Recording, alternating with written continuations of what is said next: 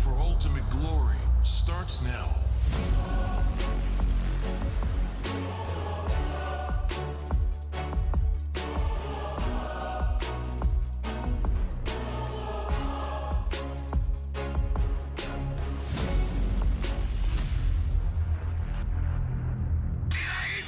Mobile Legend M6 Swiss Watch. Kerap menggaru kulit kepala disebabkan kelumur, masalahnya lebih mendalam. Gunalah Head and Shoulders menembusi 5 lapisan untuk membasmi kelumur dan kegatalan. Bebas kelumur sehingga 100%. Head and Shoulders diuji secara dermatologi. Minna! Uzumaki Naruto ga kaette kita zo!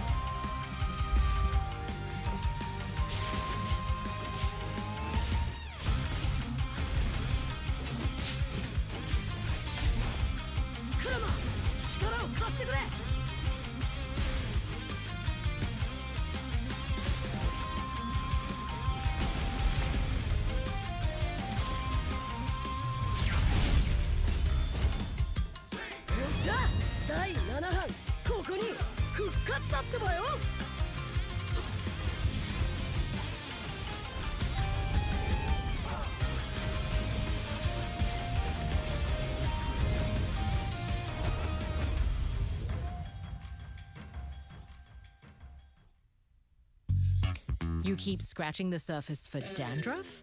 But the problem lies deeper. Use Head and Shoulders. It goes 5 layers deep to defeat dandruff and itch. Be up to 100% dandruff-free. Head and Shoulders, dermatologically tested. 見せてやるよ。シャリンガンの本当の力をな。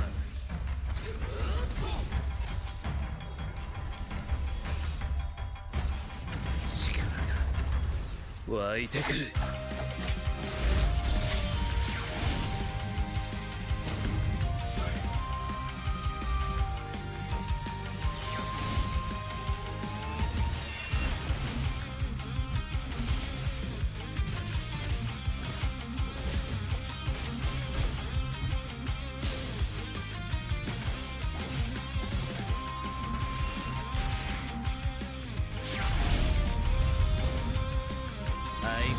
やかましい奴らだ。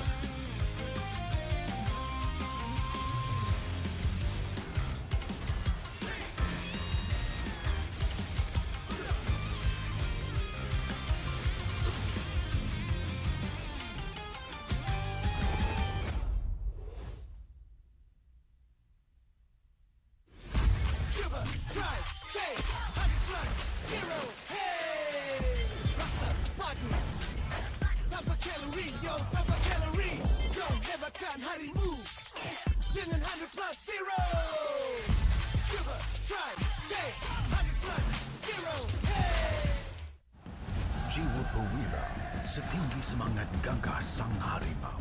Medan bertarung walau di mana, kita berdiri sama perkasa. Biar lawangan kita bergema satu dunia. Perwira dan pertiwi, bangkitlah dan terus berjuang. Marilah kita bersorak, harapan pasti ada. Ayo Tim Mas, kita mara bersama. Kita semua Tim Mas.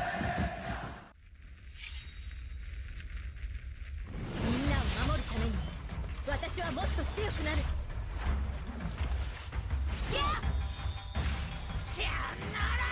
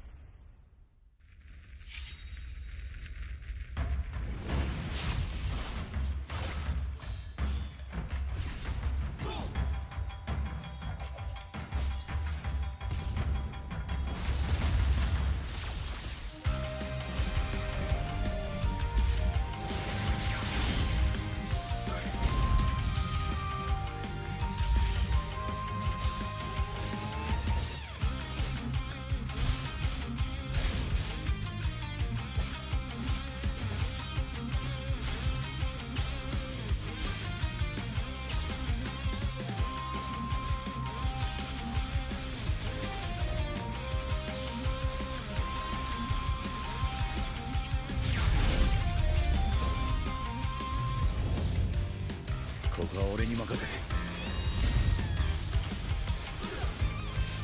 もらった。4代目ほかげを超える忍びはお前しかいないと俺はそう信じて。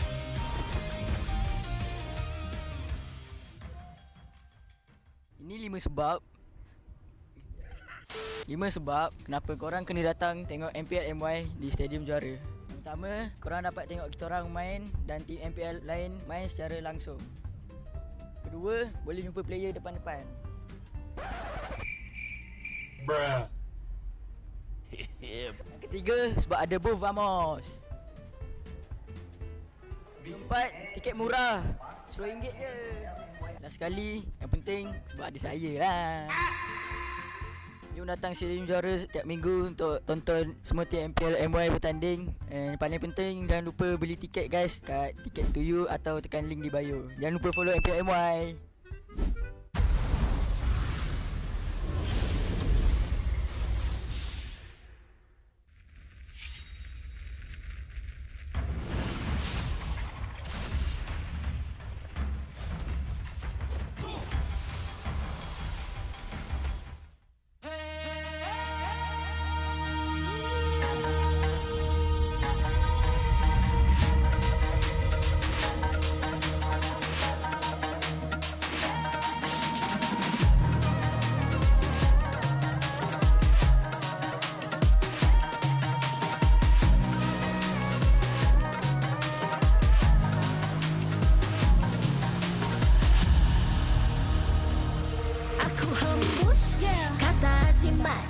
Bila terjatuh, aku beringat. Jalan dah jauh, cari titik bermula. Krak, krak, krak, krak. Jangan patah semangat. Semarak api bukan calon cadang. Biar apa menghalang, aku sambut datang. 1000 daya, 1000 alasan. Harungi semua sampai di akhir garisan. Eo, eo. Kami tak senang mengalah. Kami luar biasa. Semangat membara, harungi bersama. Lakukanlah sama-sama lakukan. Bergema di kiri dan kanan. Tak berhenti marah ke hadapan. Tak mengalah berdepan cabaran. Jaga, jaga, kita jaga. Jaga, jaga, kita jaga. Jadi ayo. See me, watch me, hype me, gotta give it all. Don't matter how many times I fall, gotta get back up. Yeah, yeah, gotta go. I can hear them calling, now I gotta serve. Mess with my clique, now you get what you deserve. We keep it tight, we keep it cool. They got me and I got them too. Api tak kunjung padam. Marah ke hadapan kita sehaluan. Jangan simpan-simpan, kita anak Malaysia. Kami tak senang mengalah. Kami luar biasa.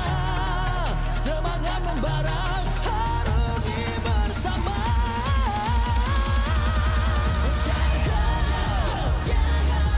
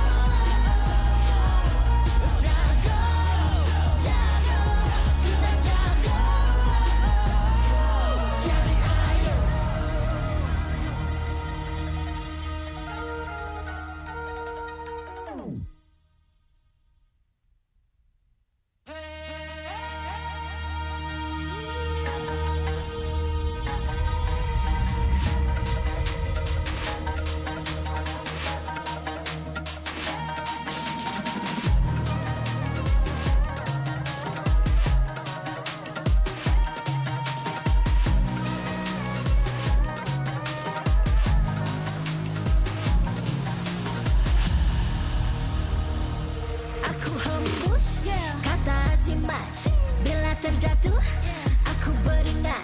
Jalan dah jauh, cari titik bermula. Krak, krak, krak, krak. Jangan patah semangat. Semarak api bukan calon cadangan. Biar apa menghalang, aku sambut datang. 1000 daya, 1000 alasan. Harungi semua sampai di akhir garisan. Eo, eo. Kami tak senang mengalah, kami luar biasa. Semangat membara, harungi bersama. Lakukanlah sama-sama lakukan, bergema di kiri dan kanan. Tak berhenti marah ke hadapan, tak mengalah berdepan cabaran. Jaga.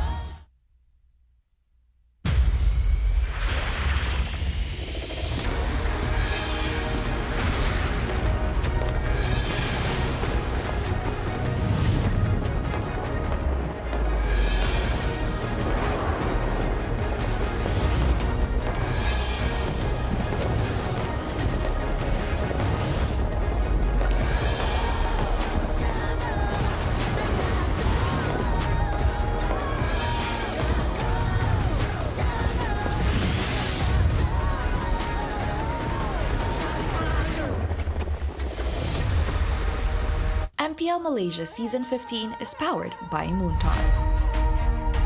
Official gaming smartphone, Infinix GT30 Pro. Are you ready to carry like a pro? The ultimate gaming smartphone is finally here. Introducing the GT30 Pro.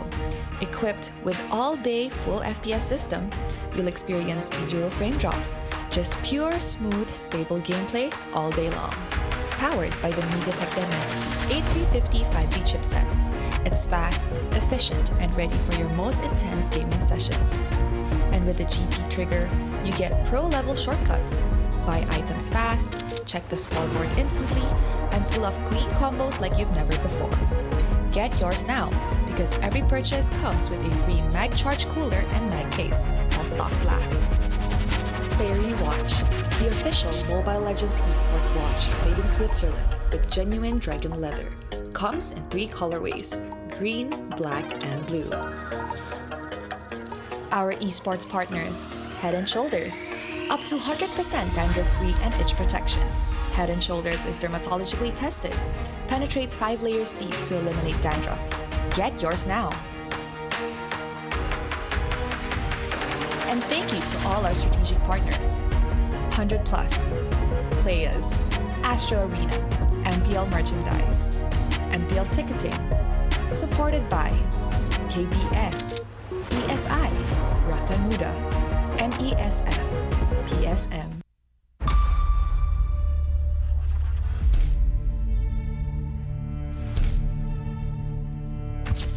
Kami dekat regular ni selalu menang 2-1 dan kalah pun 2-1, dan boleh jadi kat playoff ni kami boleh menang 3-1, boleh menang 3-2. So lebih banyak match saya rasa tim kami lebih kuat. Playoff kali ni boleh dikatakan playoff yang paling kita orang berat dah. Sebab since kita orang mula daripada bawah kan. So kali ni kita try daripada bawah. Sebab kita dah try daripada atas, kita gagal. So kali ni kita try daripada bawah pula.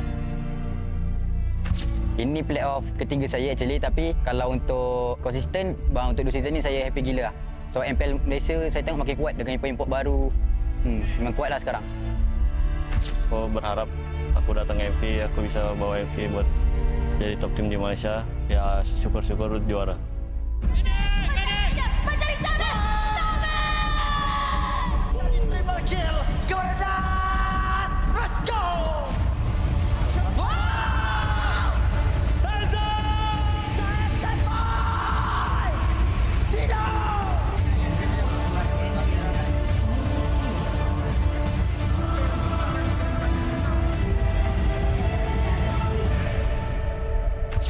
Untuk playoff ni kami memang betul-betul all out sebab season ni adalah season Esports World Cup, and saya rasa semua tim pun memang target untuk capai target tu, and kami pun tak akan buang-buang masa lah, kami akan betul-betul all out dalam 1 bulan ni.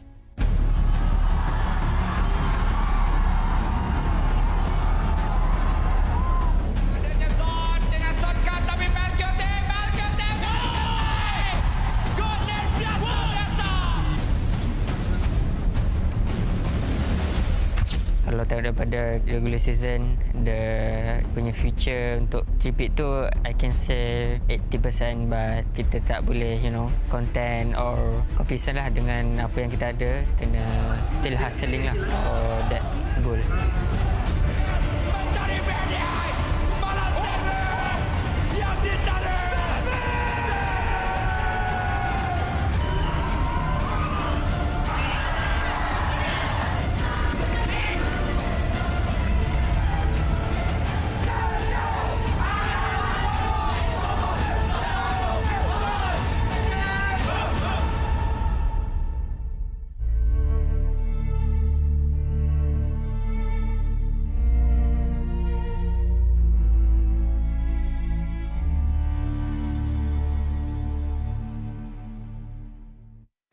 Selamat datang ke MPL Malaysia musim ke-15 fasa pertama playoffs. Nama saya Rose, host anda sepanjang musim ini.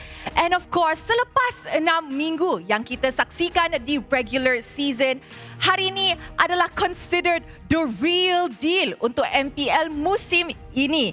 Mana semua tempat adalah semua permainan adalah sangat-sangat penting. Sebab hari ini kita akan menggunakan format best of 5. And of course, hari ini adalah hari play-ins. Maksud tu, tim yang akan kalah akan balik rumah. And of course, tim yang akan menang akan teruskan perjalanan mereka untuk jumpa upper bracket players kita pada esok. So today is the day. Tak ada lagi alasan belum panas lagi. Tak ada lagi alasan tak ready lagi. Communication problems. It's either we go in or we don't go at all. And of course, tanpa membuang masa, mari kita tengok jadual untuk perlawanan hari ini. Untuk match pembukaan, Team Vamos akan menentang Aero Esports. Dalam perlawanan terakhir mereka di regular season, Vamos berjaya mendapatkan kemenangan 2-1 atas Aero. And of course, Aero pun masih belum menurunkan barisan penuh mereka. Dan hari ini, dengan kembalikan Hazle, mampukah Aero membalas dendam dan mendapatkan kemenangan tersebut? And of course, perlawanan terakhir hari ini, DXS menentang Monster Vicious. During the regular season, DXS terkenal dengan gaya yang norang akan membawa perlawanan tu main penuh game. Maksud tu, 2-1. Tapi dalam format best of 5 ini, adakah mereka mampu bertahan sampai ke akhir?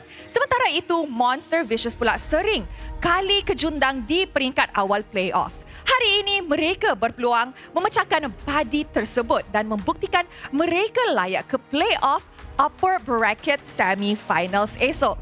Inilah dia jadual perlawanan hari ini. And of course, sebelum tu, Rose ada special announcement kepada semua fans yang setia dengan kita orang. Actually, pada fasa kedua playoff, kita ada satu exciting surprise untuk korang. This is obviously gonna be unveiled later on. Tapi don't forget to come, okay? Sebab ini adalah benda yang sangat-sangat besar. So, sebelum kita mulakan perlawanan hari ini, I rasa I nak dengar semangat of the fans. Who better to do it other than my partner? Mana Poji? Apa khabar MPL? Woo! Poji di sini dan sekarang kita nampak almost full house untuk game pembukaan pada hari ini. Tapi macam biasa, kalau game pembukaan takkan sempurna tanpa sorakan-sorakannya juga semangat daripada peminat yang sedia ada. Kalau saya cakap fly with Aero, korang jerit Aero Esports boleh? Kita cuba. Fly with Aero! Woo! Semangat, bertenaga. Tapi dekat sebelah sini macam biasa. Hala! Macam dah lama bangun tidur. Diorang betul-betul bersemangat. Tapi sedia kita faham, walaupun ada yang tak ada dekat sini, masih berada dekat rumah, tak dapat tiket dan sebagainya, jangan risau sebab anda adalah sebahagian daripada pentas kebanggaan untuk kita MPL MY. Dan kepada anda yang berada di rumah, jangan lupa untuk scan QR dan juga tepus kod yang kita ada dekat bawah ni. Semua dah pun bersedia, player dah ready, caster dah lama dah dekat atas tu. 3, 2, 1, let's go!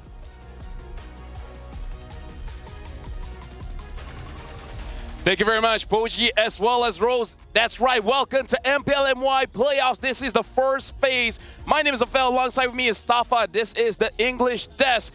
And I gotta say, Stafa, we're finally here at the playoffs. Like, it feels like such a long time, but at the same time, it feels so short because it feels like the regular season just ended last week. It really...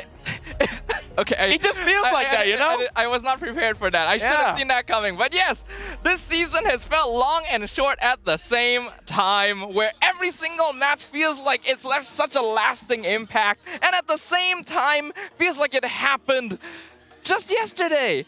And now we are at the playoffs. We have our top 6 teams across 6 weeks of the regular season. And now just a few more steps away from maybe qualifying to EWC, as well as claiming the title of MPL MY champion. Right now the question is it Arrow's redemption or Vamos advancement to the UBS? Which one will go to the UBS? That's definitely what we're going to be seeing here today, Stafa. I was wondering what you were reading there, but yes, that is the UBS right there. But you know what is a little bit easier to pronounce, and also Absolute a little... cinema. That one is easy to pronounce. It is absolute cinema, because if you guys are ready to carry like a pro, the ultimate gaming smartphone GT30 Pro is finally here to make sure that you are able to play as well as possible in the Land of Dawn. And here's the thing, it's only available from 1,299 ringgit. And yes, it comes with a free mag charge cooler and a MagSafe while stock lasts. So make sure you guys get the GT30 Pro early, because heck, even the players are using it. They're using it from the regular season all the way to the playoffs.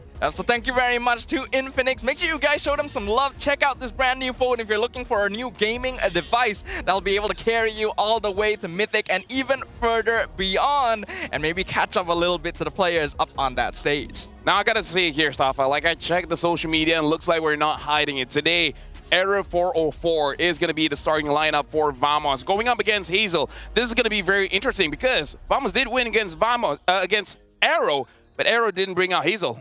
That is true, that is true. That happened during the final week of the regular season, so Hazle was not around, right? We had RanQT coming in to play that game instead, and they did end up dropping that series. There have been a lot of very interesting back and forth throughout the regular season of MPL MY, and now let's revisit a little bit by looking at the most picked and most banned heroes. Yeah, I feel like in terms of most banned, this is going to be the same all across all regions. The Fanny, the Chip, the Jushin, the Matilda, as well as the Phovias. Hey, we got to talk about the Phovias here. 85% ban rate.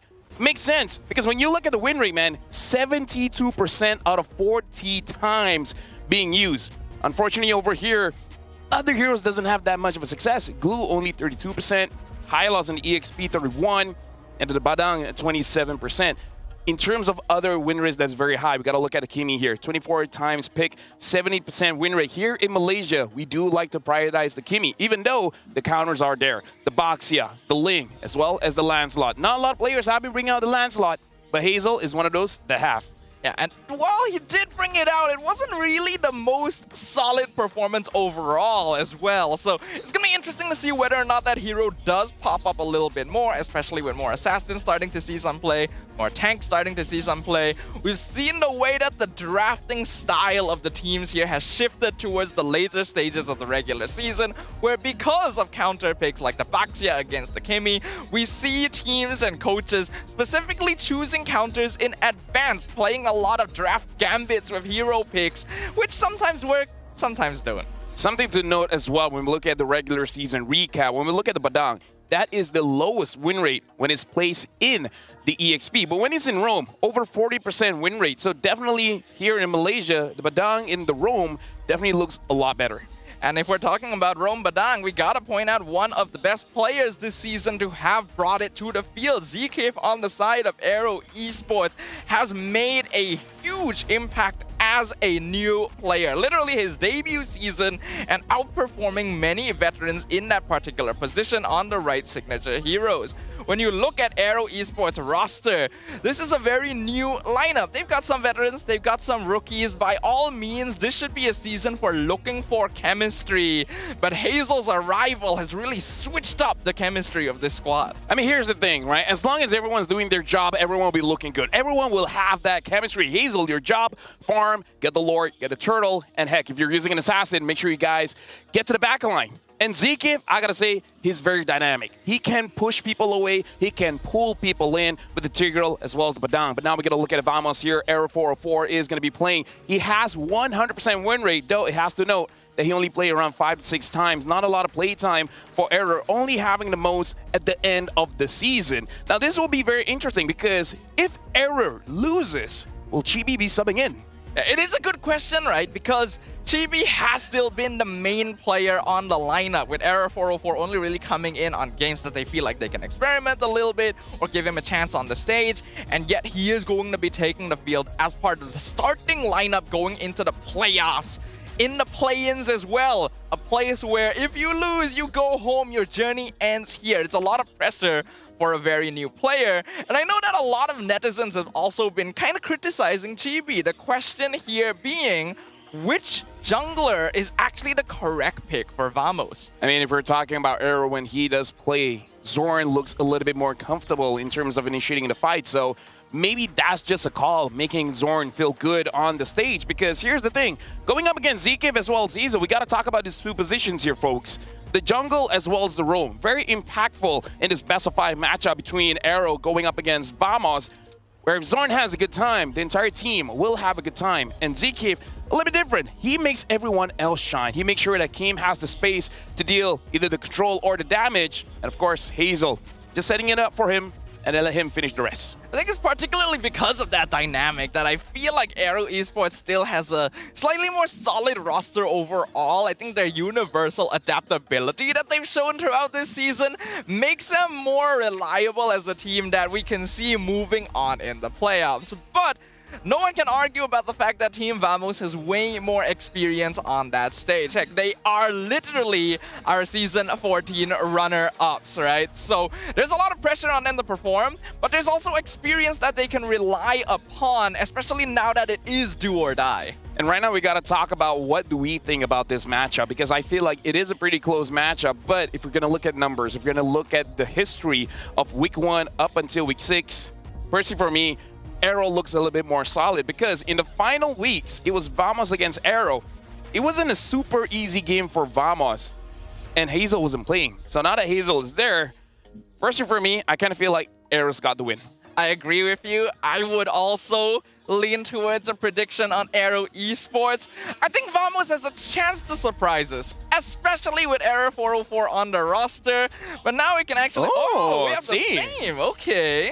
We're both seeing 3-1, both seeing for Arrow. And here's the thing, Vamos could do it. They definitely could do it, but this entire season, it's a little bit shaky. And to the point where I'm even questioning if the coach knows which is the best jungler to really put in, right? Because I feel like if Error was the answer, he would have been subbed in way earlier in the season. Yeah, I feel like maybe the coach or the team still believed that Chibi was going to be the correct choice because, you know, he has way more synergy, way more experience with these players, but something has just felt off with this team throughout this season. And that's why I think both of us did feel like Aero Esports has a better chance of taking it. I do still have this sort of sinking feeling on the back of my head that, like, Team Vamos does things when it comes to the playoffs. When they're pushed into a corner, Team Vamos suddenly just pulls out a different sort of energy.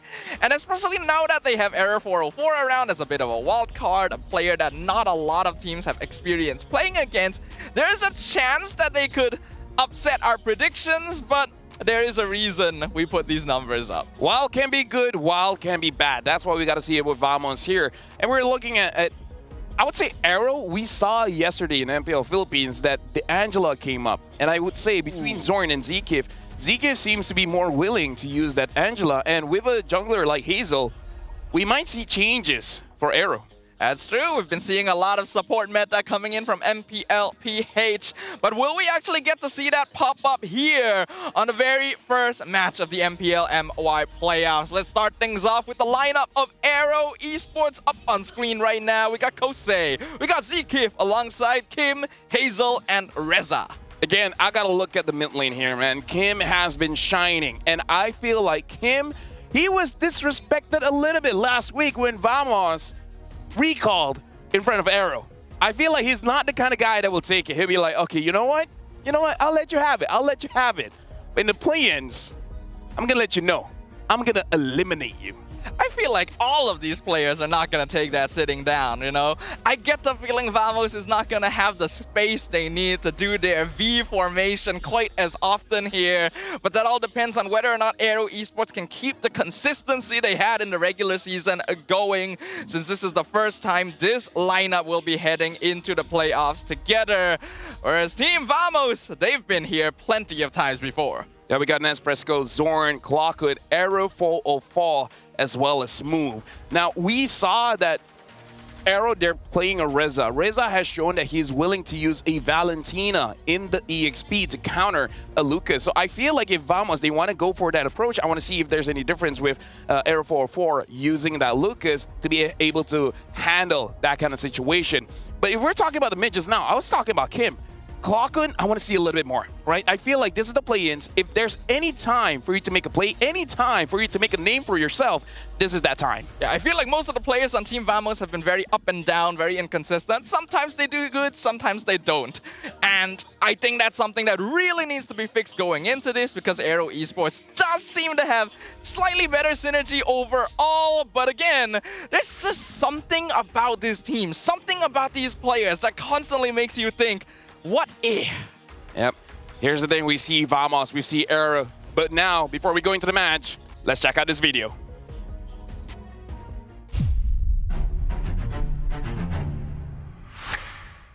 A lot of high expectations was put on Vamos, especially after last year's performance. These players have had international experience. Season ni Vamos, kita orang punya performance memang roller coaster, guys. Pasukan Vamos terpaksa melarikan diri. Satu persatu tumbang di tangan Mascarero. Tapi, ini lebih mengejut. Error 404. So banyak orang cakap Error 404 adalah kita orang punya key yang. So personally saya boleh cakap iyalah. Error 404 ni boleh dikatakan kita orang punya savior. Sekarang ini Kosei mencari stack di mana kali ini boleh mengaktifkan crossbow attack. Tidak lagi jumpa. Aran dan juga Kosei telah pun mati. Wipe out untuk Mascarero.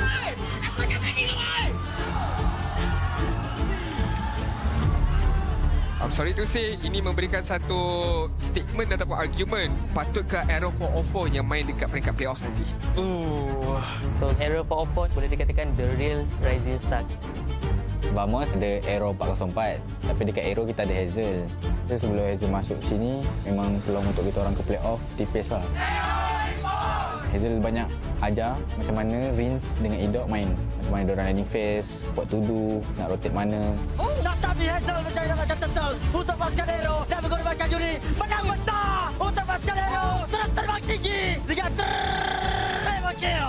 Sebab tu Arrow semakin lama kat dalam MPL MY ni semakin kuat.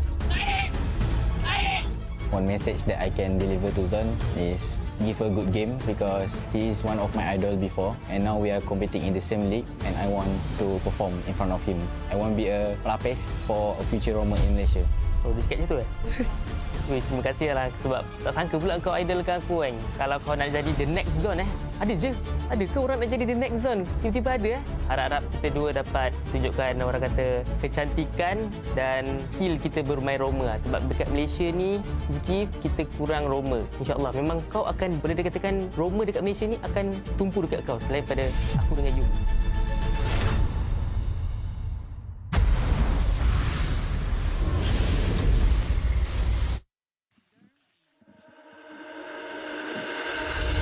Returning this season with a new name and a new badge on their chest, carrying one mission: to raise the Malaysian flag high in MSC Riyadh.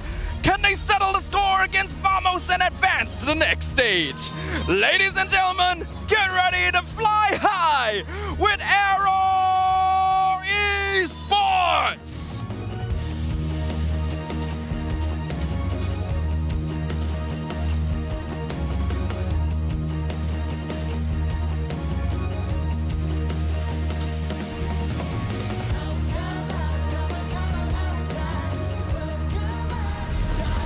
Secured their playoff spot at the very last moment in their final match. They return this time more prepared to challenge for the throne once again.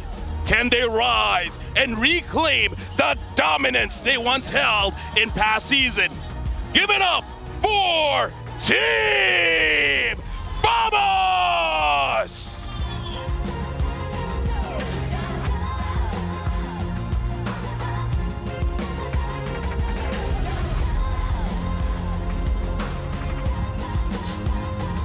Introducing the coaching staff of both teams alongside our head of League Ops Franklin to ensure fair play and professional integrity in the matches.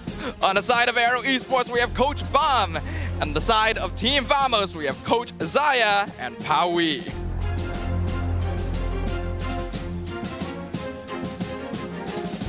Let's keep it going with the fist bumps between the teams, a true sign of professionalism.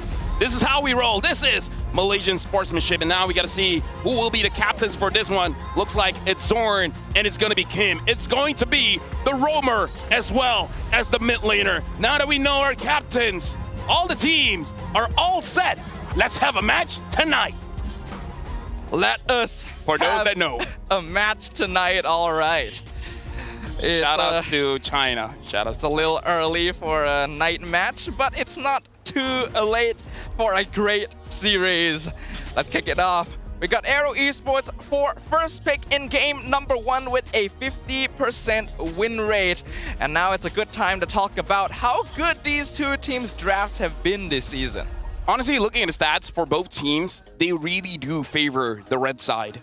Both teams have won majority of the matches in the red side. But if we're looking at blue side, honestly, Vamos has looked very bad. I believe it's like 30%, 38%, something like that when they're first pick here. In fact, now we have the numbers here, and look at Vamos. 37% a blue side win rate, 64% a red side win rate. So I feel like Vamos being in the red side at the start of this best of 5, they might like it, because if we look at Arrow, 62% for red side win rate and blue side only 50%. So you win or you lose. You know, either way, Arrow looks more solid compared to Vamos when we look at the drafting phase. Yeah, it does seem like both teams prefer the red side. Having the access to counter picks and just generally seeing what your opponent is going to play is going to be very valuable overall.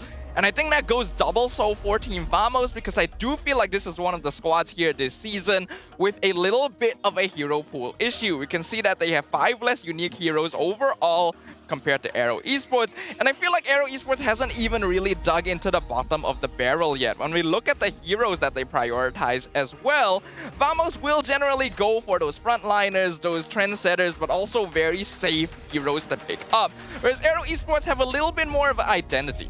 Yeah, I feel like with Arrow 404 coming in, Vamos, whenever they do get blue side, they don't have to ban that Fanny, right? So that already buffs them up when it comes to the drafting phase. If we're looking at the heroes most banned here for both teams, one of the things that I feel like Vamos has to pay attention to is 2 heroes, and that is the Lu Yi as well as the Jushin.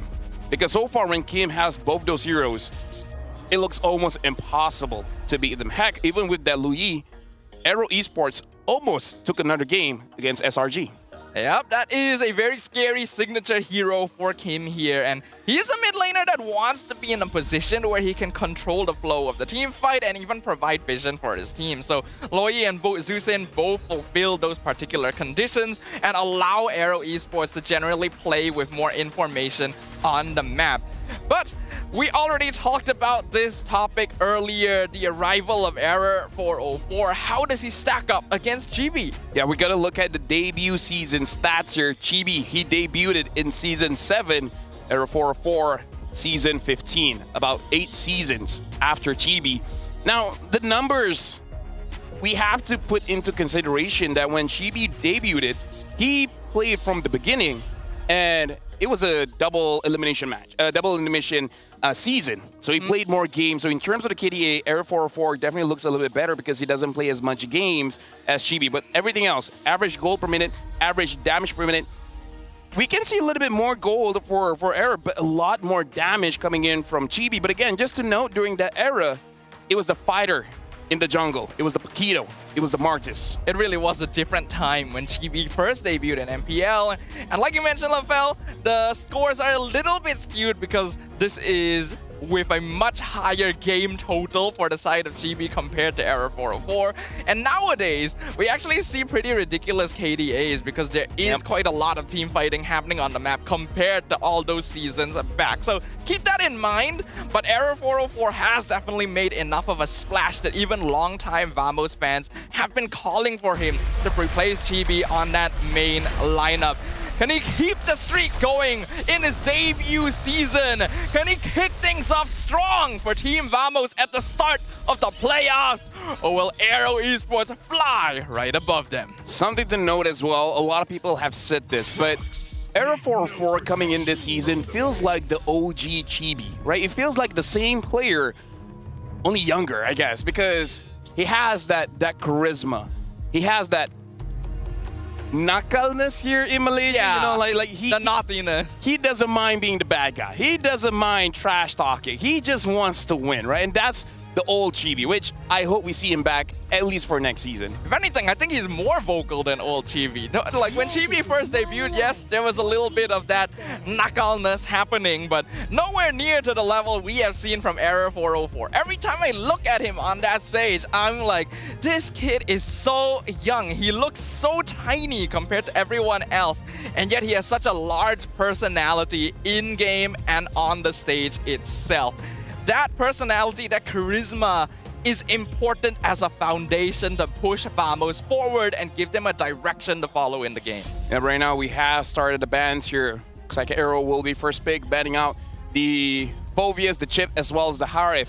Vamos taking a little bit of time here. They're banning out the Boxia. They're banning out that Kalia. So now they should be banning out that Fanny, but no, they let the Fanny go. They're banning out the Jushin. I mean, like I did say, you gotta be wary of that, but without the Kalia, it's gonna be an easy Fanny pick because the Kalia is the deterrent for a Fanny. But at this point, if they feel like it, they can pick up the Kimi, but again, going up against the Fanny is going to be a little bit difficult. A lot of teams on the red side have been willing to let Fanny through because nowadays, as strong as the hero is, it's still very risky to pick it as a first pick hero because you will start to see the counters come out straight away. Things like the Badang, for example, who've been getting a lot of success first pick on red side because of the sheer utility and universality of the hero to provide crowd control and just a general oppressive presence. Looks like Aero Esports going for full signature picks here. I mean, like I talk about this, right? You got to be wary of the Jushin. You got to be wary of the Luyi. And now they have that Luyi. So Nens Presco will not be having a good time in lane because now he has to worry about a Moskov, a Luyi, as well as a Fanny. And now they pick up the Joy. Funnily enough, Joy is the hero that we see Chibi a lot on, and now Error 404 bringing up that Joy to go up against Arrow. Oh, it's going to be so difficult. Arrow, Error. But either ways, I'm going to talk a little bit about the Badang. The Badang can handle the Fanny-ish. Looking at the numbers, I do hope that this Badang is going to the roam instead of the EXP. Yeah, I agree with you. Badang just has generally a little bit more success there, unless you pick it into an EXP matchup that you already know Badang is able to handle somewhat okay. And this is not one of those situations. Aero Esports has not revealed their EXP laner yet, so of course that they will need to keep that as a flexible option. I think stealing it away from Zkif is also a pretty good idea, just to make sure he doesn't get to play on his most comfort roam pick.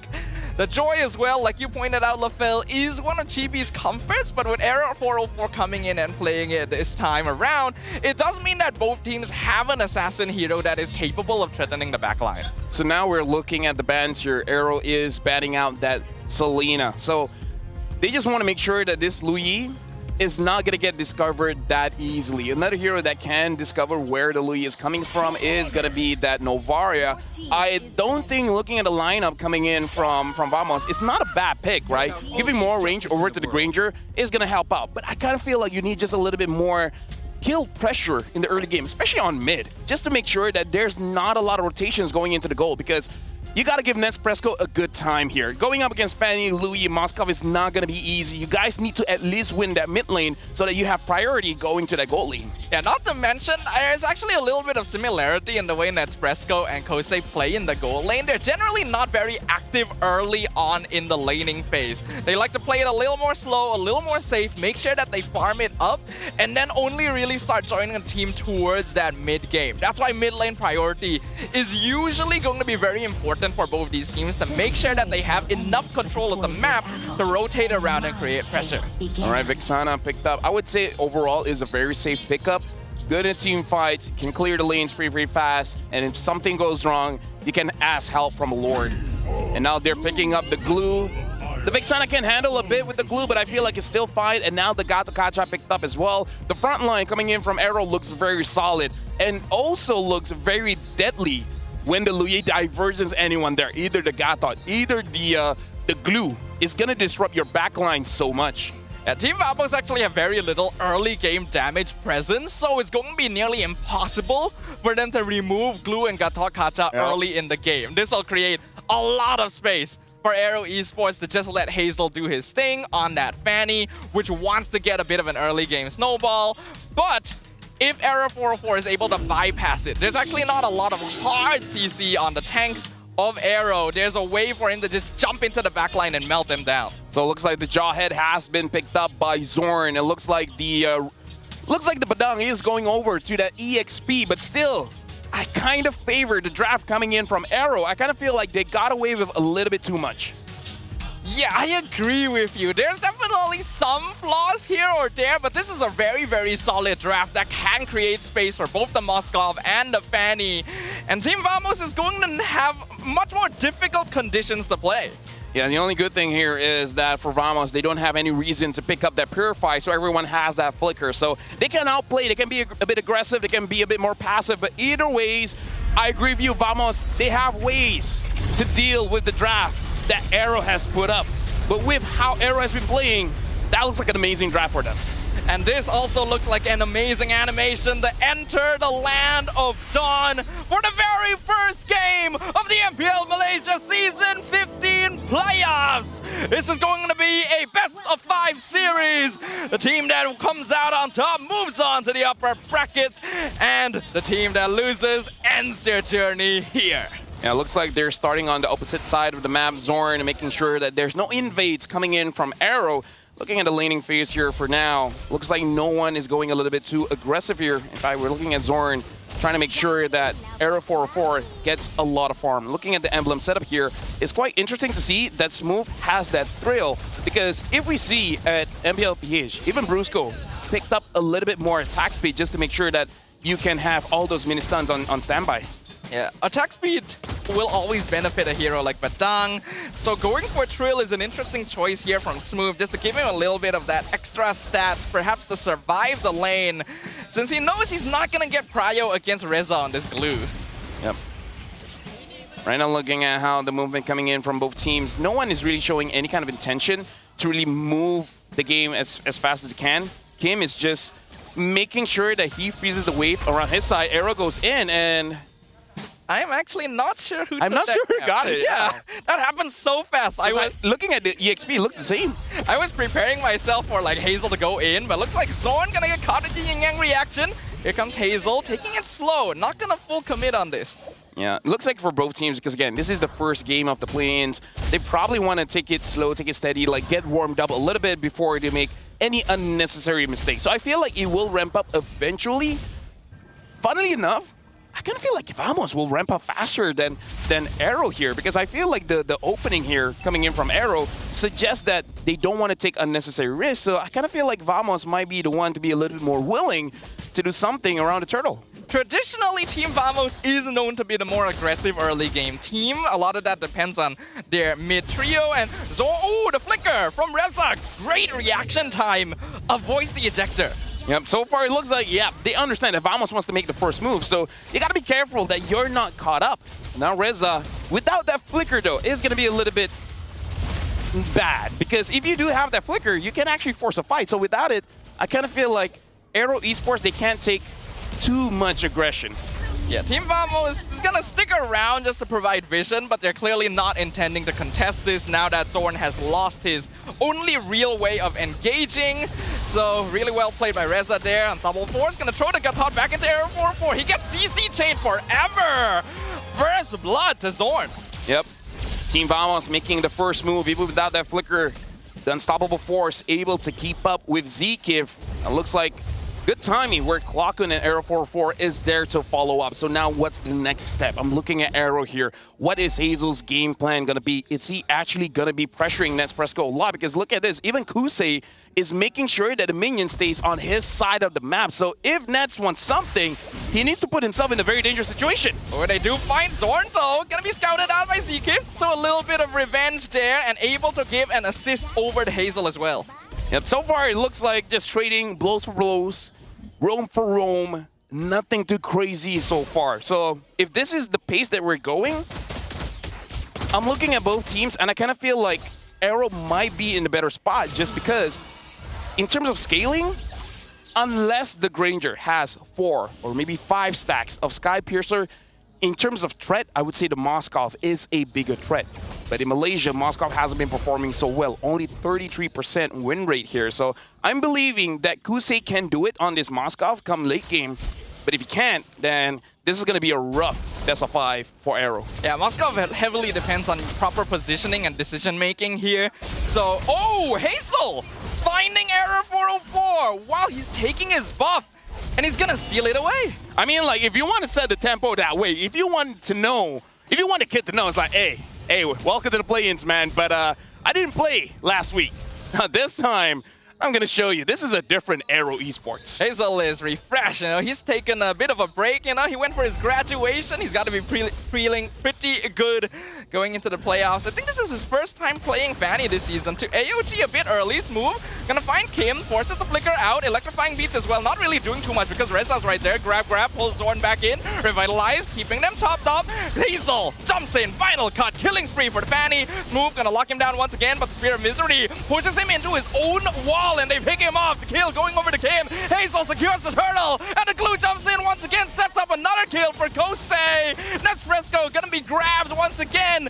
He is going to just be able to get out. But that is a great trade for Aero. This is not good for Vamos fans because you can see in that previous turtle fight that the coordination isn't there. It's like everyone's doing their own thing. There's no coordination. There's no chemistry. Vamos needs to step up in terms of their communication. Make sure they understand what each individual is going to do. Because if this is going to be an individual game, Aero Esports, they'll punish. Like if someone overextends, they will punish. Yeah, I totally agree. This has been a problem from Team Vamos throughout the whole season, actually. A little lack of communication that leads to really big deficits because every other team has been working on that specifically this season. Like you mentioned, Lafel, every single player from Vamos was just trying to do their own thing, and I gotta respect Smooth. He was doing a great job of delaying the backline, but the rest of his team just had no way to enter and back him up. I feel like start with the basics. What do you want, right? Do you want a turtle? Do you want to kill? And if you want to kill, who? Right?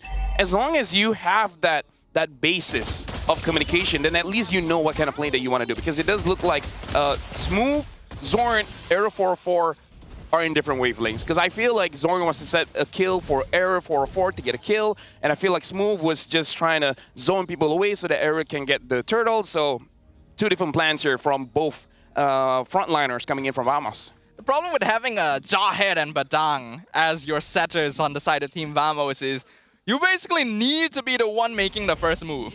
If you are making the reactive play, you are oftentimes going to be starting the fight on the back foot, especially with heroes like Gatot and Glue, which take time to melt down. If Aero starts the fight, Team Vamos are oftentimes going to be scrambling just to keep up. And again, I talked about this where it's going to be very difficult for Vamos to run away from this glue, especially when the glue does have that flicker. He just has to flicker in and then grabs onto Nets, right? Nets has a lot of dashes, but still, as long as the glue is on top of you, it's going to be very, very difficult for you to do anything. So, I don't know. Team Vamos, I feel like the coach already has to start discussing what to do in game number 2. I do think so. This is already going out of control a little bit.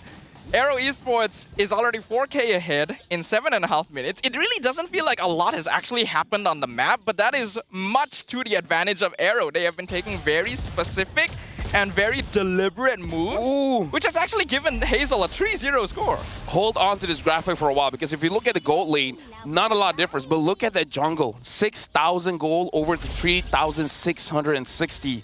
Arrow 404 has not been farming well, and it's mostly just because Hazle has been pathing much better, able to take his camps away before he even reaches it. So this is already a big problem for Vamos here. How are they going to contest where Arrow 404 is this far behind? They basically can only depend on Nespresso at this point, right? He's the only one that's still keeping up in terms of farm, and you can just see the way Arrow is moving around the map. They're making sure to stay together. Kim can always diversion them out of a tricky spot if Vamos tries to flank. Yep. I'm looking at Vamos here. In terms of their win condition, I would say it's try to give Nits kill. Oh, now diversion coming in. They're gonna go for the diversion into the jungle. Zorn will be the first target. He gets blasted with the yin yang reaction, but is just barely able to walk away. That was a tap. That was a tap, and that dealt so much damage. So Arrow right now, honestly, they can take it slow. They don't have to force it out. If they want to, they can, of course, but they don't have to, because now Gusei at 8 minutes and around 50 seconds, he already has the Trinity item. He has what he needs. If he wants more, maybe some defense, maybe a Wind of Nature just to make sure that you don't die, but overall, Arrow, they can start controlling the map. And they're doing that really, really well. Reza and Zkif can basically walk up with impunity. Hazle, they're gonna be, once again, trying to contest a buff away from Error. Looks like he'll choose not to commit to it this time, but Error are making very smart moves. If Vamos can delay this game, right? Wait until everyone is at least level 15. Then maybe you can do something, right? Make it into an even playing field, and then at that point, start slowly giving that Sky Piercer stack over to Nets. If Nets has 5, I feel like that's enough to deal a lot of damage against Arrow, because it's very clear with 5,000 gold advantage over to Arrow, there's no way that Vamos can win the fight. And they already would have, a diversion once again into the jungle. Zorn gonna scout it out, runs away. Reza misses, gets thrown back into Team Vamos. And Nespresso picks up its first kill of the game. I would actually say that's not that big of a mistake, but more of a good play coming in from Zorn, because he sidestepped the flicker, understanding where the angle is coming from. And then ejector back in, and the kill goes over to Nets. Nets has that Sky Piercer, and now he has 1 stack. A few more stacks after this, and now Vamos is back in the game. So this is good for Vamos. But Error, I would say, yes, they lost a member, but it's not that big of a deal. It's not that big of a deal, but it also didn't really need to happen. I think Arrow Esports, once they realized Zorn saw them coming, could have held back on the acceleration pedal a little bit. There was no real need to try and force that to happen. It's still fine though. Once again, they're going to be pushing down bottom. Error 404 in a really bad spot. Electrifying Beats already used. And there's so much damage coming in from Yin Yang Reaction. Hazle gets the mega kill. Stops him from running away. Yeah, it's unfortunate. There's nowhere for them to go. Error is going to come back in 20-ish seconds. So I feel like he is going to be here for this base defense. But Arrow Esports, they're going to get all tier 2s. Now they're looking at the inhibitors. The good thing is that the Holy Defense is still up. So Vamos, I feel like if they lose an inhibitor, maybe you can lose 1. If you lose 2, it's going to be lights out.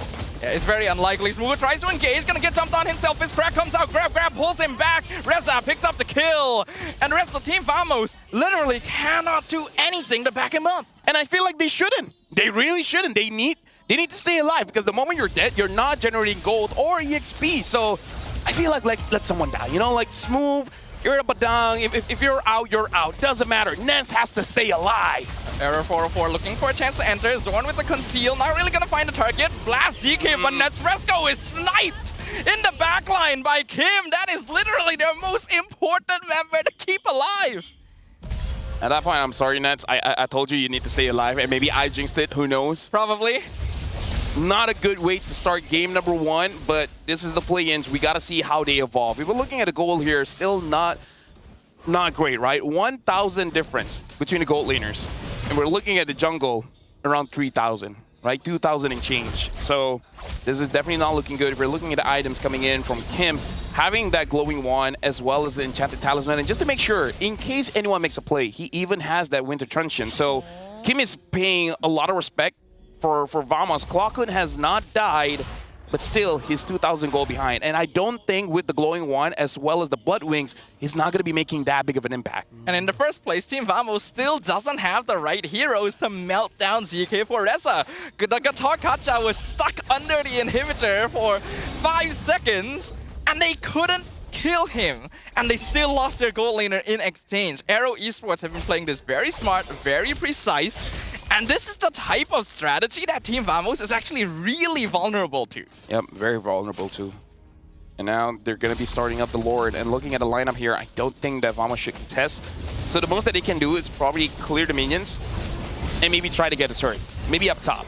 But with how the Lord is dying right now, I feel like they won't have that time. And look at that diversion! Here comes another one right into the jungle. Team Vamos trying to escape, but Smooth going to be left behind. Oh no! Thorn misses the ejector. Hazle jukes it out of him once again.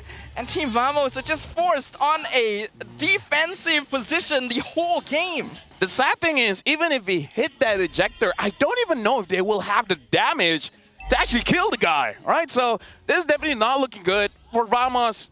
Maybe don't let go of that Fanny. You know, like Fanny, the Louis, it's like a little bit too much to give over to Arrow. A little bit. I think even the Fanny is somewhat manageable, but giving them the Loyi on top of it gives Arrow too much map control. And when you lock yourself into Jawhead Badang, where you have to make things happen and you don't have map control, things are pretty bad for you. But here comes the Lord, gonna be pushing in up top. Fizzcrack connects with Zkip, he just heals it back up. Doesn't even need to pop the Revitalize just yet. Reza gonna be eating a good amount of damage. Hazle melting down Error 404, doesn't quite pick up the kill, but the top and mid inhibitors have both fallen, and Arrow Esports are happy with that. But that's a message, man. Like, Zkip tanked the turret shots, like what, 3 to 4 turret shots, and he still survived. I mean, like, sure, he has to use the Revitalize, but that does show that Team Vamos, even with 4 turret shots, they still don't have the damage to take down the Gatakacha. And the problem for Vamos is that they don't really have a true front line. You have a way to engage. Now Divergent coming in. They're waiting. The Smooth see it. Like, it's always Smooth, by the way. It's always Smooth. He did not see it. Oh, hold on. They're waiting for Netspresso. They're trying to bait him out, but they'll reveal their position eventually. And I don't know if Vamos can hold this tower, actually. I feel like they're actually planning for Zorn to pick someone off.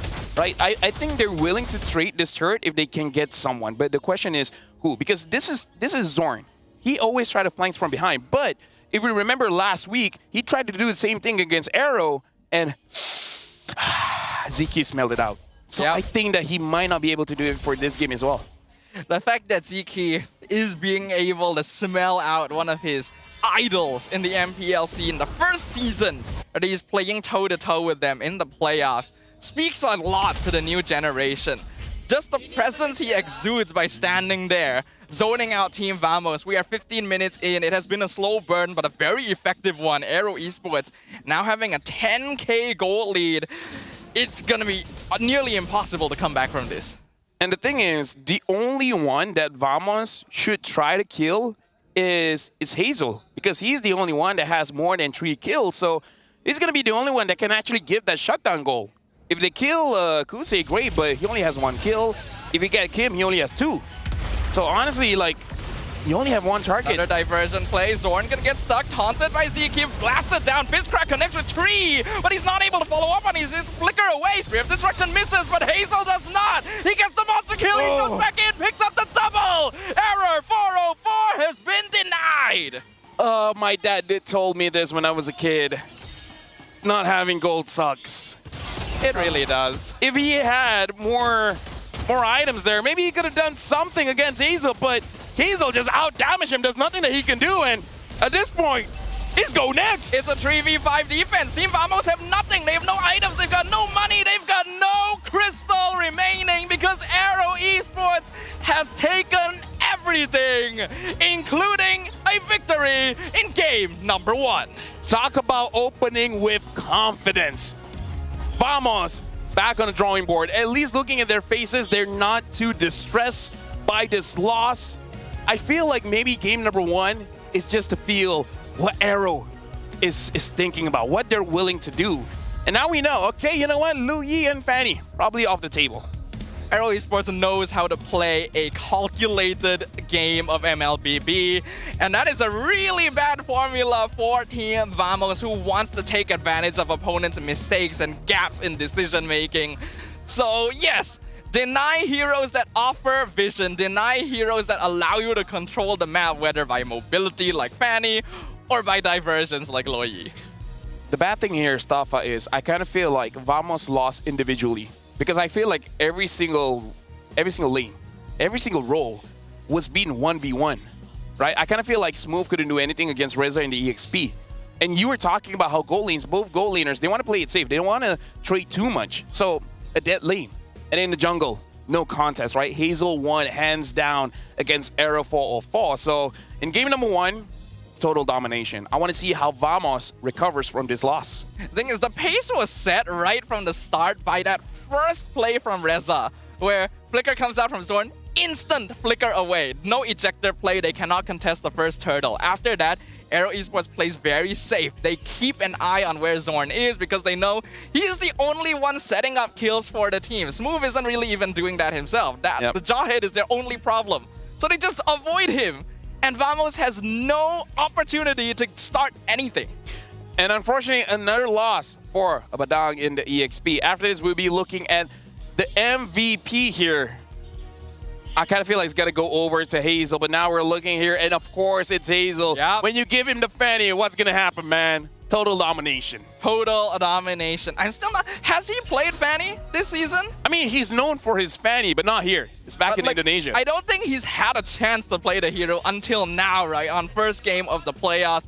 And he didn't play particularly aggressively, actually. Compared to other Fannies you've seen out there, you see them cabling in, getting easy pickoffs, jumping back out. But Hazle's not going for those flashy kills. He's not trying to be that one-man army. He doesn't have to. Yeah, his team is setting up beautifully for him.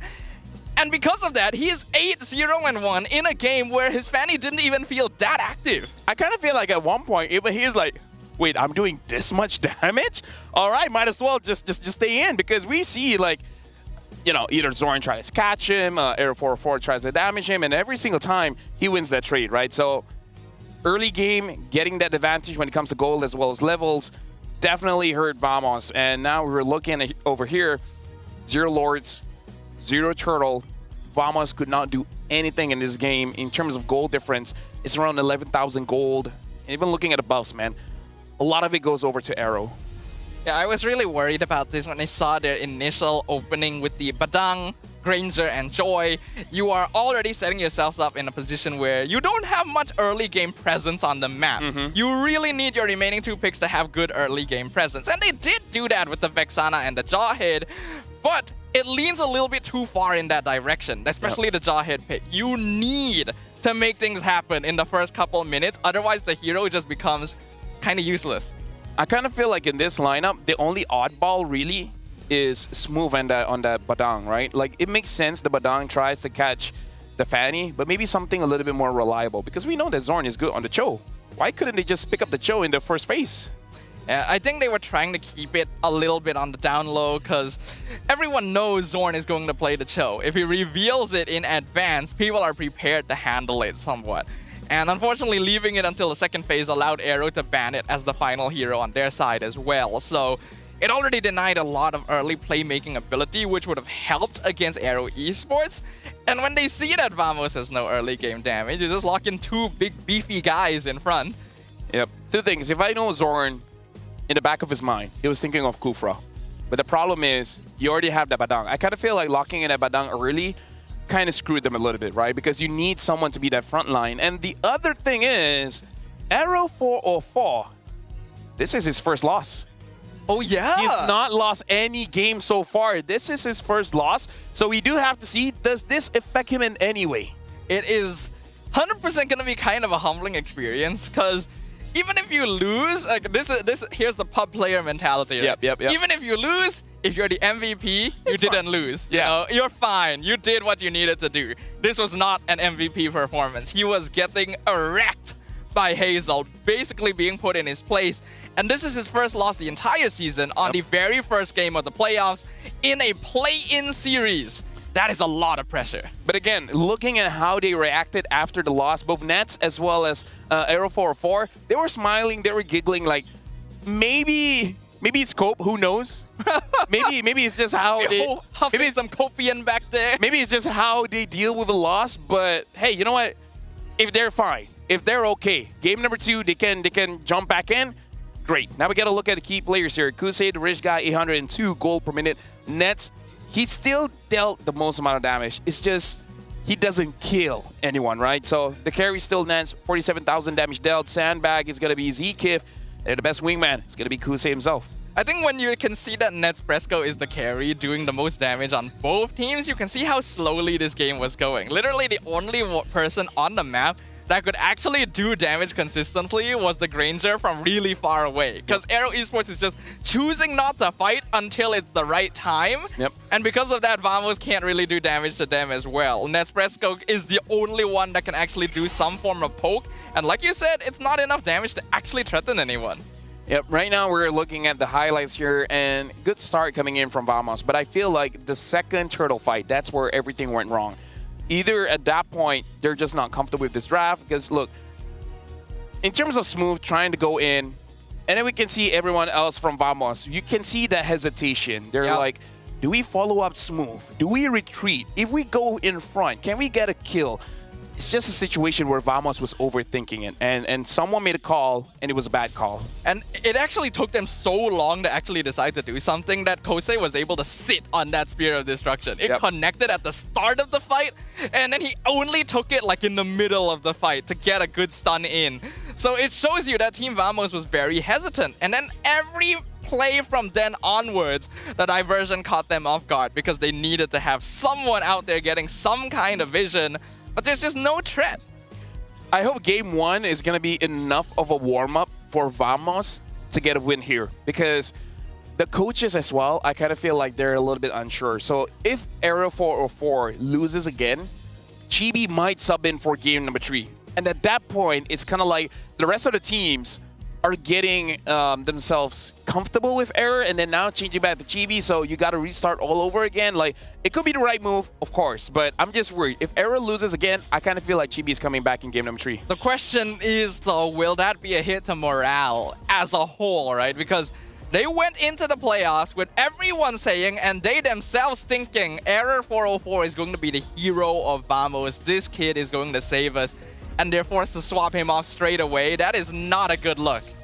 Yeah, and now for you guys, the official Mobile Legends Esport Watch Fairy, crafted in Switzerland using a genuine dragon leather. I have one for myself. We got 3 different colors. We got black, blue, as well as green. Well, blue, white is, you know, whatever is your take. I'm colorblind, but I personally love this green. It's a jade color green from the strap, all the way from the sides here, from the bezels and everything else. So personally for me, I love it. There's a lot more. It's not just watches. You got jewelry as well, where here, I don't know if you guys can see it, but this is the Stormy ring. Whoa! I got it for myself. I paid for this myself, but shout out to Ferryman. Amazing stuff. So make sure you guys check them out. Yeah, they've got all sorts of stuff. They got Jewelry series. They have Mythic pendants. If you guys are Mythic rank, you can grab that as well. Just like you guys can also get ready for Riyadh. Because from July 10th to August 2nd, it is going to be one game for 2 champions. Because both MSC and MWI are going to be uniting for an MLBB showdown happening at the Esports World Cup 2025. Hopefully, we'll get great games there, because MWI, MSC, if it's anything like last year, is going to be amazing. But for now, MPL MY, we got to see who's going for that MSC round, where tomorrow, I believe, we'll have our first representative. Honestly, it's very interesting, the formatting of our playoffs this time, right? We have 2 phases, but we already know our first rep from phase 1. And we technically know our top 4 after today. Yep. And all 4 of them still go to play phase 2. We know Onyx Philippines is going there. Yep. Ooh. SRG, I kind of feel like SRG wants to defend our title. At least top 3. I don't know. If they win, that's great. But at least top 3. Now, this is going to be an amazing series. So I feel like we'll be watching a video before we go into the second game here. So I don't know. Vamos, you got to figure something out because Aero Esports, they look very much prepared. So we're going to give them a little bit more time and watch this video. Hello guys, saya Error 44 and hari ni saya nak rate siapa jungle paling padu kat MPL MY season ni.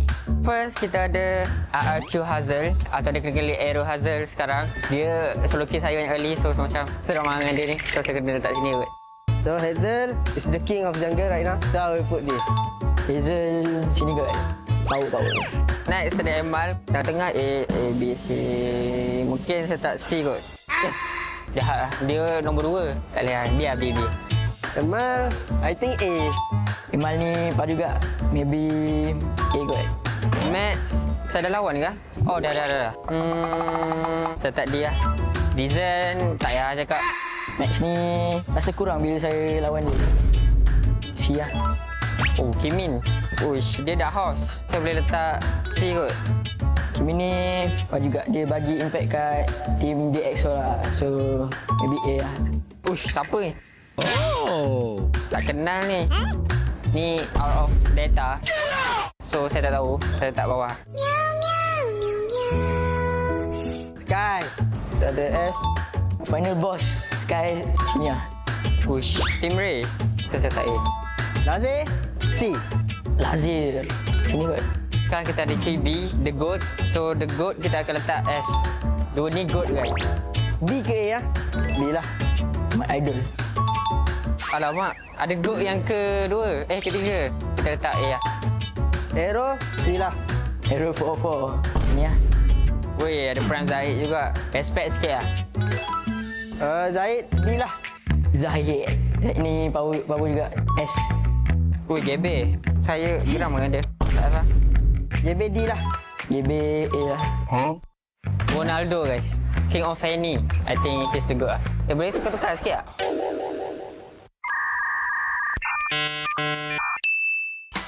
Kita tukar. Chibi still the best. The good of the good. The reason saya tak GB kat F sebab kalau korang tengok Fanny dia, uish. Saya ada nampak satu komen daripada owner dia, Sagam. Uish. Saya as user Fanny rasa macam tersakiti tau tengok Fanny dia. So, tak maaf GB, tapi it's true. Ini boleh lah, power kat lah. S. Hazel letak aku kat mana Uish, apa ni? Cupu dia. You what? Mudah. Ini kids, boleh lah. Ada idol saya, Sekis. Dia di S karena dia menang, ya jadi jago. Cibi saya letak A aja. Karena dia sering masuk internasional kan, jadi A aja. Error 404 ya? Nggak tahu sih, dia juga baru main dikit kan. Letak D. Yang kalah kita letak bawah aja.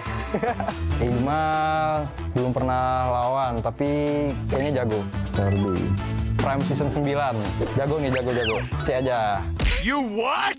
Got funny. Yes. Lalu ada apa? Kimin. Karena dia menang lawan kita orang, kita letak A aja. A. Oke guys, ini rating dari gua. Jangan lupa buat nonton terus MPL MY dan juga dukung Aero. Yes, thank you. Goodbye.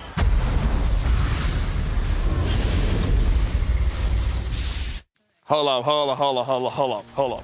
The Aero 44 just put GB at A. Yeah. I feel like that kid needs a mental evaluation. A little bit. He Dude, it's always so mean when we talk about this, like, for Gebe, but like... Sakai knows his stuff. He's like, Gebe, I saw your fanny, man. Like, damn. Dude, if Skies calls you out like that, you know you've done something wrong. You know, Skies does not call people out like that. But he's right. By the way, a lot of people put Chibi very high. Yeah, actually, I'm impressed. Yep. And now we have a quote coming in from Kim. I want to defeat Vamos. Because when I heard their mic check during our match, it was really hype. Okay, sure. A message from Vamos. I hope you won't have any communication issues in the playoffs because we want a fierce battle, not an easy one. And I think they're already disappointed because game number one, kind of easy. Yeah, I'm sorry, Kim. I don't think game one lived up to your expectations because there were clearly still communication issues happening. And a very easy thing to say here, if we can see it, if you guys watching can see it, That's a problem. If Vamos loses 0-3 against Arrow, I want them to interview Kim, and I want Kim to let everyone know. Because I feel like he has some pent-up rage inside of him. Because he's like, you guys look good last week. What happened, bro? What happened? I wouldn't be surprised. I mean, we have to remember, last week, even though Vamos did take the series against Arrow, again, it wasn't with Hazle playing, and it was still difficult for them. Rank QT actually played a very solid game 1 and took the first victory. So going into this, where Arrow Esports are clearly looking much better, looking a lot more comfortable, looking very prepared too, can the veterans actually defeat the newcomers? Yeah, we're going to look at the newcomer here versus the veteran, because Zkif, he does say that he wants to be the next generation of Roams. Because right now we got Zorn, we got Yumes. Right, but now Zkif, he has to go up against Zorn first. And we're looking at the numbers here. In terms of kill participation, average assists per game, death per game, and honestly total assists, every single one Zorn has Zkif beat.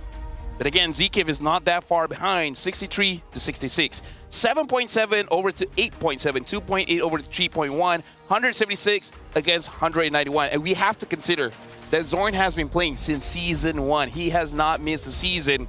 And Zkif, he just came in, man. He just came in.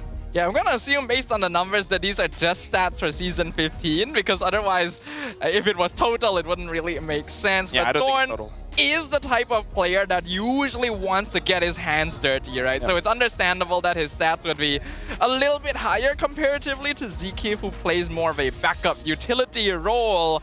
But if we're talking about Zkif being the next Zorn, how about Error 404, which many say is the next Chibi? We asked him the question, and he said, maybe, yeah, I'm the next Chibi, but I'm still learning from him every day.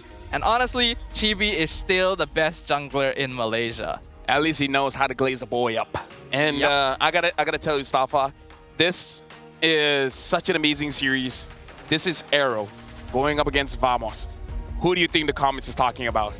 That's right, teams from MPL Philippines. Shout out to the comment section, man. I love that when everything happens. Like, oh, these two teams are great. What about Indo, though, you know? Well, we're very good at deflecting. Oh yeah. Like whenever someone comes up to me as well and asks me, "Hey, why did you lose that game?" I'll be like, "Oh, did you watch MPL?" You know, it's like, did you watch China though? The qualifiers, man. That one of the best MLBB I've ever seen. I got to see Wu Zetiang. I hope I'm pronouncing her right. It's close, right? I would actually say that's very accurate. But now we're about to jump into the draft here. We're gonna look who has blue side, who has red side. I believe Vamos gets to choose, so they should be on red side again. No, they want blue side here, so Vamos will be the first pick. It looks like Coach Bam, he will not allow that Fanny to go. And Vamos betting out both the Lu Yi as well as the Jushin. And being on the blue side doesn't mean that they're able to play things like the Fanny Gambit, but Arrow Esports just instantly decides we're not going to play that game, just deny the hero outright. It does offer you a little bit too much mobility and damage pressure in the first few minutes of the game. We're also seeing the removal of general global presence, with the Loyi being banned out by Team Vamos and the Chip being banned by Arrow. It's quite interesting, right? Because Chip honestly hasn't had the best showing here in Malaysia so far, but teams are still respecting it. And now, in terms of the bans here, I'm still looking at the Kalia, maybe even the Boxia, because if the Boxia is on the table, then the Kimi is not gonna be looking that hot. But either ways, I kind of feel like the Kalia has to go. I agree. I feel like it would give a lot of... Ooh. Maybe first pick the Boxia into a Kimi later on? I think so. Right? I think that's what they're aiming for. Because Team Vamos going on the blue side is for a specific reason. There has to be a hero that they're eyeing. If they're banning out Ling when Chip is already off the table, Boxia, it should be a Boxia, right? Makes a lot of sense. Like, pick up the Boxia, let Arrow pick up whatever, and then eventually picking up that Kimi. Because even if Arrow picks up the Kimi, it's like, yeah, whatever, man. They just stay with the Boxia and then eventually get a Hayabusa. In fact, Arrow might aim for that one, right? Hayabusa and etc. Right? Boxia first pick as predicted. As expected here, this indirectly denies a Kimi pick out of Aero Esports, and they will indeed not choose to bite that bait. They go for the Harif alongside the Phobias. Very solid opening. I would say Kimi Haya here. Like, it's a good pick for you, and it denies Hazle of the Hayabusa pick. So, personally for me, that would be the good pick, but they can go a different route and pick up, say, a Hayabusa as well as Granger, because even if the Kimi goes over to Aero, it's not that big of a deal, right? Granger, Haya, Kimi, Haya, I kind of feel like those are the best options for Vamos right now. Yeah, we're in a position now where Kimi doesn't actually need to show up every single match, and we actually know that the pick rate on Kimi is pretty low in other MPLs as well, but Team Vamos going in a very different direction, going Kimi, Granger, and the instant Farsa response from Aero Esports. It's almost like they already knew this was going to come out. Hey, shout-outs, man, because I love both these marksmen, man. Kimi and Granger is amazing. And now that Farsa has been banned out, we do know that this Kimi is going over to mid, so it's not that big of a question for Aero where both of this is going. It's only the Boxia, right? Can go to jungle, can go to roam, can go to EXP. And the thing is, we have seen Zorn on that Boxia before, so it's definitely on that table. Yeah, I think that Team Vamos can play this hero in any of the 3 positions necessary, and that actually provides a very important tool for the side of Team Vamos to adjust their draft based on what Aero Esports will lock in next. As of right now, the Baxia is actually not a bad matchup into the Phobias, but they can still go for other directions as well, right? We see the Suyo being banned out. This was actually a power pick for Error 404 previously, so they just want to take it off the table. And the Badang gonna be removed by Team Vamos. The question really is here is that Vamos, are they not concerned at all for any jungle picks here? Because Aero will be picking up it directly after this, right? And if they ban out the Hayabusa, he can pick up that Lancelot, as we saw before. And my question as well is that, can Aero use this Boxia? I mean, Boxia is not a mechanically, difficult hero to use. And this is interesting. Aero themselves banned out the Hayabusa. What jungler are they aiming for? The Lancelot? That takes out a lot of the classic meta assassins. Even Ling is off the table. We've seen Hazle play Alpha before. X-Borg is still an option too. Actually, X-Borg might not be bad since there's already a Baxia on the opposite side. But I feel like if you're going to go in that direction, you want to leave it for last pick just to bait out a couple more tanky frontliners from Vamos. Vamos now having the final ban here. They ban out that Lancelot. Wow. But the thing is, there's still other junglers here, man. And I kind of feel like you can actually wait it out because there's still the Hanzo. If you want, you can go for Alpha, even the Fredrin. The Fredrin not so good against the lineup here, so maybe not that. But actually, Fredrin for Vamos might not be bad as well. Not a look. Yeah, I actually think Fredrin for Vamos is very good since they have 2 marksmen already. Yeah, that will be a question of whether Error 404 can flex into utility jungle. If they still want Assassin, Joy... Lucas! Oh yeah! Lucas! Oh yeah! Right, I forgot about Lucas. How did we forget that? Joy and Lucas are actually both still on the table. Lucas is the more preferred hero, but the chance of Valentina EXP popping up is still there. Looks like Aero Esports will challenge it. They lock in the Lucas. Yep. Like I said, the Valentina can be there. The question is... can Smooth execute? And it's weird to ask this question because Smooth is one of the more consistent EXP laners, but this season has not been his season, man. Yep. I feel very bad for Smooth because he has been forced into a very utility position for his team. Yep. He needs to open the map, he needs to start fights, he needs to basically throw his body in for the rest of them to do something. I feel like Hylos might be okay here. It's a good matchup against the Phobias, and it's a good way for them to engage a fight. I agree. Hylos is good. Gator Kacha is actually not bad as well. Just deny the Feathered Airstrike or Zaman Force with the AOG. You will need a pretty bulky EXP laner here for Vamos. They go for Hilda Hanzo.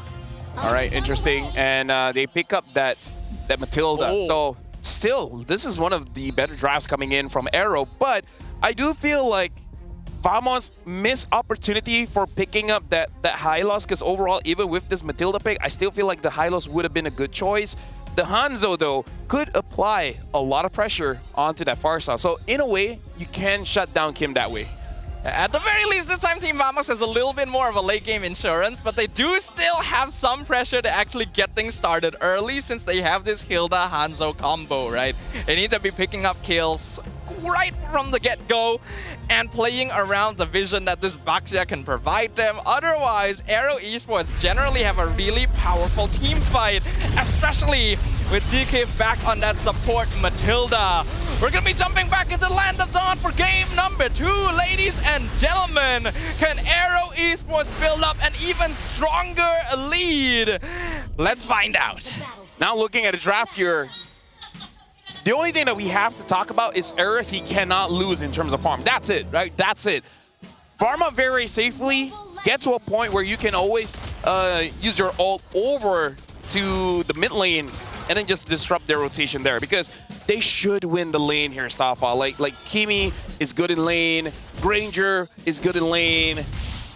Hilda against Phoveus is kind of whatever, right? But either way, Vamos has already winning lane set up for them in the draft, so they should not botch this. I don't really know about that, actually. Yes, their heroes are good for getting lane prio, but I'm not sure if they just directly win the matchups they have, right? Especially not with that kind of confidence. Well, yeah, that's why I don't have the confidence, you know? Looking at the heroes, I don't really know if they're 100% guaranteed. Yeah. They just need the right mindset, Staffa. You're right. If you think you can, you can. Right? If you think your Layla can dominate a Granger, a Bruno, you can. Kelra showed it back in M6. That is true. That's what all the pub players do as well. If they can do it, and they win. Well, yeah. They do win. Trust me, they do win. I can't believe they win. They actually do. They win. That's the thing. It's not even a joke. They do actually win. Come here in Malaysia, man. You'll see weird stuff, and then you'll be baffled by them winning. I hate it so much. So much. But yeah, Team Vamos is gonna try and make things happen early. We're gonna see the bite go in on ZK, but Aero Esports have really good ways of disengaging fights. Looking at the farm here, Hazle level 4, Aero 4-4 still level 4. Kusei again taking a lot of damage from Nance. Nance should be able to get a kill here. He really should. One hit. Okay, there we go. First blood, the Nespresso. And like I said, like they have the heroes to do it, man. Like Granger against Harif. Once Harif gets level 4, sure, it's 50-50. But before that, you should really take advantage. And it's a good thing that Nets did. Error 404 just trying to be annoying. When you have Baxia, Hanzo, Hilda, you have really strong lane rotation. So Team Vamos, like you mentioned, should be getting the early game lead that they are looking for, and that should give them a better game. Now, what Vamos needs to do is to bait out that Unleash the Beast, right? Someone apply some damage, some pressure so that he uses it first. And then Vamos don't go for the turtle, go for the fight. Traction Pulse comes in, locks down Hazle, pops the Sacred Beast. Zorn gonna be pushed into the Feathered Airstrike, but he survives it all with Revitalize. And here comes Hanekage, but the snipe Reza gonna finish Zorn off. Hazle just barely surviving with 1 HP. And Aero Esports will back it off. And this is what they want to do, because look at what Aero is doing right now. He's farming. This is how you play a Hanzo. You don't necessarily need that turtle. If it's for free, take it. Sure, why not? But if you go there yourself, there's gonna be such a big risk. Now, speaking of risk, Kim is going in, and Zorn is there to back him up. Yeah, this might actually be bad for them. They went very aggressive. Kim gonna be locked down, and Arrow 404 gonna be eating good today. Zekif and Kim going to be taken off the map. Looks like Vamos, they've warmed up. They understand how Aero Esports move, and that was a big mistake coming in from Kim. Zorn was able to knock him out of the wings by wings, and then it's going to be an easy kill for Aero 404. And this is how you play Hanzo. You apply pressure, and then once the pressure is gone, then you take free stuff. The first turtle going over to Error 404, and this is now the start that Team Vamos was looking for in Game 1 as well. Zekif tried to initiate on Error 404, but ended up pulling Kim into a bad spot with him, and now Zekif in danger once again. Flickers out of the way. Smooth gonna come in from the flank, but Hazle is there and escorts him out. Yep, and Vamos does not have to fully commit, man. They just need to push them away, push them out, and then slowly but surely start choking Aero Esports from getting the farm. Try to bait out that Sacred Beast as much as you can. Don't engage him, just back away. It's like how you handle bullies, right? You rage bait them, let them say what they want, but in the meantime, you're off eating ice cream. That's how you deal with bullies, man. Yeah, unless they're bigger than you, then they can just beat you up. But we don't talk about that. If they're in front of you, get a bodyguard. Work so hard that you have a bodyguard. All right, that sounds like very viable advice. For now, though, Team Vamos looking perfectly fine as the bullies in this situation. They are able to get the early game lead that they ideally want with this trio of Hilda, Hanzo, Baxia, and they're also creating space for Nespresso and Clockun. The later this game goes, the more comfortable Team Vamos becomes as well. This is not good for Kusei because there's already a 1-level gap here. Nats is level 7 and Kusei is still level 6. He's about to hit level 7 pretty soon, but by that time, Nats is already hitting at level 8. Vamos, 1,600 goal lead. Arrow Esports, they're still in a good enough position that both Kim as well as Kusei can do a lot of damage come late game, right? But you got to get to that point first. And ideally, you don't want to be too behind as well, because they're just going to outscale regardless. Summon Force comes in, Kusei flickers away from Zorn. Really well played right there. Anikage not going to be able to get the execute, so Kusei avoids the gank. Yep, and again, just apply pressure. Because right now, look at Kusei. He has to go back to base. And when you're not there to protect your turret, guess what the Granger going to be doing, man? Pew-pewing the turrets. And that's just getting a lot of farm. Pew Pew also being applied to Kim. The Feathered Airstrike zones away Clockun, but he eats quite a lot of damage in return. Smooth is scouting out the turtle. Here comes the rest of Vamos. Smooth gonna flicker away from the Zaman Force, and here comes Kanikage as well. Gets a knock-up on Reza, but the Infernal Pursuit doing a good amount of damage. The Phobias will be blasted down in the end, and now Zorn has a free entry in. Lucas hasn't been able to work on Turtle enough. It is still 50-50, and he's eating so much damage. He will pick it up, and a flash combo! Trades his own life for Smooth, but Nespresso picks up the killing spree. Yep, 3-0-2. Nats is looking good now. Zorn, looks like the first item is going to be that Curse Helmet. Just going to be applying a little bit more, I would say damage, but it's really just to get more assists so that you ramp up your gold even much more. Speaking of gold, almost 3,000 gold hit. And now Vamos, they're able to get that purple buff, so they're really choking out Arrow Esports. I like that they understand the strength that they have with this draft. So honestly, game number 2, Vamos, even though I don't like the Hilda that much, but Smooth has been piloting it very well. Yeah, Vamos is good at early game snowballs, so why not play towards that strength, right? And this lineup was pioneered to make sure that could happen. Arrow Esports in a bit of a tough spot. They're not that far behind in gold, all things considered. It is still a gap you can catch up to, but you already don't have much of an advantage in late game scaling as well. So Team Vamos are sitting very comfortable. You do if the Harif pops off, because Harif is just one of those heroes that's just a little bit dumb in terms of you can 1v9 as long as you have that item. But really is an on-paper sort of situation. Yeah. Because if you're trying to avoid both Nets and Clockun at the same time, it's a bit tough. And now Arrow is just trying to protect their turrets up top, and Kusei is already taking a lot of damage, and now the flicker is out. If Vamos keeps doing this, Kusei will be a non-factor in the game. Yeah, I feel really bad for him. Like, this is literally...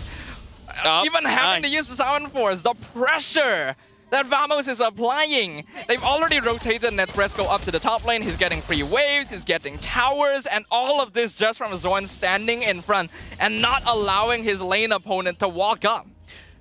The Lord is going to be spawning in about 6 seconds here. Vamos, they can take it because as long as they're able to get the second tier turrets against Arrow, I think they're in checkmate position, right? Because they're already looking good. In terms of the items here, Clockun has that concentrated energy, so it's going to be ramping up quite a lot in the fight, and he's going to be able to stay in for quite a while. Arrow 44 is looking for his third item. 8 minutes in, 4,000 gold lead. Arrow, only Reza can make a play here.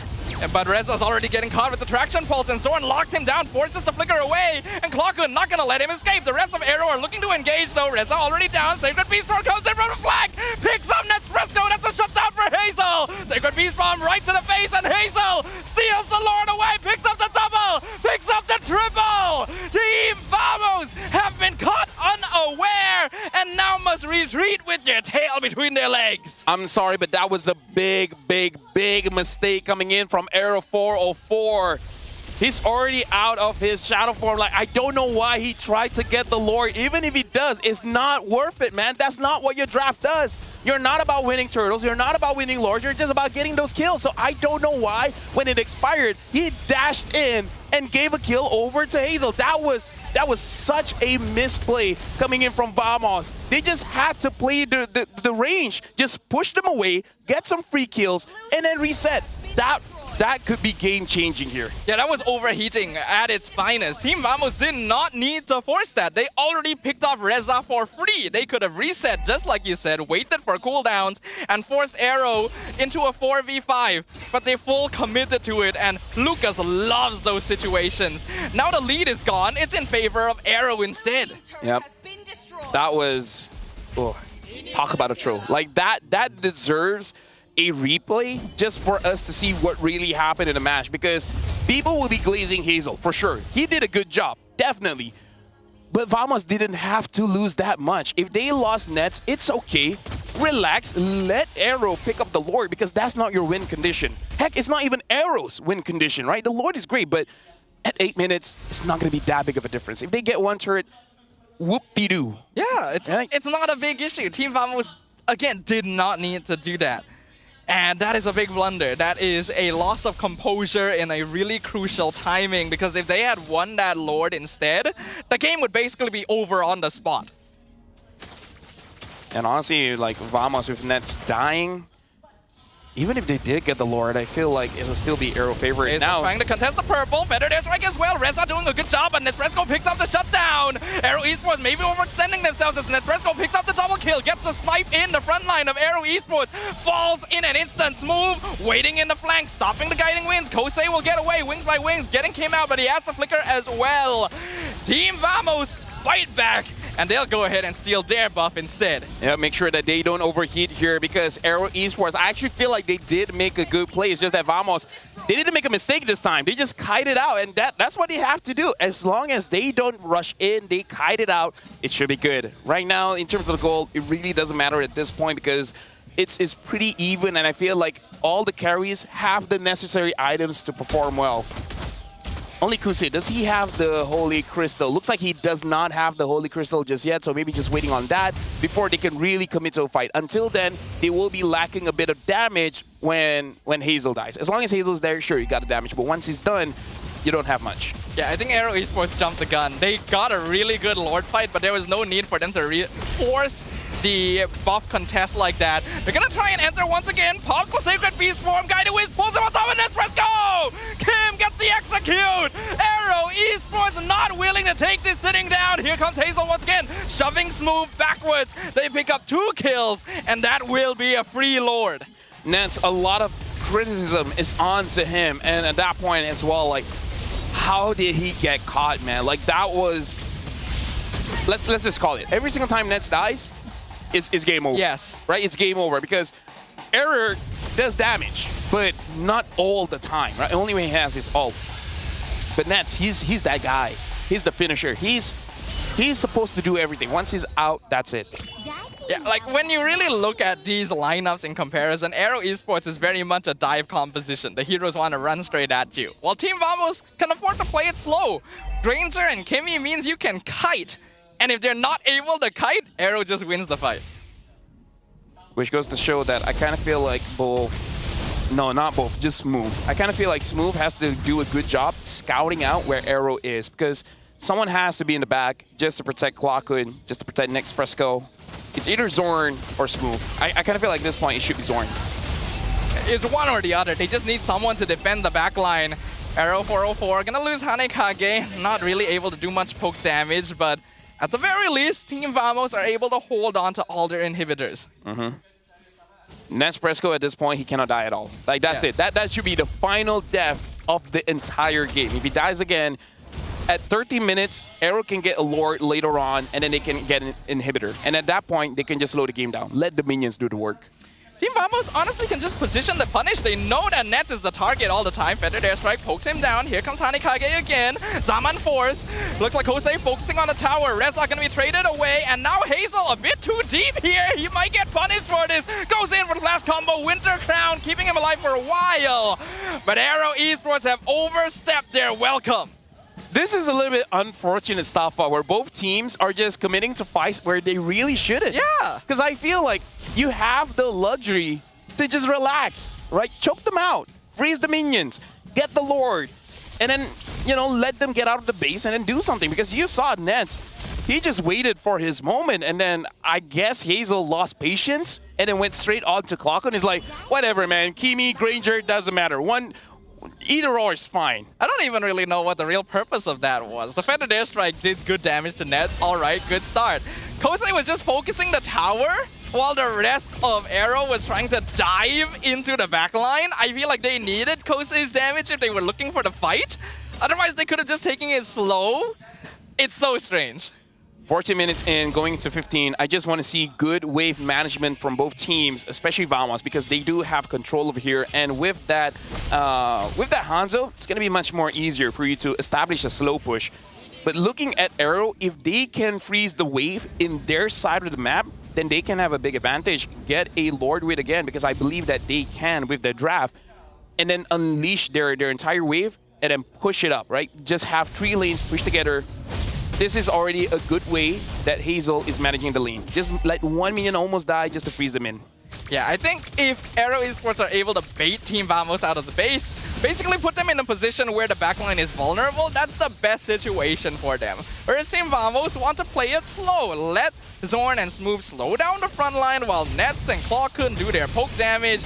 Looks like they're still going to try and commit on this though. They're trying to punish Hazle, going in for it. Winter Crown comes out once again and he survives. He dances away from Error for a 4, and the backline is left exposed. Team Vamos have bitten the bait and it is coming back hard. Kosei jumping a bit too deep, but Feathered Airstrike backs him up. He's going to be able to survive, picks up the kill on Nespresso. He's going to get slain himself, but it ends up being a 3-for-3 trade. That was a clutch Winter Crown coming in from Hazle, because if he died there, GG. Kim, 1v1 Error. Error can't do anything here. Kim gets a kill, killing spree, and now it's only Smooth. And now Hazle just clearing the wave. I don't think he can end it here, but he's going to try to kill Smooth. I think he might be able to. Beast Bomb, can he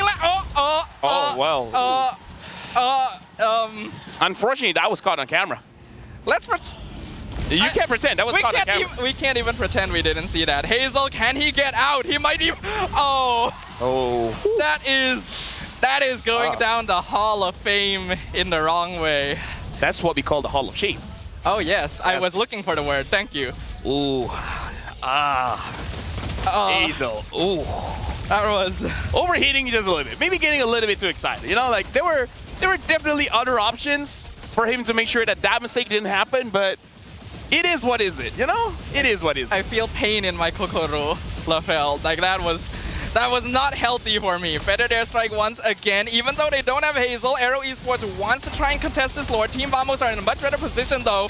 Arrow 404 is here with the Hanekage. He should secure it with the Retribution. Yes, he will. And Team Vamos gets out. Not quite scot-free. They left Arrow 404 behind, guys! You're jungler! I'm lost for words. Maybe they're just like, there's no way you're gonna get caught, right? I mean, you can get yourself out of this, right? You're Error 404.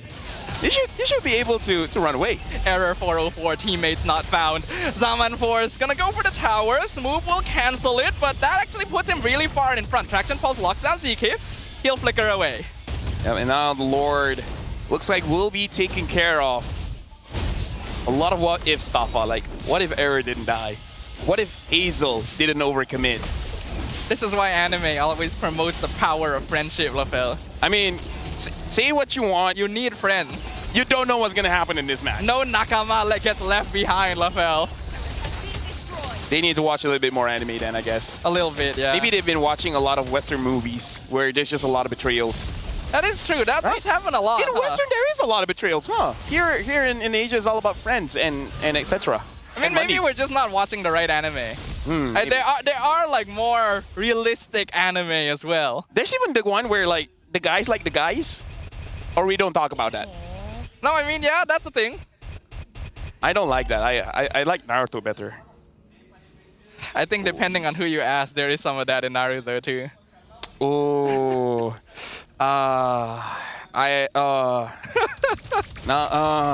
dude, let's talk about the game, man. Let's look at the items, because even that is full build without any boots, which is great, but also kind of bad because you don't have that movement speed. If someone gets on top of you, pause. If someone gets on, pause. Like, if he gets caught, it's not good. I feel like we're reaching the point in this game where it's a little I need a reset. It's a little bit hard to think about things logically. I need 100+. Because like both these teams are sus. One word, sus. I don't know what's happening on the map right now. I also need 100 plus. Give me a moment. I feel like it's just, in a way, they're looking down at their opponents. They're like, what's the worst that can happen? I can get a TikTok reel here. I can get people clipping me here and there and then showing it over to Malaysia, Singapore, Indonesia, and the Philippines. And I feel like they will still get that clips, but not for the right reason. It's so back and forth. It's like these two teams are on like elevators next to each other. And they keep thinking, haha, you're beneath me. And then they just rise up to the same level again. That's like the situation we're seeing right now. Arrow Esports gonna contest another purple. Looks like Team Vamos is not interested in contesting this one. They want to save their resources for the Lord. Also, the waves are pushing, so they can't really go out anyway. Yep. So now Arrow. I feel like Arrow, it's very straightforward, right?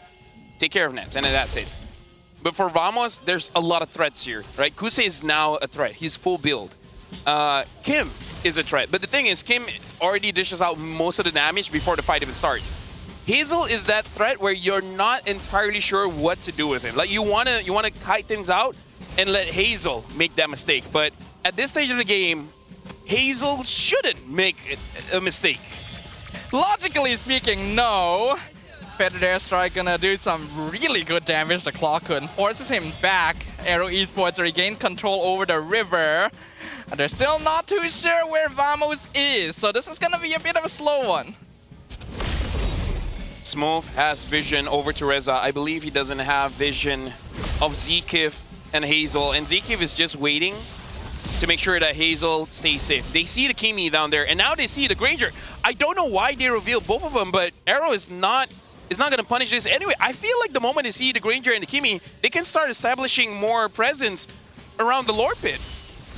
Yeah, I think they're just afraid because the Baxia and then the Hanzo actually join the fight very quickly. They're gonna bring Kosei forward, try to engage on Zorn. He gets blasted with a better airstrike and executed. And now Hazle is 1v2. Nom nom. Error 4-4 not actually gonna be able to eat him. And now Smooth gonna lose his immortality. Reza stopping Nesfresco from walking forward, and he still keeps his immortality intact. There is no casualties on Arrow, and they've picked up 2 from Vamos. They're very low, but you do have that Matilda to top you up. And looks like Hazle is gonna get those jungle creeps just to heal up. But I don't know. Hazle is full health here. Vamos can't contest this. They just gotta defend the next one. Why are you even here, Clockun? I feel like that's a bit too risky. Lord gonna go over to Arrow Esports. Team Vamos now gonna need to mount a defense here. They have a lot of damage. If they position correctly, they should be able to clear the Lord, but Arrow Esports clearly in the driver's seat now. In terms of wave clear, I feel like it's okay-ish for Vamos. For Arrow at this point, I kind of feel like if they have the immortalities, maybe they can actually force this one out, because I feel like at this point, you can actually force to end the game. Like, as long as Kusei opens up the Zaman Force, there's no more minions inside of the base, and then I can think he can just hit the crystal.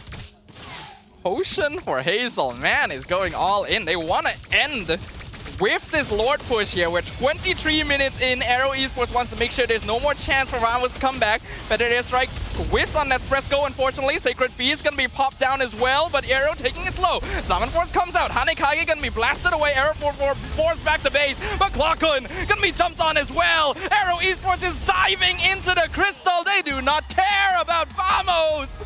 And despite everything, Arrow Esports will lead the series 2-0 against Vamos. This is match point. And now comes to the question, will GB play or will they give Arrow 404 one more chance? Because I gotta say, Staffa, in this game, not the best drop, but Vamos had a drop that they can win this match. They can definitely win this game, but the mistake, especially at the Lord, if they didn't do that one, they had a chance, but now they give it over to Arrow. Arrow just needs one more win. This was the winning recipe. They had a great early game. They had the right heroes to play for. They were creating space for their 2 carries. And then they got impatient. They got overheated. So many mistakes happened. It wasn't the cleanest either from Arrow Esports, but at the very least, they had less mistakes comparatively. And that's what won them this game. Yep. That's bad, man, because in the game, the coach can't do much, right? The coach already gave you a draft. You can work with this draft. Late game, sure. We can see that Zorn gets caught, Smooth gets caught, but at the same time, that's kind of their job. They got to make sure that the map is not dark for them. The carries, their job is to keep themselves safe. And yet we saw multiple times both Nets as well as Arrow 404 got caught. To be fair, Arrow Esports did a good job of actually catching them, especially Hazle, but avoidable. It was avoidable. I think Team Vamos needed to play a little bit more macro-centric because I agree. This is a lineup that's really good at picking people off or just like avoiding fights in general with poke. But every single time they started fighting, they're just deciding, we're gonna deathball this.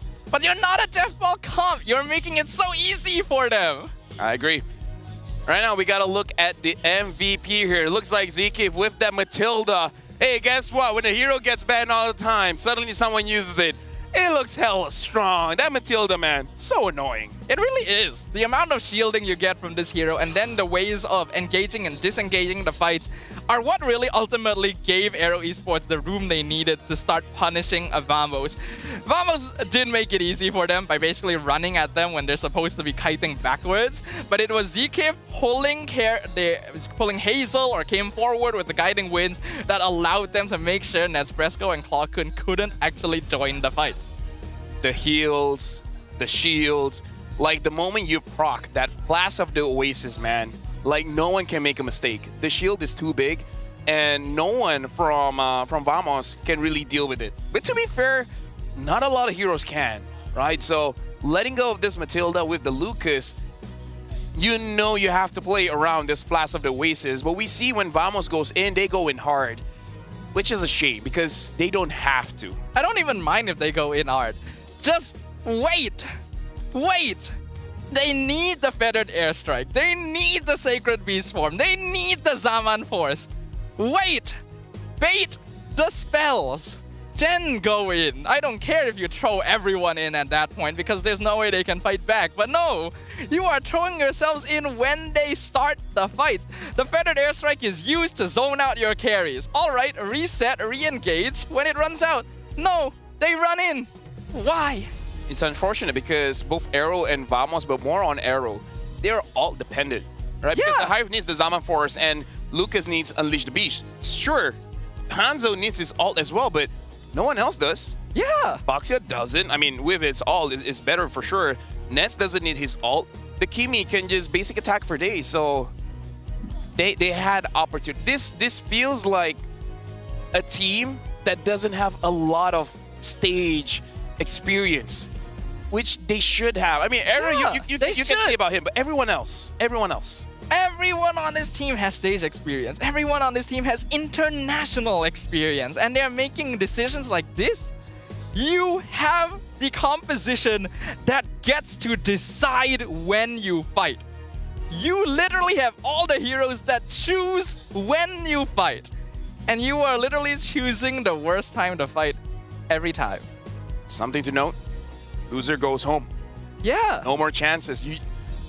Vamos just needs to lose one more game, and then their play-in runs ends here. There's no chance for them to go to Riyadh, to go to MSC. And at this point, if they want to go there, they need to make a miracle, man. They need to do a reverse sweep. And over the past week, we've seen once. I don't know if they can do it against Arrow. It's precisely because of that, right? It's because of the pressure. I know there's probably going to be Vamos fans listening to this right now that are saying, oh, why Staff is so biased? Why is he calling out Vamos so much? Aero Esports made mistakes too. Yes, they did. I want to call them out for that too, but Vamos made so much more obvious mistakes. And they are obviously in a more high-pressure situation. They are the defending runner-ups. We expect so much from this team. I was coming into the playoffs with the thought that Vamos might surprise us. They might suddenly steal that slot away. But not like this. There's a lot to be said about this matchup, but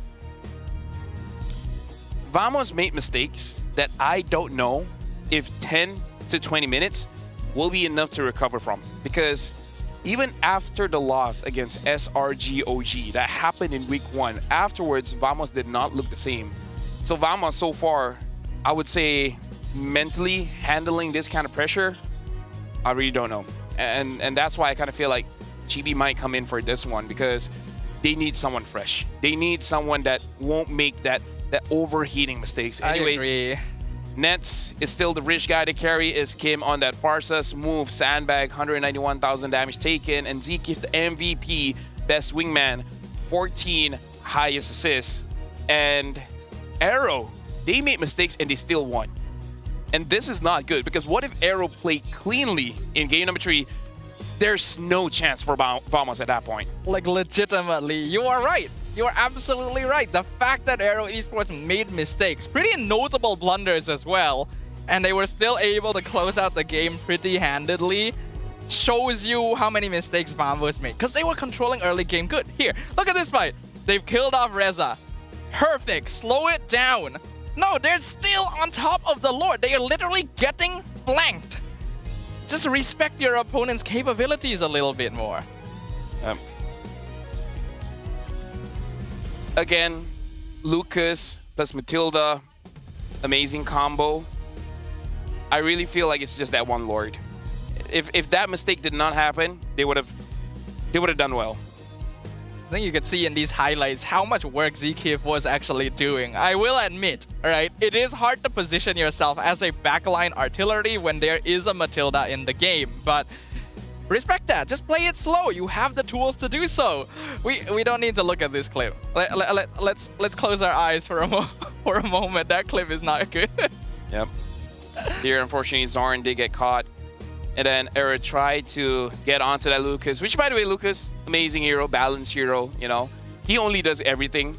The only thing he doesn't do is magic damage, but the day that Lucas has magic damage as well is GG, man.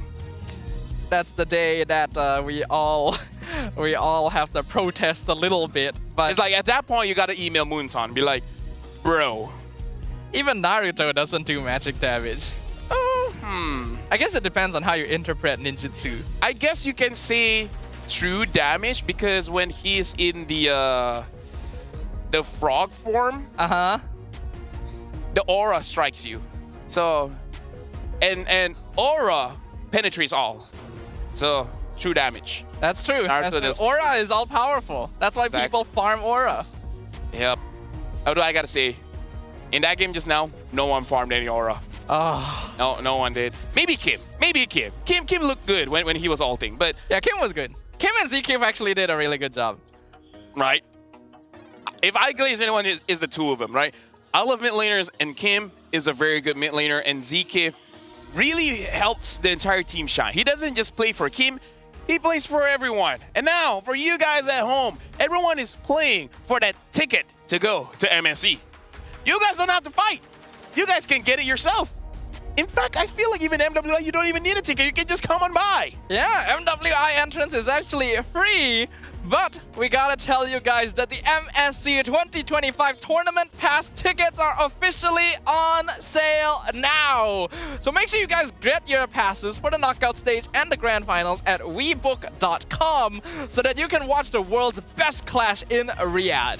Yep, so for all of you Habibis out there and Habibtis, see you guys there. So I'm guessing. What was that second term? Habibti. So Habibi is for guys, Habibti is for girls. Legit? Yeah. Are you? I'm not aware. I'm actually not aware. Are you questioning the Muslim? You're right. I should have. Because like it sounds like something made up. Stop. It's gonna go bad.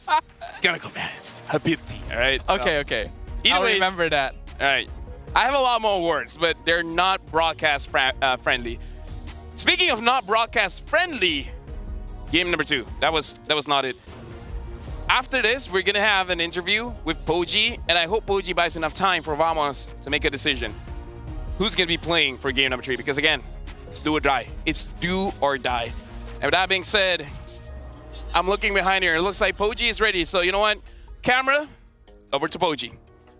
Di sebalik setiap pemain muda yang melangkah masuk ke pentas besar MPL, ada satu figura penting yang akan menjadi pendorong dan juga pemberi semangat kepada mereka. Itu ahli keluarga itu sendiri. Dan sekarang saya bersama dengan ahli keluarga Aero for Offer, anak muda daripada Melaka sampai ke pentas MPL. Apa khabar, Uncle?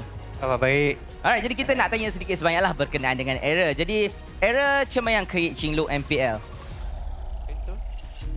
Error macam mana boleh masuk MPL? Rasa sebab talent dia juga dengan hard work dia. Hard work. Okay, faham. Maksudnya dia memang bersemangat dan eager lah. Jadi sebagai seorang ahli keluarga lah, kita faham dia masih lagi muda.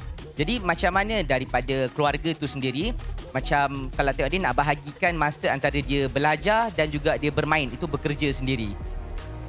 Sebab masa sekarang memang on his own dia yang bagikan masa.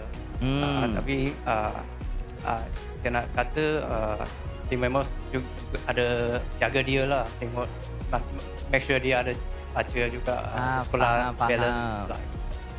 So maksudnya dari segi management Vamos tu sendiri pun memang mementingkan pendidikan juga, betul? Alright. Jadi sedikit sebanyaklah yang kita sedia faham, dia pindah ke KL untuk sama belajar di sini kan? Ya. Okey. Jadi untuk Uncle sendiri, adakah Uncle setiap minggu akan ada dekat sini untuk sokong dia? Kita ada juga ahli keluarga lain, ada makcik dan juga nenek kepada Error juga dekat sini, pada anda yang berada di rumah. So untuk Uncle lagi lah soalan kan, untuk Error 404 ni kan, dia ada nama manja ke kat rumah ke? Sebab kita tengok dekat MPL ni dia sangat-sangat manja lah. Kalau kita boleh nak tahu, kenal lebih dalam sebab dia pemain termuda di Malaysia sekarang ni. Kadang-kadang kita bagi dia Danish, kadang-kadang Lele lah. Lele tu apa maksud dia? Nama Cina dia. Nama Cina dia. Okey, Lele. Lepas ni boleh dah panggil nama manja dia. Okey, seterusnya kalau bolehlah kongsilah dengan peminat-peminat semua kan. Bila tengok kan dia masih lagi muda, masih lagi nak kena pentingkan pelajaran dan sebagainya kan. Adakah apa tu dari support system daripada family tu sendiri? Adakah family macam chase your dream is okay ataupun macam have to balance it well? Macam mana? For me, chase your dream. Tapi ibu dia memang strong juga lah mentality dia. Sama dengan Error. Sebab tak senang lah kalau nak memang masa sekolah nak join pro scene ni. Faham. Chase your dream, enjoy your life. Good. Win the next 3 games. Win the next 3 game. Dengar tu. Alright, sebagai seorang uncle lah juga kan, anything yang you nak cakap dekat dia sekarang, dia boleh dengar sekarang. Tak kisah kalau you nak cakap Mandarin ke English ke, boleh, bagi je. Biar you punya suara dan semangat daripada keluarga tu sampai dekat dia untuk reverse sweep 3-2. Shut down and wipe out. Shut down and wipe out. Dan hopefully suara ini sampai, semangat itu mencecah sampai ke telinga dan juga energi dia. Dan tanpa kita melengahkan masa itu saja pada keluarga, let's go back to the caster. And now we're jumping into game number 3. That was Error 404's dad, his family as well. What do you call it in English? Grandmother was there, and I believe the sister as well. And now we have the key to victory for Vamos. What do they have to do to win this match? They got to snowball the early game, punish Arrow's initiatives, ban out playmaking heroes for Arrow, shut down Kusei Reza, and play from side lanes.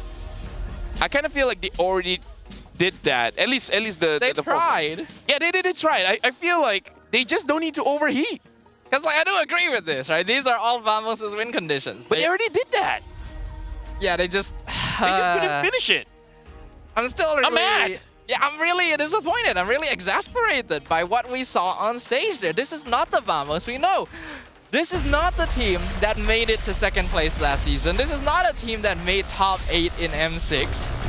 The adaptability of Team Vamos is on display right now, and I am not seeing anywhere close to what they were capable of last year. And I really do not want this to be the end for them. So now that they have only one chance to go, let's see what happens in the draft. Yep, looks like Arrow banned out the Phoveus, the Chip, as well as the Harvin. They picked up the Jushin as their first pick.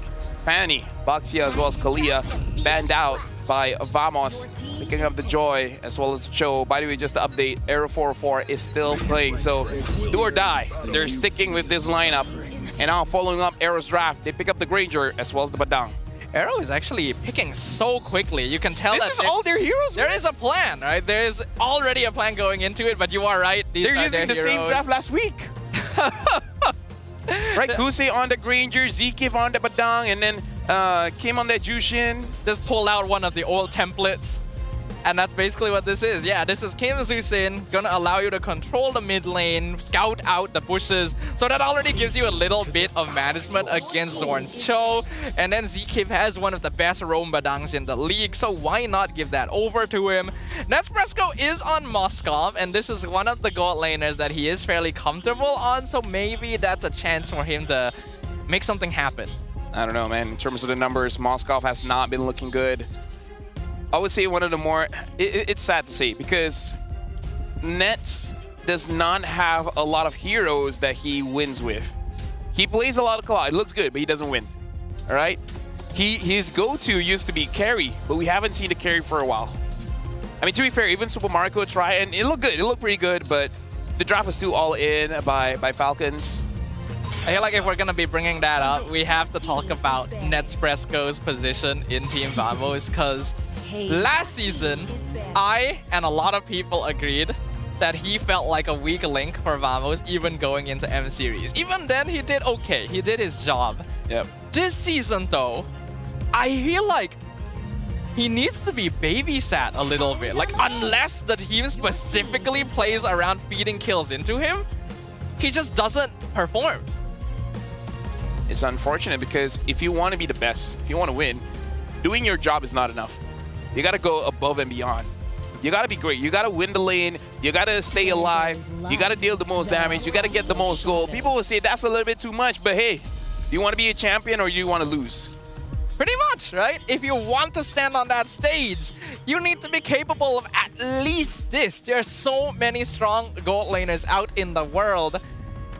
And the problem is, I don't even feel like Nets is just doing his job. It feels like he's not even managing to achieve that without external help. So I'm hoping that he gets a chance to actually show off here, because with Moskov and Joy, Vamos are again giving up a little bit of early presence.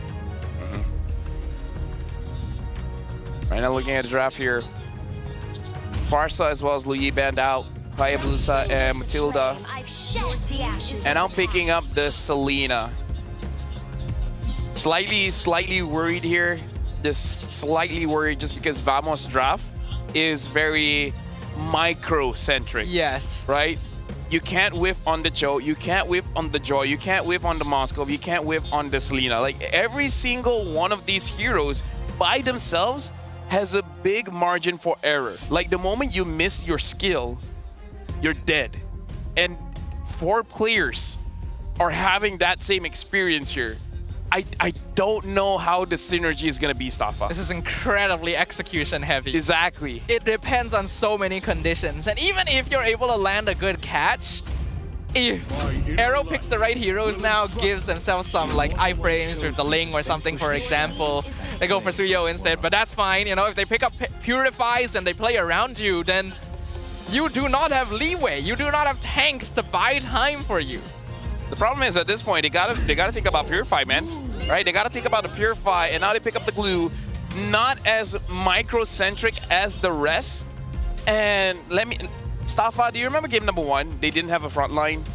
Yeah. They don't have a front line here too. Glue is tanky, yes, but not as tanky as everyone else, because Glue's tankiness is conditional. When he's able to slam the second skill, he has some damage reduction, but only if it hits onto the enemy. If not, he's going to be taking a lot of damage. So every single one of Vamos, they need to play godly at this point. Like, they can't rely on everyone else. They got to play for themselves.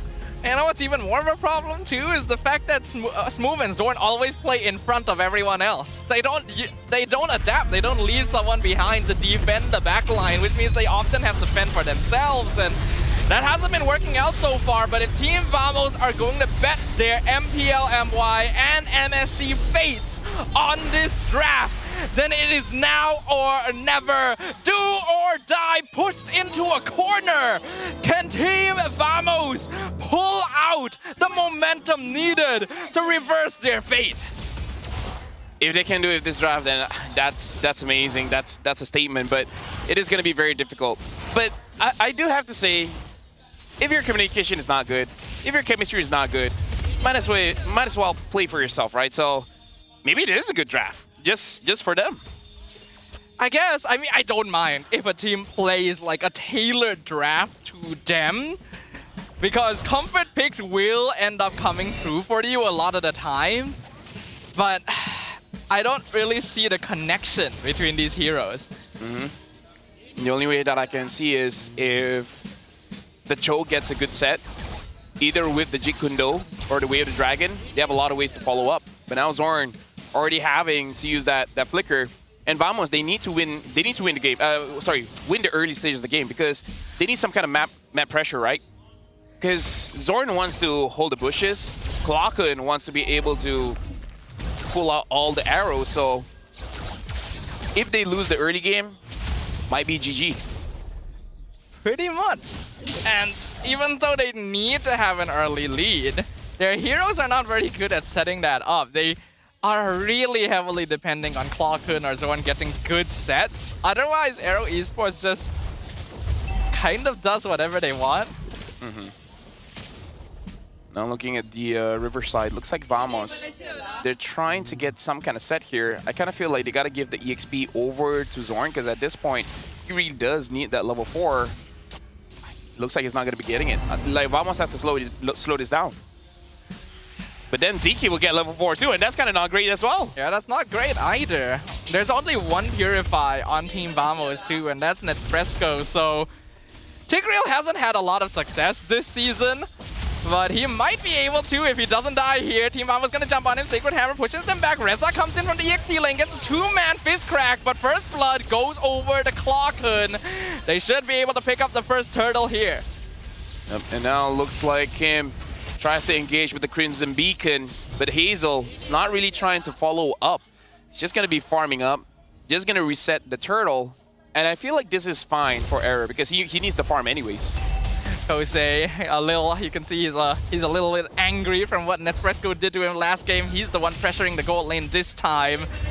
And even though Team Vamos actually managed to pick up ZK, they weren't able to translate it to a turtle, and you could see that Hazle still kept his composure. He had faith that his team would be able to zone them out without him needing to be there. Yep, Kusi now having that Hunter Strike is definitely going to make Net's life much worse. Zorn from the back, Hazle sees him.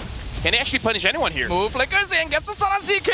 2-man implosion pulls them into the fist crack. Error 4-4 able to dash away. Spirit of Destruction lands. ZK gonna be traded over for smooth 1-for-1. Hazle secures the turtle. Error 4-4. He's locked in the wall by Reza. Klokken picks up the double, but I think that is worth it. Yeah, I can't even fault Vamos for this one because their draft is all about, hey, you gotta take care of yourself, buddy. No one's gonna help you out. So every man for himself. And Error, if he misses the stack, he can't keep on dashing. I don't know whether he already used all of his dash or he actually missed one of the stacks, but either way, you just got to be careful, man. Error 404, he lost game number 1. Now game number 2. If he loses game number 3, that might tank his confidence a bit. He also dashed right into Ziki. So that's a little bit questionable. You literally just have to wait until the implosion comes out, then you have a free way in, but he jumped the gun a bit. I am seeing the inexperience of this young player starting to hit in small micro mistakes that are adding up. And Arrow Esports now having a slight goal lead, but Team Vamos can still claw their way back into this. Klokken is 3-0. I need your positivity, man. I like how you see the game and then you're like, yep, there's a chance. It's all I got. Yep. Feel like for Vamos and their fans, they're definitely clawing on that hope as well. Nats just trying to get as much farm as they can. At this point, Vamos should not try to just don't lose, right? Get the farm. If Zorn gets a good kick, Klokken, hey, follow up, get a kill, and then reset, right? That's it. Wait for Air 4-4 to actually get a Holy Crystal, and then let him try to 1v2, 1v3, get a kill over to Kim, over to Kusei. Killing Hazel's not bad too. Zorn gonna get the Way of the Dragon, kicks Kusei into the wall, Netfresco picks up the kill. All right, that's what they need. I just noticed Kusei does not have the Purify. Brave man, brave man. Very brave. That bravery ends up biting him in the butt this time. This allows Team Vamos to start securing some space on the turtle, but Hazle is already here. And they're forcing them back. ZK gonna push Zorn in. Not gonna commit implosion because Reza's there. Locked him down. Hazle secures the kill on the toe. Yep. Right now for Vamos, Nets is having a good time because he's able to get that turret for free. Kuse is trying to move around the map because he does want that stack on that Sky Piercer, but this is giving a lot of space for Nets. So even with this draft, Vamos is actually not looking that bad. Yeah, it's not bad at all, actually. The gold lead is basically nothing because Aero Esports is having to move the map a lot closer together. That is one of the benefits of a comp like this. Team Vamos are largely independent, which means that they can apply pressure on the side lanes. It hits over to Reza, but it's still fine. He's able to dash away. And right now, Aero Esports, they're going to get this top turret. Can Vamos defend this? I really don't think so. Oh, they can? Oh, I thought it would force that out a little bit. I think Aero Esports knows themselves from Game 2 that they overcommitted a lot of time and gave leads away when they didn't need to. So they're also taking this a little safer. So now Aero Esports, I would say Vamos is doing a good job actually controlling the map, because if you're looking at the traps that Klakun puts, already controls the top half of the map. They just need to worry about the bottom half, which I kind of feel like they need to worry about the bottom half a little bit more just because Nets is there. Unless they're really confident that there's no way that Nets is going to die to anyone at this point. He just dashed into tower. Yep. Hazle is there. Oh, he's fine. Luckily, Zorn shows up, so Hazle decides he can't engage. In fact, he's in trouble. Wave the Dragon kicks him into the Franklin beats, and he tries to dash away, but nope, it's a 3v1. Hazle goes down. Yep, and now Nets gets another turret. So Vamos so far is able to get 2 turrets essentially for free. Smooth. Gonna get lifted back. Kosei doing a lot of chunk damage, but not quite enough yet to finish off a glue. Klakun right now is actually doing quite a good job on this Selena. Still maintaining 3-0-0. A few arrows hit, I would say important enough to make sure that Aero Esports doesn't control the map completely. Zorn hasn't moved a lot, but every single time he's there, he does make a play. It's like they want to contest the purple. Hazle gonna iframe away from the Cho. Does manage to retreat his purple buff away, but that means he doesn't have it for Turtle. Looking at the turtle here, it doesn't look like Vamos really wants to contest for this, and I think that's fine because they don't really need the turtle if they're not thinking of fighting at all. Getting those turrets would be good because if you can control inside of the jungle, it will make it much easier for Zorn to actually flank around, get a good kick. Speaking of which, they should see that the Granger is moving up, but they still get this turret. Zorn's already there to make sure there's no flank as well. You know, LaFell, I'm starting to see a method to the madness. If Team Vamos aren't very good at synergizing as a 5-man, they don't have to. Then just don't. Everyone do your own thing. We trust you, man. Like, this is also another way of having friends, right? I just trust you to do your thing, right? That's all we need. But now this is going to be very important here. How does Vamos fight around this lore? Because this is where they made the mistake in the previous game. Hazle gonna be whittling the ward down. It's now at 30%. Zorn looking for a way in. Error for a war! He steals the Lord away from Arrow! Move, now stuck a little bit. Fist crack connect to Zorn. He will sacrifice his life for it, but I think that's actually really worth it. A life for an objective. And Nats is still up top. He's still farming. Nats is treating this game like a simulation. It's just like everyone else is doing their thing. I'm doing my thing. I'm having fun. I'm going into the office. I'm clocking in. I'm doing all the paperwork. I'm getting my paycheck. And then once I have all my money, I'm going to be having fun. This is Netsfresco in his most natural habitat. Farming, right? Yeah. He just doesn't need to join the fights. He only joins when he actually has the items needed. And it's working. So now Vamos, get mid. Let the Lord do his thing down top. The mid, though, if you get that, it opens up the map so much. Arrow 404 almost got killed in 1v2 there. He will be able to escape. Team Vamos should get at least 1 tower from this, surely. Zorn's looking for an angle. They Too many people there. Kuse is not using the Purify, so he cannot really move up that aggressively. Like, he has to wait for Zorn. But the thing is, there's so many things that you kind of have to purify out of that you don't have to purify for, right? You got to worry about the Cho, and you got to worry about that Selena as well.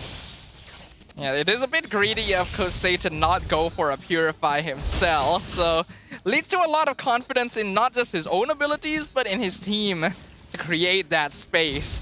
I do still feel like Vamos should have gotten at least one tower with that Lord push. I feel like they hesitated a bit too long about whether to push with the Lord or to do something else elsewhere, but they are still in control of the map. Vamos with a better control of the map at this point. Arrow, in this game, looks like they're being pressured just by, if they move up, looks like they're going to get caught. And I feel like maybe that's the psychological pressure that Vamos is putting onto them with both Clockwood as well as Zorn, making them second guess to moving. Because if they make a bad position, then they're going to get caught. And now Vamos, you asked that they want to play the macro, and they're playing the macro much better now.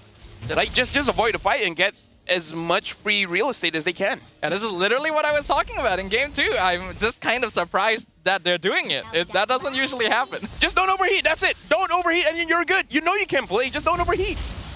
All right. Let's see if Team Vamos can keep their wits about them. Falcon doing a very good job of just threatening Arrow the whole time. And I mentioned how Tigreal hasn't been having a very good success rate this season. I think that trend is continuing. He is a little bit too easy to predict.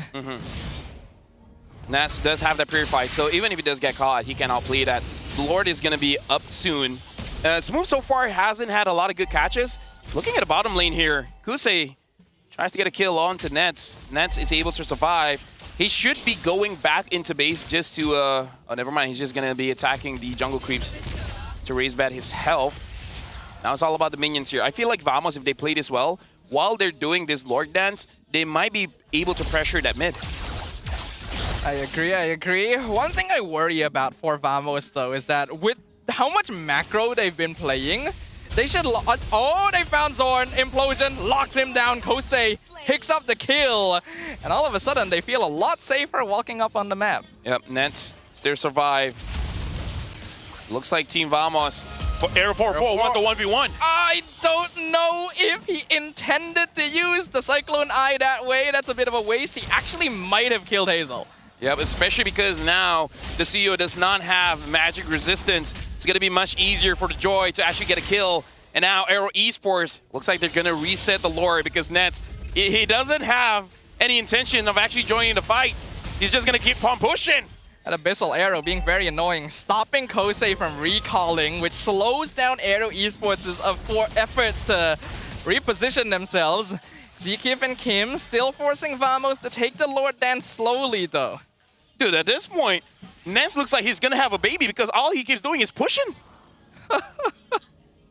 Shout-outs to people having babies. It's hard. In the next 9 months, I guess. We understand that it's a difficult process. I think Netfresco enjoys it, though. Yeah, because 0-0 and 3, I kind of feel like this is the KDA line that he just wants. Like, I don't need kills. I just don't want to die. But again, what I'm worried about is, it feels like he should be richer. Right? He's actually not that farmed compared to Kusei, even though he's been split pushing the map the entire time. And the net worth difference is only like 200 right now, which is basically nothing. Arrow Esports have actually been keeping up in farm, even though they're the ones who have to play together. So it looks like Nets is just waiting for that Malefic gun, for that added range. Maybe then he will join the fight, which is pretty interesting, because we can say that Nets is a 6-item power spike kind of guy. He wants to wait for 6 items and then he can go in. He used to be a 3 or 4 item power spike kind of guy, so I'm not sure if that's an improvement. Yeah, no, depends. I don't know right now. Honestly, like you said, in terms of gold, not that different. Oh, hold on. He found Hazle! A little bit of revenge from the young rising star. And I think that's the space Vamos finally needed to actually get started on the Lord. Yep. Now with Hazle out of the map, Vamos should be able to take this easily. But Zekif, he does have that flicker and that implosion. If he times this right, maybe they can get a win here. Maybe they can get a lot of kills and then start controlling the map again. Looks like Arrow Esports, even though they are only 4v5, they're still able to threaten Team Vamos back because Arrow does still have the better teamfight compositions. Move, melts down, Zorn misses the Chicken Dog, gets caught with the implosion, and executed with the killing spree. Kosei Flickers away from Error 404. Smooth gonna What? pick up. Oh my god, no! Kim steals the Lord from Vamos! What are you going Fresco not even able to kill up Reza. No, don't go in. Don't go in. No, don't go in. There's enough mistakes, man. Dude, at this point, God is saying Arrow is gonna win this one. How does that happen? If you want to talk about miscommunication, what was that miscommunication, bro? Oh, your jungler was there. What was that? How? Okay, I'm so glad we get an instant replay. We need to see what happened here. Oh, he didn't have the red speed. Then why did you go for the low? Oh my god. Oh my goodness. Talk about, that Lord was free. That Someone was in the Lord. comments said, Vamos will throw this. Watch. Oh boy, that guy sees the future. Okay, Team Vamos now on the back foot. They're fairly weak against pushing since Arrow Esports can death ball. Abyssal Arrow finds Kosei, but really good defensive positioning for Arrow, keeping him safe. Hazel going to get melted down by Error 404 in the mid lane again. He's not having a good time. The kick goes over to Reza. Looks like not enough damage here. Spear of Destruction, hits onto Reza. He goes in! Fresco goes for it, gets the pin on Reza. Fizz crack, gets the punish. Window Nature comes out, keeps this Fresco alive, and now Arrow 404 gonna be picked up. He cannot execute Kosei. Kim doing so much work. This is a game, Staffa. Like, this is a game of all time, LaFell. I feel like my vocabulary is not enough for this one. And now Team Vamos, like at this point for both teams, they're trading kills. The kill score is 7-8.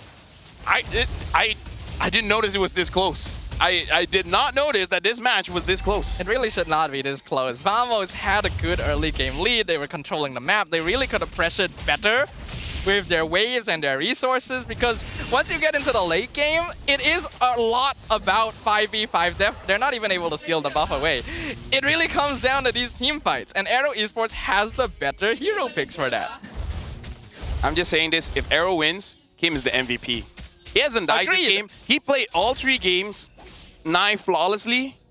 Kim is really showing up this play-ins. He asked Vamos to try hard, don't give an easy game. I would say game 2 and 3 is not that easy, but at the same time, I feel like Arrow is just barely sweating at this point. You could say that with him around for Arrow Esports, nothing is impossible.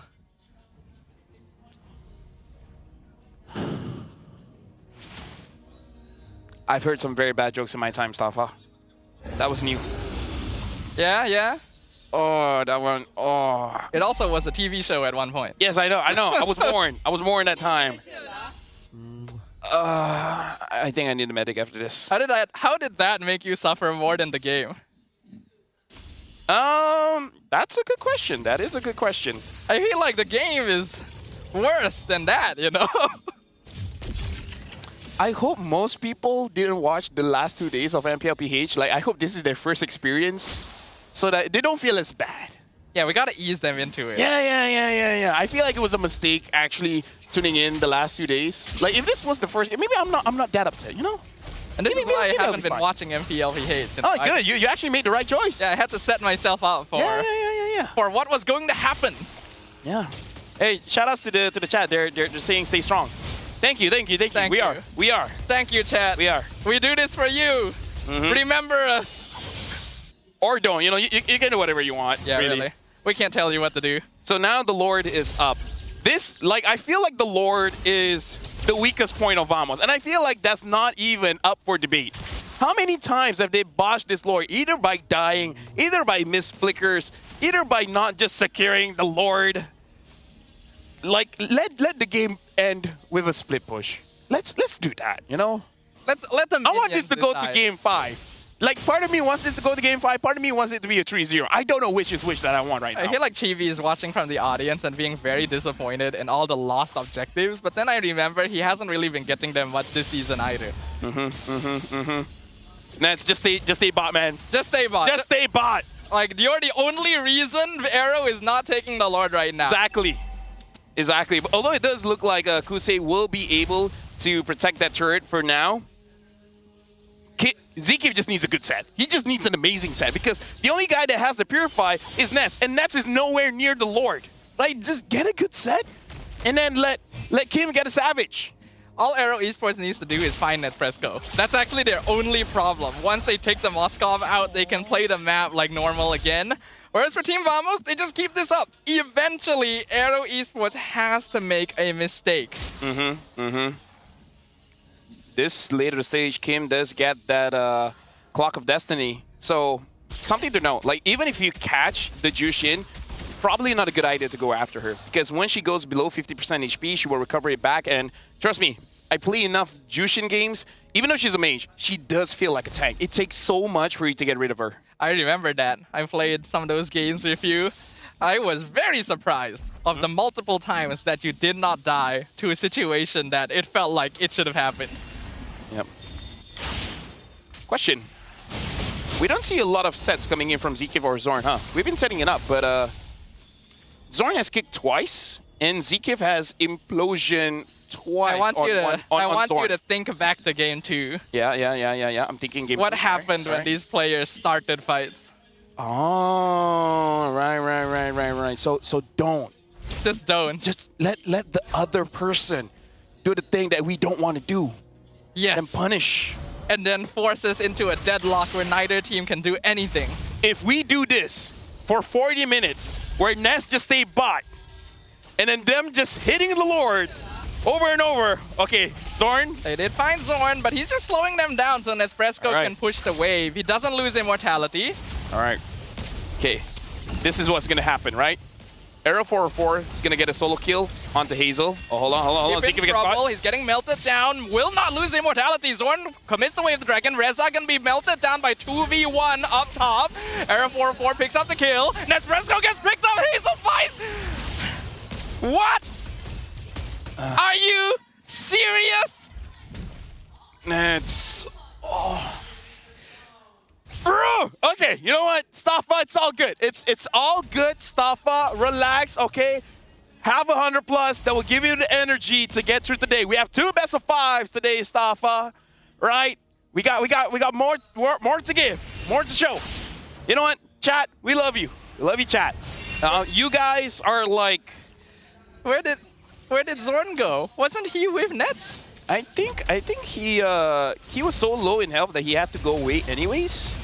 So okay, well, Aero Esports found the one player I said they needed to find that allowed them to start working on the Lord. They do still have to be wary though. Zorn is on the flank, gonna be scouted. Oh, Zkiv goes for the flicker, implosion misses. Zorn able to escape it. And that means Aero Esports cannot continue. And now Nats has survived. Nats has come back to life. He will go to the bot lane. Or Staffa, do something crazy. Do something that you will not predict. Go top. You know, actually... Oh, no, he goes mid. He's not going bot. He's going mid. See, Staffa? See how the tides are changing now. Both Vamos and Arrow, they're reading each other out. They're moving the map with pizzazz. I don't want to read what they're reading, Lafel. It doesn't seem very interesting at this point. Looks like Arrow will still contest the Lord. The wave is pushing for them bottom, so Nespresso is going to take a little bit more time to actually melt it down. They don't know Zorn is back there. Hazle. Oh, nice. Oh, that was actually pretty cool. He was able to iframe out of the weighted dragon.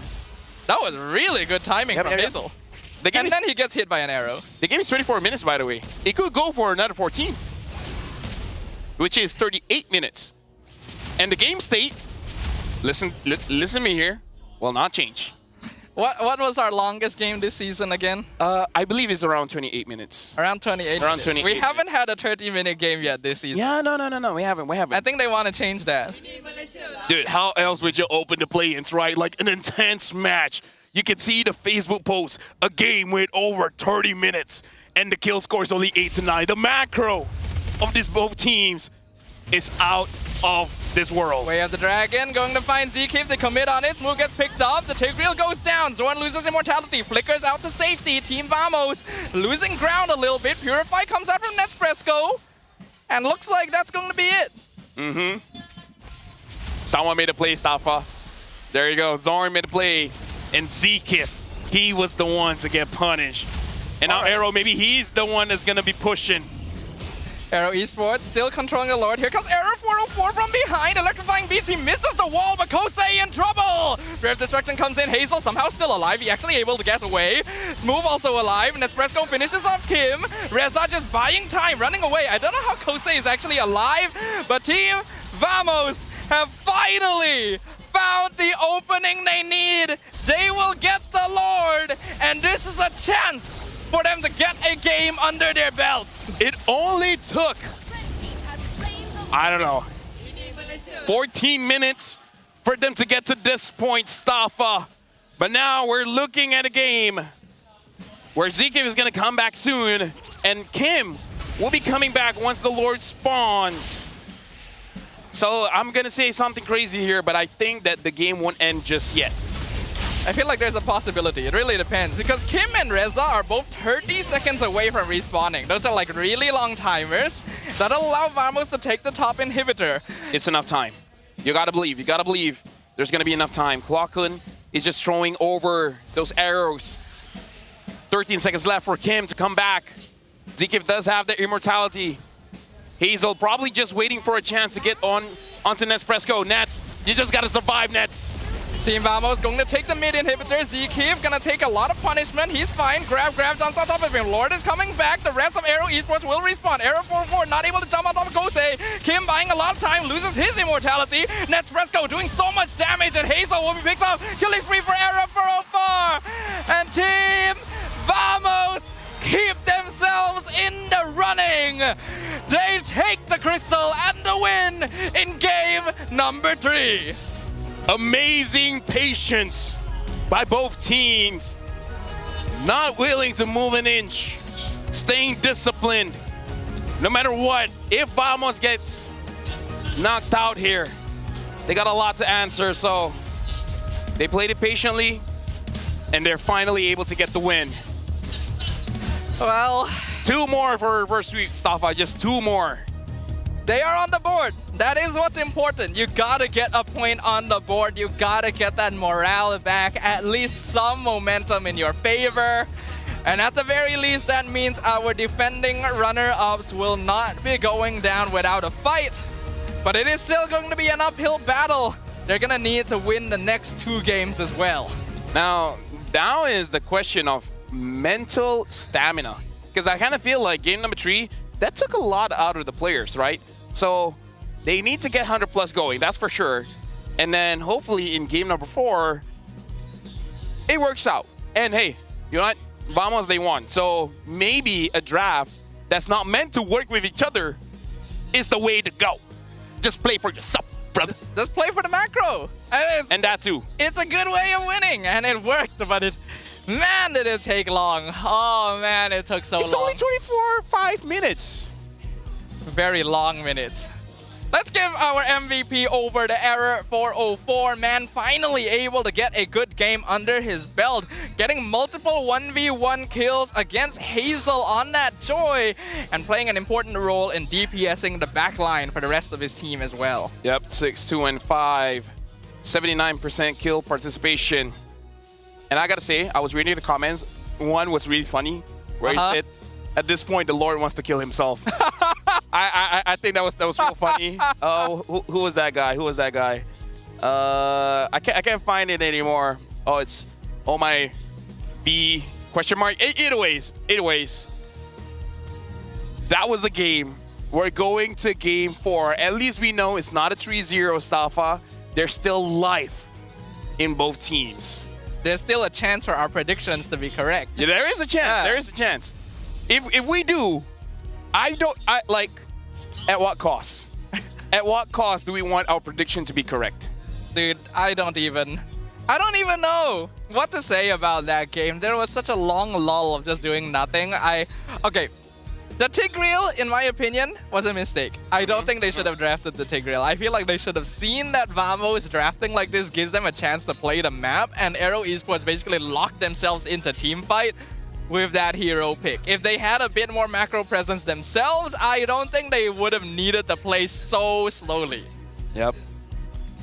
26 minutes. Oh, I was surprised. It was going over to 27 minutes, and I feel like just the thing here is that both roamers a little bit inactive, right? Because even Zeke, I feel like most of those assists actually came from the blade armor, right? Like when they hit him, hit them back, and then that's where he is generating a lot of it. We got to be real here, though, Stafa. Both teams, they want to go to MSE, right? Yes. If they play like this, I feel like they will get punished so hard because Nets Presco as well, 2-1 and 6. This is not the kind of kill score you want from a Moskov, right? Like the way that he plays, like sure, you're playing the macro, but at one point, you kind of want him to get a lot of kills. Like this entire setup gives Nespresso so much space and time. Literally all the time and space in the world for him to play around. And yet somehow he is not effectively outpacing Kosei in farm. He's not getting enough of a lead for his team. And he's not even actually doing all that much in the team fights. In fact, he's even being picked off on his own. So yeah, like a lot needs to be worked on here. It's sad because honestly, like even Hazle wasn't that great this game. He was good game 1, right? Game 2, like he had help with the Matilda, and then game 3, like I feel like the consistent one in this matchup is Kim, a bit of Claw Kun. Yeah, the mids are doing good. The mids are good. The mids are doing good. That's what we want to see. Mid laners play an important role too. I feel like they don't get enough love, all things considered. But in this game, they really did a lot. And man, I'm tired, Lafel. It's the start of this stuff. Relax. We got this. We got 100 plus stuff. Relax. Chill. We got this. 100 plus is the only thing keeping me going right now. Next game ends in 7 minutes. Right? Look. Let's be grateful that there's no pauses. That's true, right? That's true. Yeah. See the bright things. We gotta look on the bright side. Exactly. We gotta see the good points. Yes, there you go. Look at the damage here, right? Kusei did a lot, 84,000. Klokun did a lot, 88,000. But to be fair, it's probably just his traps, right? He put his traps everywhere. People land on him and then they die. Well, not die. Take damage. And that's even with us saying like he's not participating a lot. He still did okay damage. He did 76,000 damage, but it's 26 minutes. At that point, someone should be doing 140,000 damage. Okay, that's it. That's the only rage I'm gonna. That's because they're not interacting. They are playing their own game on their own halves of the map. I feel like I was watching a board game because they were basically taking turns and not really doing a lot with it. But Nespresso does still end up being the rich guy. We have Klokun as the carry, and then we have Zkeef as the sandbag and the best wingman.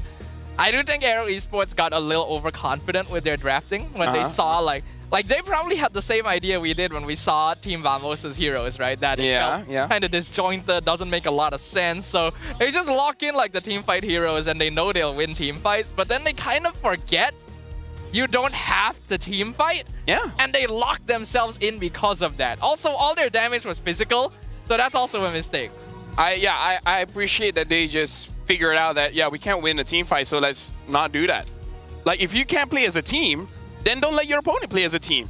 Isn't that what Sun Tzu told us? If you can't win a 5v5, then play the side lanes. That's the art of war. Yeah, thank you, Sun Tzu. I'm sure he said that. Him or someone Stalin. said that. I don't know. If you can't win the 5v5, go to the side lanes. One of them said that, probably. One of them said that. At some point, you know, in some war zone in history, there was a map with 2 side lanes and a mid lane. And some leader out there said what you just said. That's why we can say we're correct, because history proves us right. Yep. Looking at the highlights here, it's unfortunate we do see a lot of mistakes coming in from both teams. Maybe for Aero, their real problem is that they couldn't initiate anything. Like you said, it's probably just Tiger, right? So maybe just change that one, and then they're all good. Because if Zkeef doesn't make a play, no one else really wants to make a play. And you can really brush that up to what Coach Bam teaches them. Unless your position 5 sets something up, no one else should do anything unless the opponent makes a mistake. But how can the opponents make us a mistake if the opponent doesn't do anything, right? So maybe that's the art of war, Stafa. If we do something, we lose. So do nothing at all. Be like water. It's so ridiculous. It's so ridiculous because that is actually what is winning games this series. I'm gonna play like that on rank. I'm not gonna do anything. Eventually, I'll win. Aero Esports won game 1 by playing it safe and doing nothing. Now Team Vamos won game 3 by doing nothing. In a way, of course, you know, we're being like extreme with the metaphor, but you guys get what we mean. We know you guys understand this. Thank you. Shoutouts to world leaders. Anyways, let's talk about MWI. Right? MWI, if you guys are close, you know, in the Riyadh area, you guys can come in for free because it's free for everyone. Guys, girls, I don't think you can bring in pets, but we gotta check on that. Don't miss your chance to witness the pinnacle of women esports live, a celebration of skill, passion, and progress. Join us and be part of history. Shoutouts to Arya. She's playing for North America. Gaming Gladiators. Yeah, so what that means Nicolette and Ashley. I don't know, actually. Nicolette is amazing. Nicolette is amazing. I don't actually have that much information on it. I should check it out as well, just like you guys. And what this means is that if you guys grab tickets to go watch MSC, you can also go watch MWI for free. It's a 2-in-1 deal. And of course, the Malaysian squad as well. Yeah. Like, shout out to them, but Arya, you know, family, have to shout her out first here. It is what it is. Are you ready for game 4, Stava? Yeah! No. I'm gonna read the comments just a little bit. I am not ready. Help me, chat. Chat, help me. Help us. Yeah, I'm reading. We need emotional support. Like, some of the things that they say, I do agree, but we cannot say it on broadcast. But keep trying, guys. Maybe you guys will say something that we can say on broadcast. What needs to be done? I feel like Aero should win game number 4. Logically speaking, yes.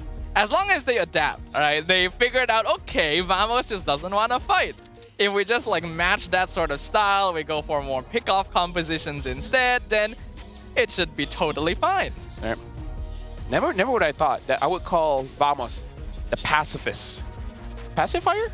Pacifista? Pacifist is correct. Pacifist was correct? Yes. Yeah. In One Piece, it would be a pacifista, but usually they're the... They're not very pacifist. The aggro one, right? They're the one that will start a fight for no reason. Now, they're pacifists because if they eliminate all their enemies, then there's no more violence. Wait, what? They're pacifists because if they eliminate all their enemies, there's no more violence. That sounds like a screwed up way to justify doing bad things. Are you okay? No, I'm pretty sure that's actually what it is. I wouldn't be surprised if that's what it is. Oh, okay. Interesting. Just in case. Because you gotta pacify people. Therefore, pacifista. Alright. Just in case, go get a therapist, you know? They might be able to help you out. Yeah. There you go. I'm gonna need one after this. Ooh, yes. But we have one more best of 5 after this, Tafa. So hold on that. Keep the number around, though. 1 minute left until we start the draft. And it does look like Aero will be first pick on blue side.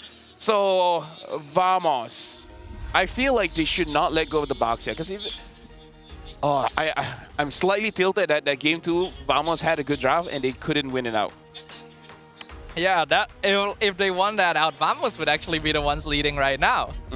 They wouldn't be in this position, but we will see, right? Because if a team is able to make it through the play-ins, they need to be able to escape from this sort of situation. Safa, let me tell you this, okay? All right. And then just react. Just react. Okay, sure. Whoever wins this one will be going up against SRG OG after this. How do you think SRG OG feels watching this series? I would say they don't really need to prepare much, but it's SRG, so they're gonna do it anyway. They're gonna over-prepare. Yes. To the point where I think even the opponent's like, bro, give us a break, right? But either ways, draft will be starting very, very soon here. A few seconds in. And at this point, Vamos win condition. It's really about drafting in a way that everyone can do something. Like protect yourself, essentially. Like, everyone needs a dash. Everyone needs some kind of iframes. And first pick Joy? First pick Joy coming in from Aero. Really? Yep. Okay, so Vamos banned out the Fanny, the Boxy, as well as the Kalia. Aero banned out the Phobius, the Chip, and the Harif.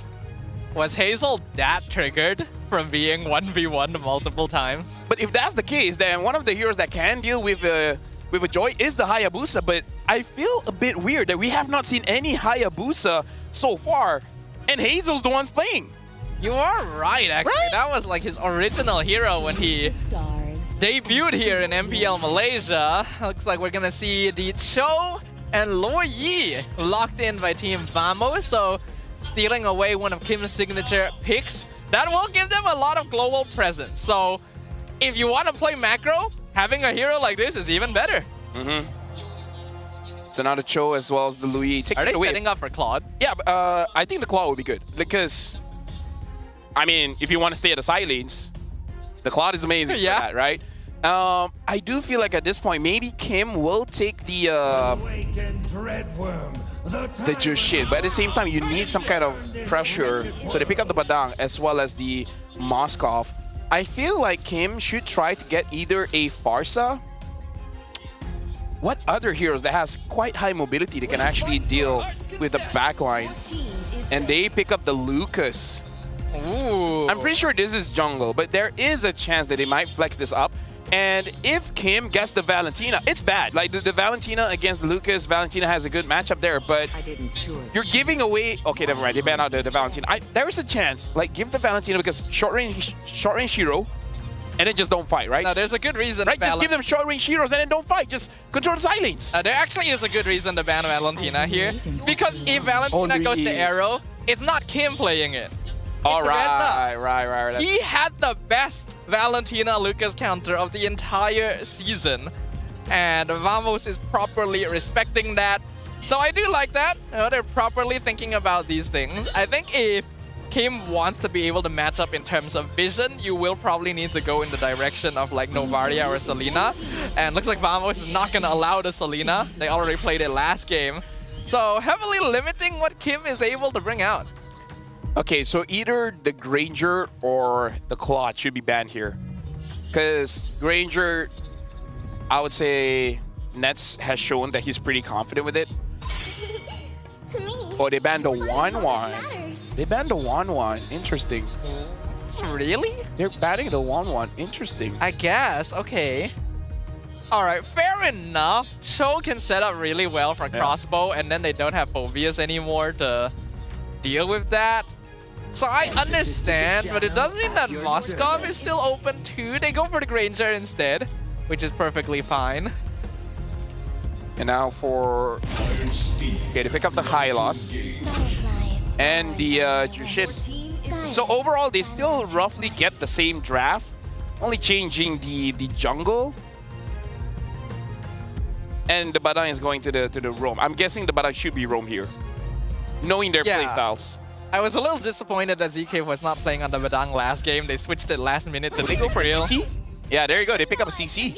The CC is going to be pretty good here. Like, not only does it win the lane against the Hylos, but if you're lucky, you can actually tie the Joy with anyone. Say, even the Jushin, and then Hazle will be easy pickings for this Lucas. Like, just tie people up and then let Lucas set free. I actually really like Vamos' draft. I do as well. This is a good draft. So they might lose. Yeah, which means they're probably going to lose. I don't know anymore. Let's just keep our minds open for this one, right? If Vamos is able to take another victory, then we will be able to follow in the footsteps of MPL PH to go to a full 5 games. But Arrow Esports, let's see if they've adapted. Let's see if they've just adjusted to the mistakes they made in game number 3. And let's just enter the land of Dawn with an open mind, because I don't have the energy to do otherwise. Hey, no, it's okay. Like, if they go to 5 games, then we can tell people, like, hey, we're the same as MPL Philippines. We go all 5 games. Don't watch the game, but we go all 5 games. Yeah, and our teams are really disciplined, you know? They don't actually do anything. No, stop. They're very disciplined. Stop there. Okay, stop off. As a caster, know when to stop. Speaking of which, Zorn tried to interrupt Hazle. Hazle still gets the buff away. Looking at the lanes here, Nets is already moving up a little bit more compared to the previous game. Zorn already coming in, but just to let him know, like, hey, I'm here, part of the game. Letting you know. Oh, is this real? Is he actually using the common emblem? Zorn? Huh. Is he actually using the common emblem? It looks like it. It should be a tank emblem. I hope that's a API error, but... Huh. That would be very interesting if it actually is common emblem. It means that he'll generally want to hang out in lanes a little bit more to get extra regen. But if it works, it means that he can stay on the map a lot longer than you'd expect. Yep. Staying on the map for a long time is good for Zorn. Ouch, Kim taking a big beating from Error 404 right at level 4 as well. Yeah, and that actually enables Vamos to actually freeze the wave closer to their side of the map. So this is just them trying to deny Kim a little bit of farm. So I think that's pretty good. And looking at this, look, the minions are dying. So Kim is going to be losing the farm here. So Vamos actually has priority over the turtle. In terms of execution, Vamos is actually doing this quite well. If they keep this up and then they avoid the Lord, they might win this one, Staffa. You might be speaking a little early, but yeah, I can see it. You know? I can hope. We can hope. We can hope. Zorn now in trouble. Hazle looking for it. Nice flicker. Avoids the rest of the electrifying beats here. Smooth though. Punishing Reza pretty hard in the EXP lane. Nance going up against Kusei again. Looking at the turtle pit here. Smooth does have level 4. He has that curtain call. So the moment Hazle jumps in, he should use that curtain call and then Vamos can do something with it. And if he doesn't, then Hazle should clean house. Or just don't fight for the turtle. That is okay too. That is a possibility. I feel like Aero Esports are in a position where they don't really need to bother contesting neutrals as hard as before, because their goal is to just funnel farm into Hazle and Kosei. They don't have a lot of early game presence comparatively. Yep, Smooth has to get out of there, but oh, he got caught! Correct. ZK finds the flank, sets it up. Glorious Pathway comes out as well. Sacred Beast gonna be popped down. Beast Bomb doing a lot of damage. Hazle picks up the first blood. Clockhoon secures the turtle. Hazle with a double kill. Aero Esports are so low, and they'll finally find ZK, but it is a 2-for-2 trade, and Aero come out on top. Who needs a retribution when you have mid laners, man? Kim got a Lord. Clockhoon got the turtle. You know what? Retribution is a good farming tool, man. You gotta let those mid laners secure the neutral objectives. I'm not even making fun of it. I'm actually being serious. Just let your mid do their thing. It does seem that way. I remember like a few seasons ago when mid laners were just stealing Lords left and right. Hazle actually retreat Zorn there instead of the crab, so that's a bit unfortunate. Right now, Hazle is 2-0 though. Wave the dragon kick, ZK. Zorn kind of stuck outside. Lantern picks him up, gives the kill to Kosei. Yep. Overall, it's okay as long as you don't give up too much. Right now, looking at the KDA, Error is 0-1 and 2. And then looking at Hazle, I believe he's 2-0 and 1. Yes, 2-0 and 1. So the goal should be a little bit more for Hazle. Error 404, all he really needs is just a Hunter Strike, and then from there he can start to snowball. When it comes to Hazle, I would say earlier in the game, it's really just about isolating someone. Later when you have 2 items, the Holy Crystal as well, then you can start to force out the fights a little bit more. Yeah, I think Hazle actually does have a surprising amount of space to play this game though. The only real source of reliable lockdown from Vamos is going to be Way of the Dragon and maybe Curtain Call. Otherwise, if Hazle times his entry correctly, he can quite easily threaten. Sacred Beast comes out, Error 4-4 trying to engage. Zorn gonna be pushed back, Diversion comes in, Clockhood gonna send Smooth into the backline. Kosei able to jump back into the tower. ZK finds kill, Kim gonna secure it on Zorn. ZK dashes away, gets the shield, he survives! And now Smooth is stuck between 4 members. The Vengeance cannot save him! Team Vamos overstepped their boundaries. I kind of feel like that fight was not really properly planned out because it was quite choppy. You see, members of Vamos going in and out, but they're not moving in sync. And in terms of targeting, they're not targeting the same people. So Vamos, they're starting to try to play like a team, and maybe that's not their win condition. It's so weird that our advice to a team is to not play like a team, but yeah, Team Vamos gets a little bit messy when they try to go for these 5v5 dives. Yeah. I feel like try to use an advantage where you can actually try to catch people off guard and maybe do that.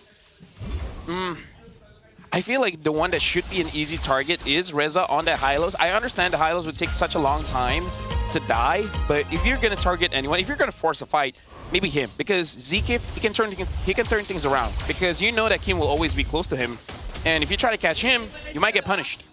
Yeah, that is always a possibility. And like you already pointed out, Kim is actually surprisingly bulky for a mage as well. So Team Vamos needs to pick their fights wisely.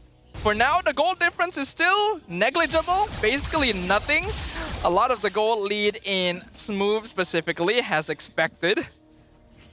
Yep. Other than that, honestly, right now, for both Arrow and Vamos,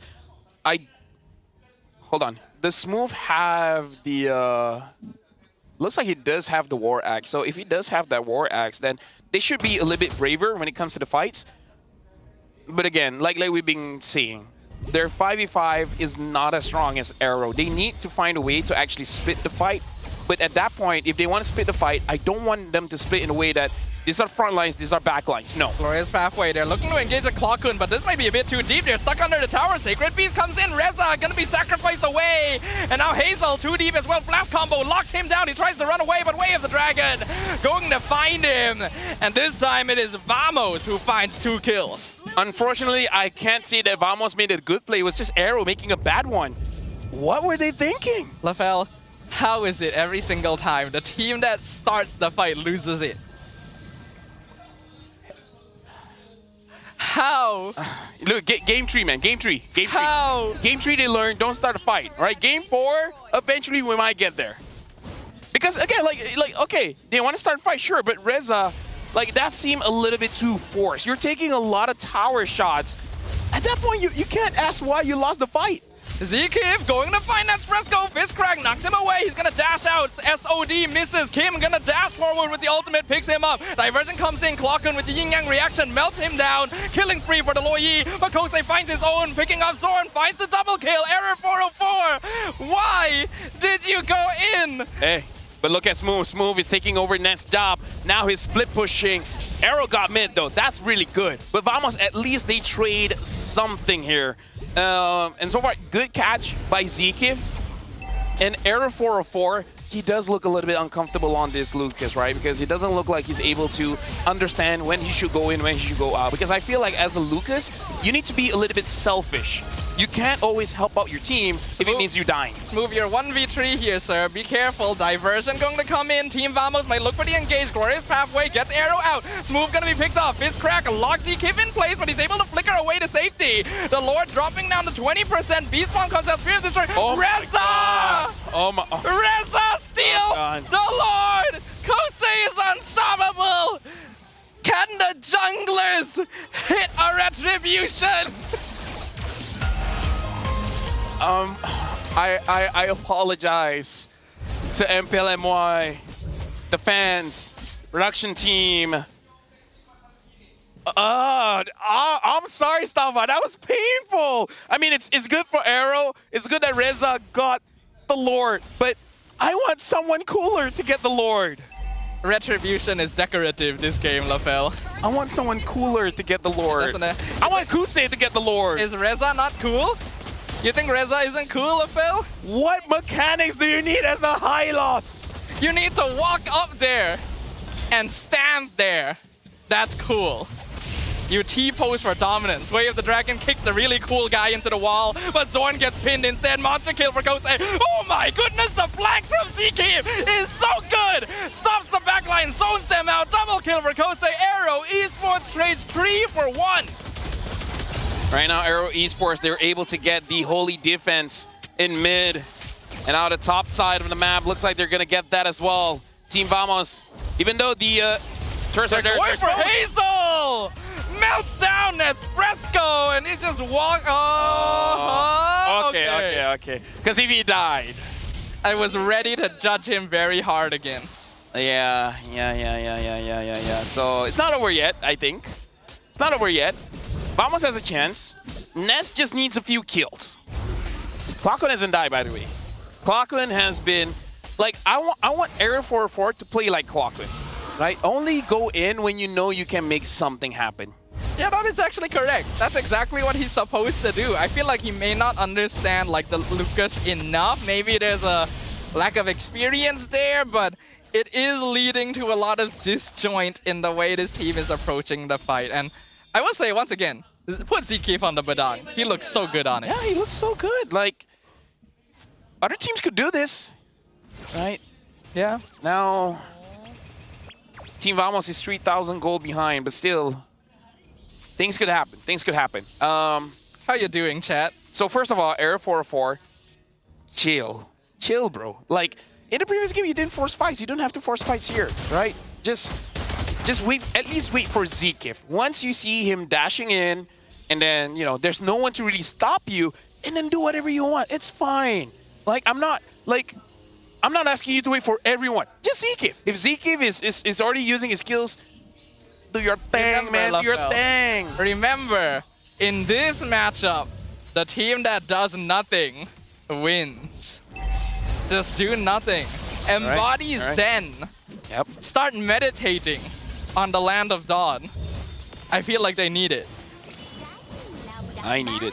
Anyways, the Lord looks like it's gonna have this dance again. The Lord, I gotta say, is having a lot of cardio done today, moving back and forth, back and forth, back and forth. The Lord is a victim of all this. You gotta respect. I would like to apologize to the Lord.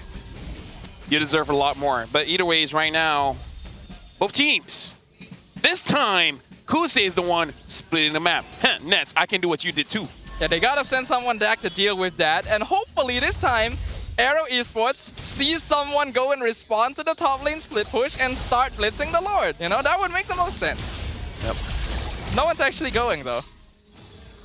Hey, reset again. Eventually. Clockon is probably just waiting for a very good diversion, right? Think about that, Staffa. I know, don't do anything. Yes, but diversion though, that could do something. Gonna start by punching Smooth down. The lift up on Zorn. Glorious Pathway comes out. Vengeance popped on Smooth. Spirit of Destruction connects with Error 404. Gets the pin against the wall. He has to use the Sacred Beast just to escape. Beast Bomb. Melts down Reza, but Kim is the one that gets sacrificed instead. Clockun looking for a diversion. He's gonna go to the opposite side of the Lord. Arrow Esports actually... Even Error, like, he has no HP. Like, he has to be careful. He has to... Okay, you know what? Not gonna question it. It's fine. And now he TP's back home. So now the Lord is resetted. That was one of the most nothing happened diversions I've ever seen. I guess that's what the name of the game is, right? Do nothing. It wins you games, guys. Zorn is nearly dying because he tried to do something. Don't be like Zorn, guys. Do nothing. Smooth is flanking for the side. Is that a bad idea? It is a bad idea because he's dead. Legendary for Kose. And now without the CC, there's not a lot of crowd control that can really stop Hazle. I mean... You can say that without the CC, they lack CC. Staffa, don't test my patience. I have to do this, Lafel. I have to keep my sanity somehow. Okay, all right. We're gonna have a bit of a break after this, all right. But yeah, I was about to say, without the CC there, no one is there to lock down Hazle. But at the same time, that really hasn't been a problem this match. Yeah. Really hasn't been a problem at all for this game, so. Hold on, Staffa, okay? This might be the final match. We need your energy. Okay. We need to shout when someone wins. Give me a moment. I need to meditate. All right, that's all the moment you can get. Because right now, looking at the goal here, 12,000. Oh, conceal. Jose is 1v2. 1v3, and he's alive. Okay, they finally get the shutdown, but they caused the diversion, and they already get their base pushed in. The top inhibitor is gone. Fresco's still alive, doing a good amount of damage. Revitalized, keeping Arrow Esports topped up. Actually, a pretty solid defense from Team Vamos. Yep. Honestly, very good TP. Able to get Kuse there. And I believe that's a big shutdown gold as well. 50 minutes in, looking at the items, you can't see that well, but I kind of feel like everyone from Vamos already has their key items. To the point where I feel like even Arrow 404 does have that Winter Crown. So he can get out of a very sticky situation. All right, let's see if this is also sticky for Zorn. He's getting picked up. Looks like it's fine. There's really no need to fight right now. There is no Lord to contest on the map. I mean, just because there's nothing to contest on the map, Staffa, doesn't mean that you can't do nothing, right? No, Lafel, you must do nothing. All right. Either way, doesn't matter, Staffa, okay? The game continues. We're 50 minutes in. The previous one was only 26 minutes, right? Rookie numbers. Yeah, that wasn't long enough. We can do more. We need to beat the regular fans. season record. People are here, all right, watching in the stadium. So now with 3,000 goal lead, and it looks like Nespresso even having that War Axe, really looking to sustain as much as he can in a team fight, which I believe is a very good idea, very, very good idea. And at this point, like not even joking, Zorn really doesn't have to do anything. Wait for Reza or Hazel to overextend, and then kick him. Because I've never seen a player that doesn't like that likes getting kicked. Yeah, I don't think anyone really likes getting kicked. Zorn gonna get found. Fizcrack connects with him. Here comes Hazel. Gonna melt down the immortality. Glorious pathway slows down the rest of the team. Mama, Zorn is already gone. Fifth Destruction connects with Nets, but he's able to dash away. Wind of Nature cancels out the flash combo. Kose eats the beast bomb, but he is still very, very healthy. Zorn, the only kill of the fight. I feel like that is okay. Right? Like, if you lose anyone, you're losing Zorn. Okay, actually, never mind. The Lord is up. Maybe not the best, but if Arrow's not going to take this Lord anyways, then it's okay. Then it's all right. I don't think Arrow 404 has unleashed the beast. It looks like Arrow will be getting this Lord for free, so it's going to be a tough defense for Vamos. That means the jungler actually gets the Lord for once, Lafel. It's an improvement. It's good. Right? Wait, Hazel got the... Yeah, Hazel got the Lord. And he didn't even use Retribution. Yeah. Oh my. Maybe Retribution is a scam, Lafel. It's overrated. Maybe you don't need Retribution. Let's bring back... What's that one? What's the teleport one? Arrival. Arrival. Let's bring back Arrival, man. Yeah, because like Arrival will make sure you're able to join every Lord fight. You don't need Retri. Just bring Execute and use it on the Lord. Yeah, Execute. Let's put Execute. Execute sounds nice. Sounds nice. Yep.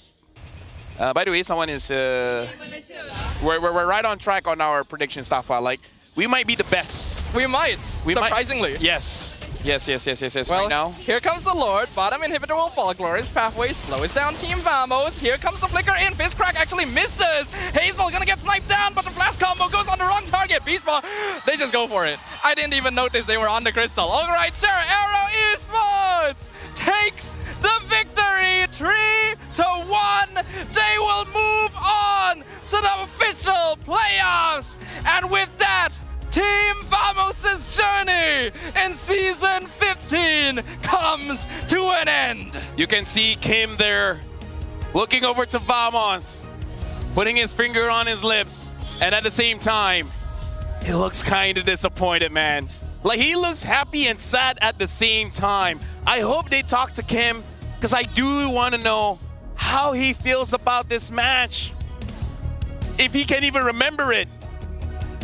Were we casting a match just now? Hey, don't be that guy, Stafa. Don't be that guy. Arrow Esports is moving forward to face against SRG OG, and Vamos goes home. So the real question is, who really won? Man, I feel like this is one of the first times I actually predicted something correctly. But let's take a break here, right? This is a momentous occasion. We'll let Rose take over on stage. Unfortunately, Team Vamos punya perjalanan untuk MPL Malaysia musim ke-15 akan terhenti di sini. But before that, ladies and gentlemen, let us give them a warm round of applause. You guys did an amazing job. Tapi sebelum Rose tanya kata-kata terakhir atas pentas, actually Rose nak tahu sebagai first runner-up last season, and of course, pasukan yang dapat wakil Malaysia di M6 World Stage. In your opinion, siapakah yang akan bawa nama Malaysia ke MSC? Dua pasukan. Prediction saya rasanya Aero dengan SRG kot. Alright. And of course, Zorn, since you tengah pegang mic sekarang ni, apa yang kata-kata terakhir Zorn di atas pentas untuk musim ini? Alright guys, kita orang semua daripada pihak Vamos, tim Vamos sendiri minta maaf atas kita orang punya performance yang agak teruk lah. Boleh katakan kita orang punya performance di season memang betul-betul macam tak korang jangkakan lah. By the way, bukan sekadar kita orang punya performance, tapi kita boleh nampak yang MPL Malaysia sekarang makin lama makin ada improvement. Kita tengok tiba-tiba Aero boleh bagi saingan yang betul. Diorang kuat guys. So hakikatnya kita orang akan terus cuba memperbaiki kita orang punya kesilapan lah. Terima kasih kepada korang semua fans yang menyokong kita orang. Kita orang keluar dulu. Ini adalah satu momen yang penuh dengan emosi. But before that, I would like to give you guys the opportunity for your final bow. In 3, 2, 1. Ladies and gentlemen, sekali lagi ini adalah Team Vamos. Terima kasih. And of course, pasukan yang akan teruskan perjalanan mereka untuk menjumpa Selangor Red Giants OG Esports esok. Give it up for Aero Esports. Congratulations. Okay, Kim. I rasa Rose nak start dengan Kim ah. Kim, selepas kemenangan yang kita boleh dikirakan sangat-sangat besar actually sebab dorang adalah first runner up untuk musim lepas.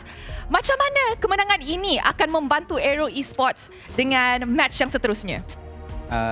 Untuk match ni kita orang kita punya confidence sebenarnya sebab kita orang expect kita menang. So kita orang prepare untuk SRJ esok ah. Adakah kemenangan 3-1 ini adalah satu benda yang Aero Esports actually expected ataupun you rasa 3-2 memang tough game? Kita orang expect memang tough game lah. Tapi saya expect Chibi yang main. So ya, sebab Chibi kan ada experience dekat playoff. So ya, tak apalah, Error pun mungkin dapat experience untuk season ni. Okay, Hazle. Hazle. Now, perlawanan ini you ketemu Error 404. Mungkin as a young player yourself, apa nasihat yang you boleh bagi dekat Error 404? Because like what Kim cakap lah kan, Error 404 ni he's still young. Dia pun tengah juggle studies and of course playing as well. Apa nasihat yang you boleh bagi? Tetap rehat sih, jangan pernah puas karena dia juga masih muda kan. Masih banyak hal yang bisa dilakukan dan dia aku lihat berpotensi. Boleh nampak potential. Okay, apa perasaan you selepas menang game ni? You rasa dah ready ke untuk SRG esok? Ready. Alright, by the way, congratulations on your graduation. Congratulations on your graduation also. Thank you. Was it fun? Yeah, fun. Guys, a round of applause. Member dah graduate, good. Tengok, dia balance study and work. That's very, very good. Okay, now mungkin Rose boleh tanya Zikif kot. Okay, now Zikif. Rose dah tanya Kim dengan Hazle tentang match up dengan SRG OG esok. Tapi kalau let's recall back lah kan, dekat regular season, Aero Esports je yang pasukan yang berjaya mendapatkan satu mata daripada defending champions kita. And itu pun Hazle baru 1 hari main lah kan. So, untuk esok pula, you rasa apa yang akan jadi outcome-nya? Esok mungkin kita orang akan bagi saingan terbaik ah. Mungkin kalau rezeki kita orang, mungkin kita orang menang, tapi kita orang confident untuk lawan SRJ esok. Okay, and also ramai orang ataupun ramai tim yang kata actually Aero ini adalah satu contender yang besar untuk mendapatkan satu lagi tiket ke MSC. You rasa ni bagi korang punya semangat membakar ke? Sebab sebelum ni kita orang kena pandang rendah dengan tim-tim lain dekat early season. Tapi sekarang kita nak buktikan yang kita orang boleh compete juga dengan tim-tim yang kuat. I really like that. Alright, Stadium Juara, kita dah saksikan perlawanan yang sangat seru. Tapi mari kita tengok MVP perlawanan ini in 3, 2, 1. MVP jatuh kepada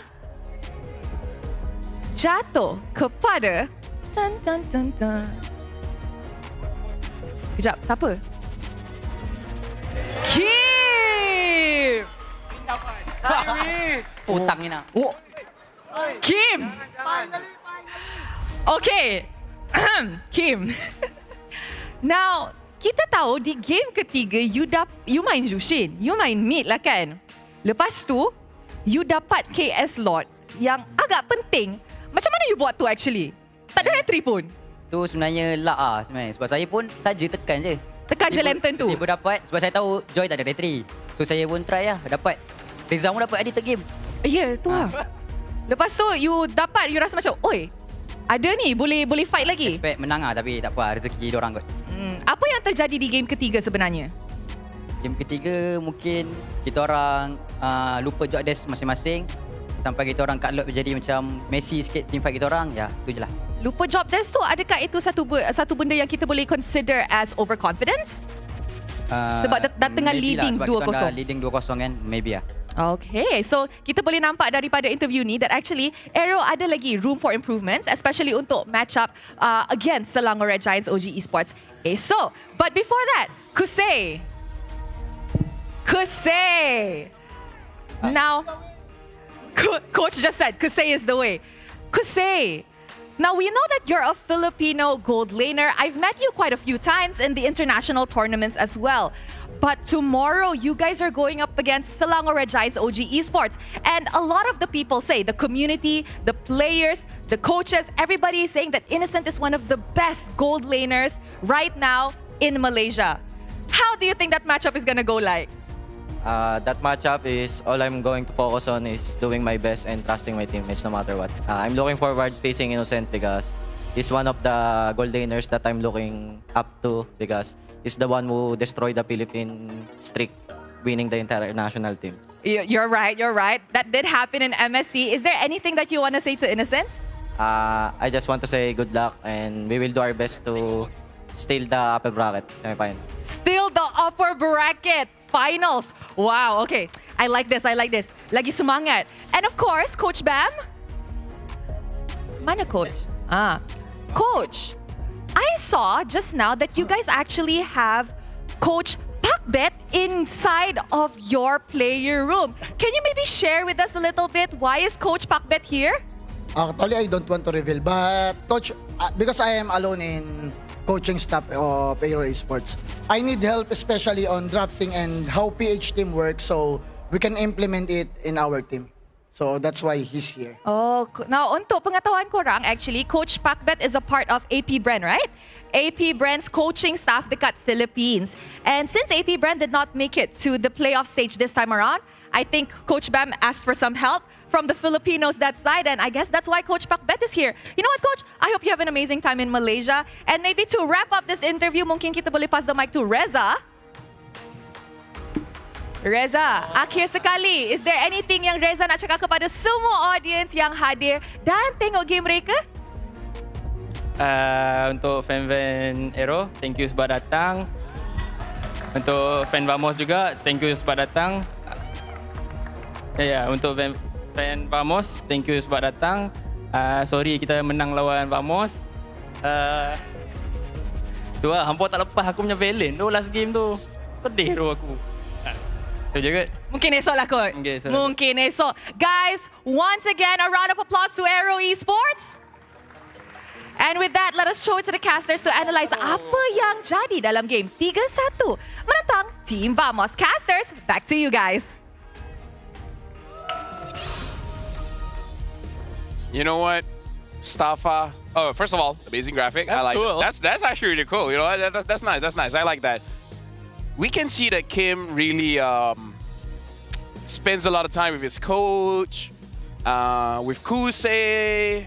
Yeah. Because he understands, even though he's here in Malaysia, but he has to understand the culture, the language of the Philippines. You know, Yeah. maybe a little bit of Indo, but he just showed that he's learned a few things, and shout outs to him and Pakbet. Yeah. And Coach Bam and Kusei. It's just like when Nespresso came over to Malaysia and learned the culture here, you know? It's the same thing, basically.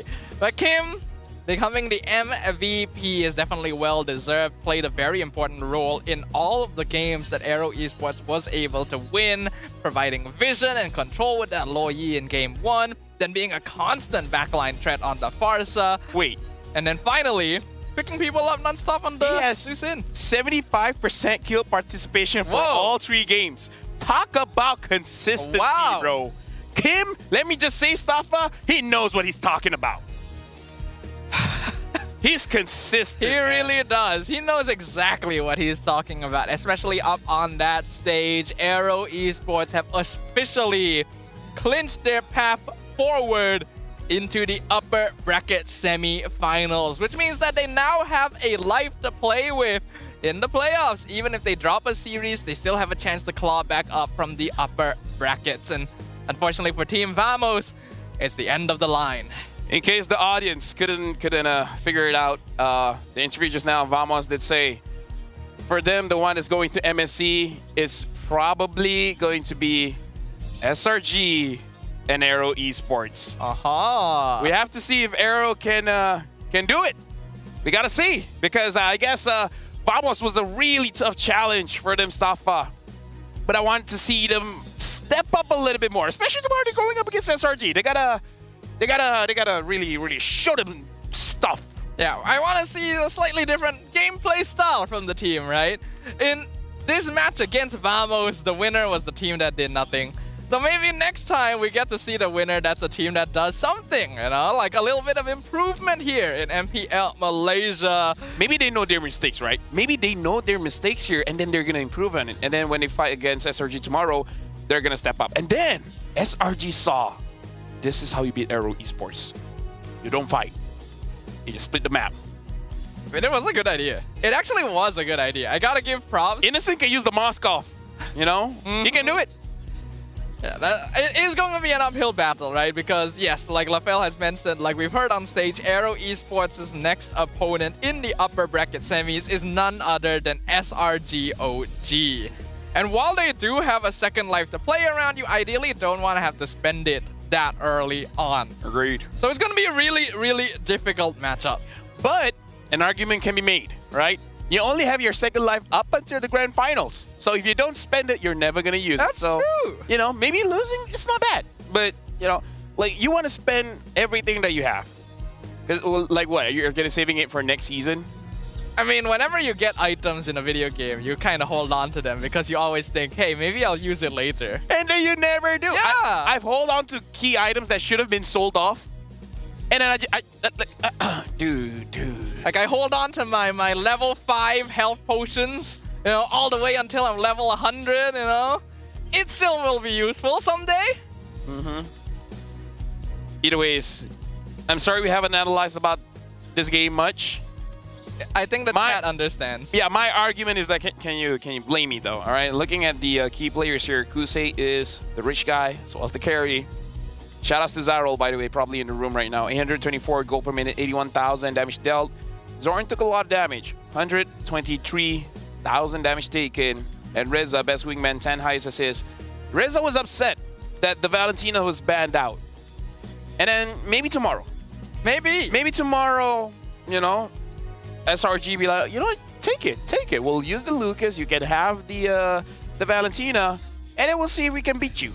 I feel like if any team is going to try and test that, it is going to be SRG OG. So the chances of seeing it tomorrow are actually on the higher side. But let us talk a little bit about what happened in this game. Team Vamos tried to come out the gate swinging. And honestly, they didn't have too bad of an early game start. But I do feel like they got a little bit too desperate to actually get that early lead.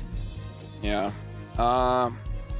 If we're being real here, I feel like Vamos needs a full reset for next season, because only they really know what's the problem here. Like, is it truly communication, right? Like, is that really the thing? Is it just them not trusting each other? Is the coach not you know, carrying the message of what the players are supposed to do and everyone's just confused? And then for Aero, they gotta clean this up, because Vamos and SRG OG, they're just a little bit different, you know, but different enough that SRG OG will not let you get away with these kind of mistakes. I think it all comes down to adaptation. It really is the key phrase of the entire league, I feel like. A team that wants to be able to stand on top of MPL MY or any other MPL for that matter needs to be flexible enough to change up their approach in the game based on what their opponents are doing. And I feel like I've seen that sorely lacking from Team Vamos this entire season. Although I do have to say, it's pretty interesting to see Potbet is here helping out Aero Esports. So they're like, this season, Aero Esports, they're really bolstering up their lineup, right? Taking in Hazle, and then now even having Potbet in behind, helping them out. So overall, I like that Aero Esports, they're taking this very, very seriously. And if you're going up against SRG OG, that's what you got to do. After this, though, will be another best of 5. It is going to be MV going up against DXS, and both teams, these are the teams that have the most 2-1s in regular season. So we might go full games, but I'm not predicting we're going full games. Arrow flies to the oops bracket where the final boss search waits. Okay, yeah, you keep catching me off guard with those. I was prepared for the oops. I was not prepared for the surg. But yes, Arrow is It's moving not even on. complete. It should be Surgo. Yeah, it should be Surgog. Yeah. Or maybe there's like a dot there, so it's Surgog. After this, DXO will be going up against MV, where winner will be going up against Homeboys. Loser will join Vamos, going home, but different homes. Vamos has their own Ideally. place. And do you hear MLBB? Do you hear a band? I did hear a band. I'm not sure if like the chat. Oh, okay. I know where it's from. All right. Come on, that's their show time. It's fine. Either way, Arrow moves on to the oops bracket, and they'll be meeting against SRG OG tomorrow. And then after this, we'll have another best of 5 to see which of these two teams move on to the other oops bracket versus Homeboys. Let me just say for chat, if you guys stay with us for the next match, you guys are amazing. But now we're gonna go for a rest. But for you guys, we gotta show the mic check. Let's see what they were saying inside the game. Wait, badang first. Badang first, bro. Extend join. Aman. Badang, bro. Aman, they don't have damage. Ah, didn't connect, bro. Boleh lock boleh lock. Look at this, Hazel. Nice one.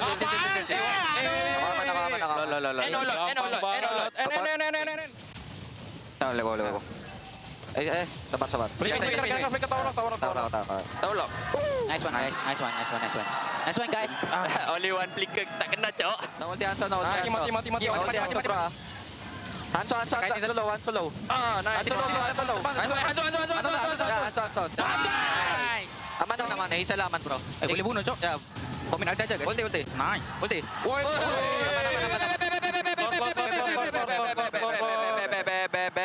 We must lock now. Lip, masuk lip. Dapat lo gerak guys. Baik. Fido. Balik guys. Ui, nice one guys. Aku. Tengok guys, bocil. Aku hati. Tak apa. Flicker fasa. Kiting guys. Kimi mati. Boleh enak. Nice one, boys. Nice. Sabar lagi satu game lagi. Load terus. Yang kau boleh naik. Ni tahu aku naik. Low ya, turun. Nice. Kata. Boleh datang ke? Boleh. Sini. Jom. Ulti. Nanti tiga dah. Dapat nih. Sabar nek. Look at Joy, aman say. Nice one. Boleh. Sabar. I can catch up. Gila. Nice one. Fokus. Nice job. Aman. Fokus. Ui. Baik gila, alhamdulillah ya Allah. Targeting. Dah ada ulti yang Zekif. Mati. Mas Spender tak ada flicker lagi tau. Mas Spender. Dah ni, aku ni dia ni. Dah boleh. Hero. Nice. Simi. Left to skin. I stun him. Nice. Tak break. Locking game. Aman. Nice one. Reset. Alhamdulillah. Alhamdulillah. Bawa. Keluar. Tengok. Zul, lu sama kau Zul. No, bos. Go. Tower. Lagi no second. Betul. Nice one. Mana? Lego Zul. Ya. Ah, dia spot flash dia. Kanan, bro. Ini Lui. Kanan, bro. Kanan. GG. Tujuh itu. Mati tak? Dia left. Oh, astagfirullah. That's right.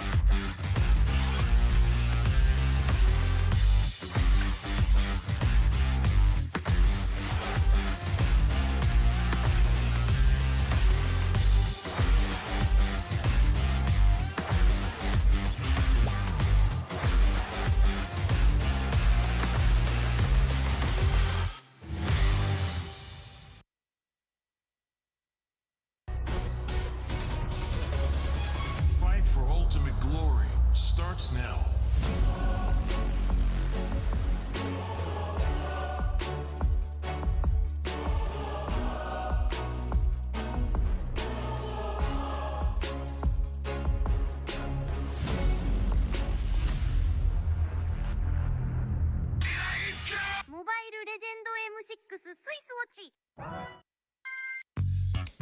Kerap menggaru kulit kepala disebabkan keluar mumur, masalahnya lebih mendalam. Gunalah Head and Shoulders menembusi 5 lapisan untuk membasmi keluar mumur dan kegatalan. Bebas keluar mumur sehingga 100%.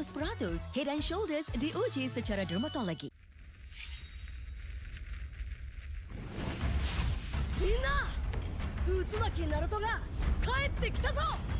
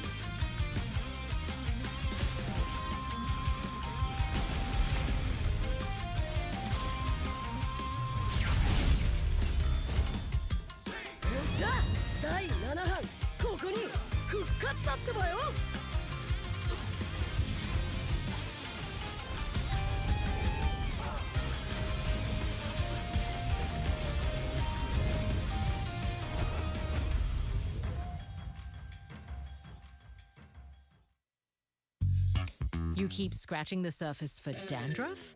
But the problem lies deeper. Use Head and Shoulders. It goes 5 layers deep to defeat dandruff and itch. Be up to 100% dandruff-free. Head and Shoulders, dermatologically tested. 見せてやるよ。車輪ガンの本当の力をな。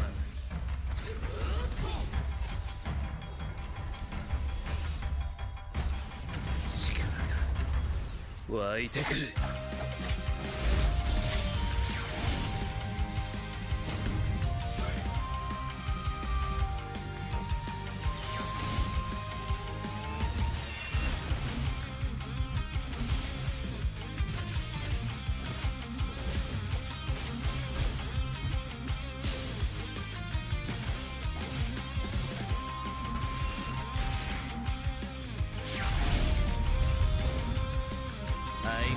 やかましい奴らだ。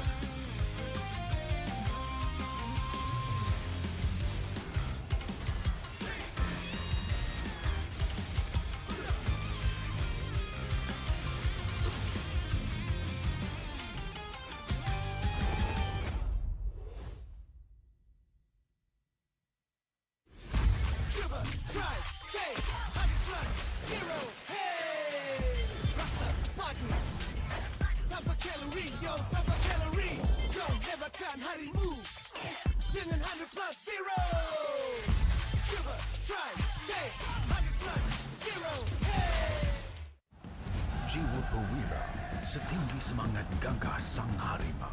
Medan bertarung walau di mana, kita berdiri sama perkasa. Biar lawangan kita bergema satu dunia. Perwira dan pertiwi, bangkitlah dan terus berjuang. Marilah kita bersorak, harapan pasti ada. Ayo Tim Mas, kita mara bersama. Kita semua Tim Mas.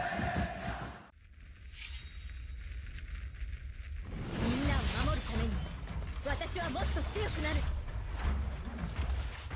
やっ！シャンナラ！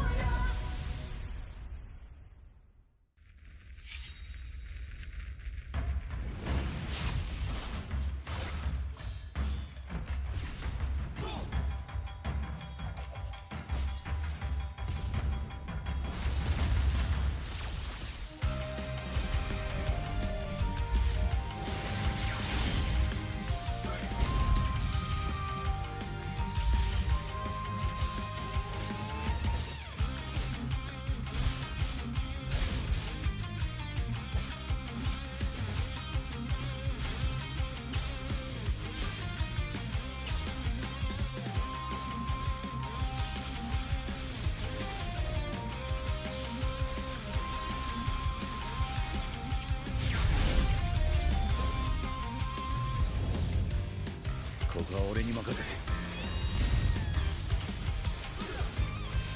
もらった4代目他を超える忍びはお前しかいないと俺はそう信じた。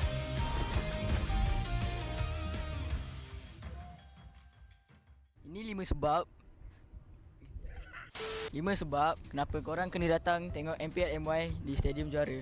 Pertama, korang dapat tengok kita orang main dan tim MPL lain main secara langsung. Kedua, boleh jumpa player depan-depan. Bruh.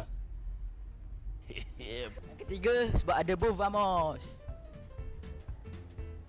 Keempat, tiket murah, RM10 je. Last sekali, yang penting sebab ada saya lah. Jom datang Stadium Juara setiap minggu untuk tonton semua tim MPL MY bertanding. And paling penting, jangan lupa beli tiket guys kat Ticket to You atau tekan link di bio. Jangan lupa follow MPL MY.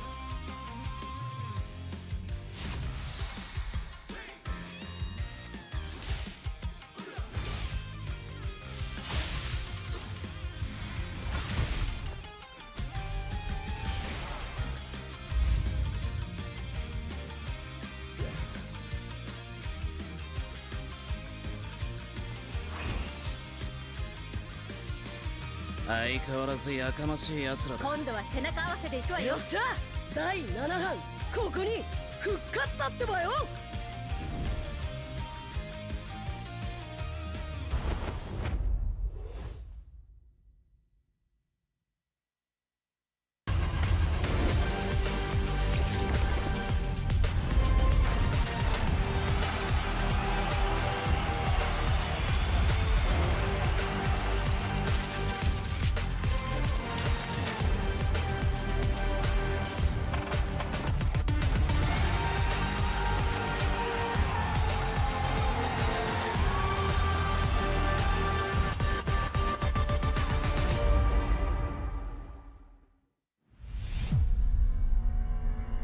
Trofi MPL Malaysia, dia adalah simbol untuk tunjuk kejayaan satu pasukan.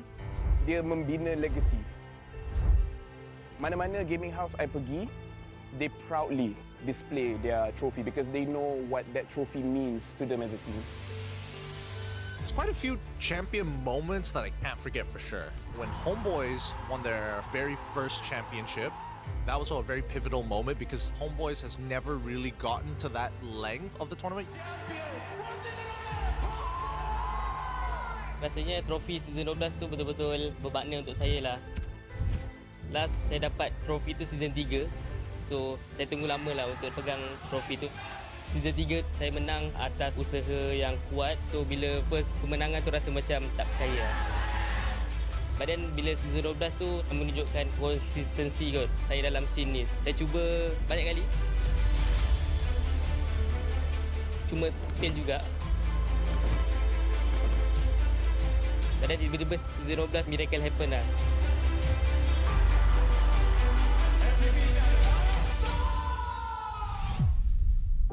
Season yang saya tak boleh lupakan is season 9 sebab itu first time saya champion.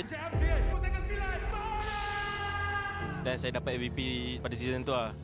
Masa Grand Final season 9, saya ada teman Momo sebab dia gunakan sniper. Tapi sekarang saya baru sedar yang kita orang dua tak communicate dan saya pun nervous jugalah. So yeah, sorry Momo. SRG did it so handedly as well. Haven't had like champions who've dominated that hard in quite some time. Time season 13 bermula, Maria from WTM datang interview saya dekat sekolah saya and saya ada cakap saya boleh kalahkan Chibi or being better than him, then it's just come true lah what I said.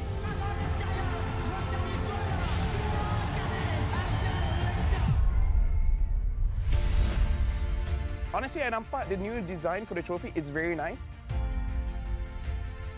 For me, trophy baru ni adalah signal kepada semua pasukan that kita kena tinggalkan cara yang lama and start bergerak dengan cara yang baru.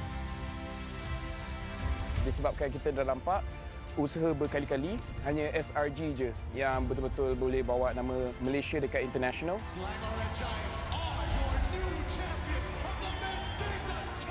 So pastikan you come very, very prepared. Hopefully dengan trofi baru, kita pun akan nampak banyak player baru ataupun organisation baru yang boleh step up and wakil Malaysia dekat international.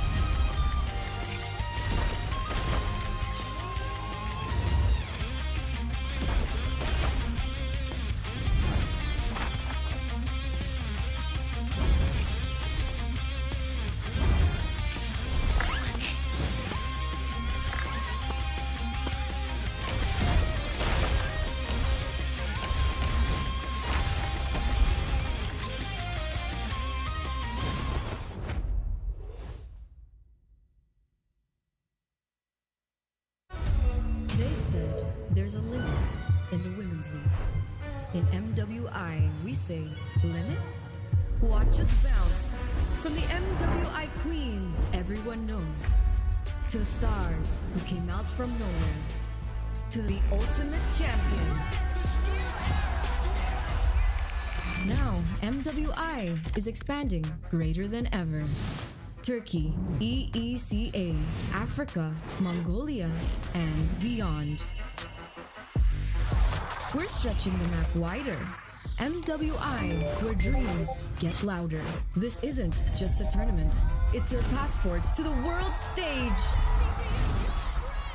A spotlight for women in the EWC.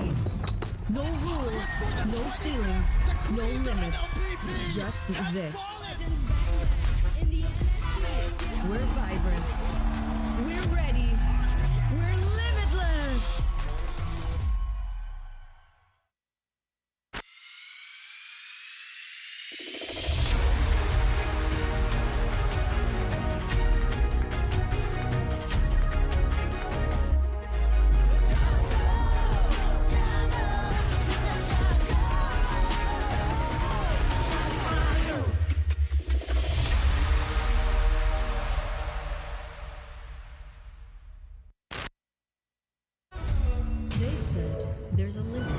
in the Women's League.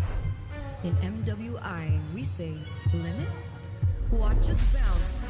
From the MWI queens everyone knows, to the stars who came out from nowhere, to the ultimate champions. Now, MWI is expanding greater than ever. Turkey, EECA, Africa, Mongolia, and beyond.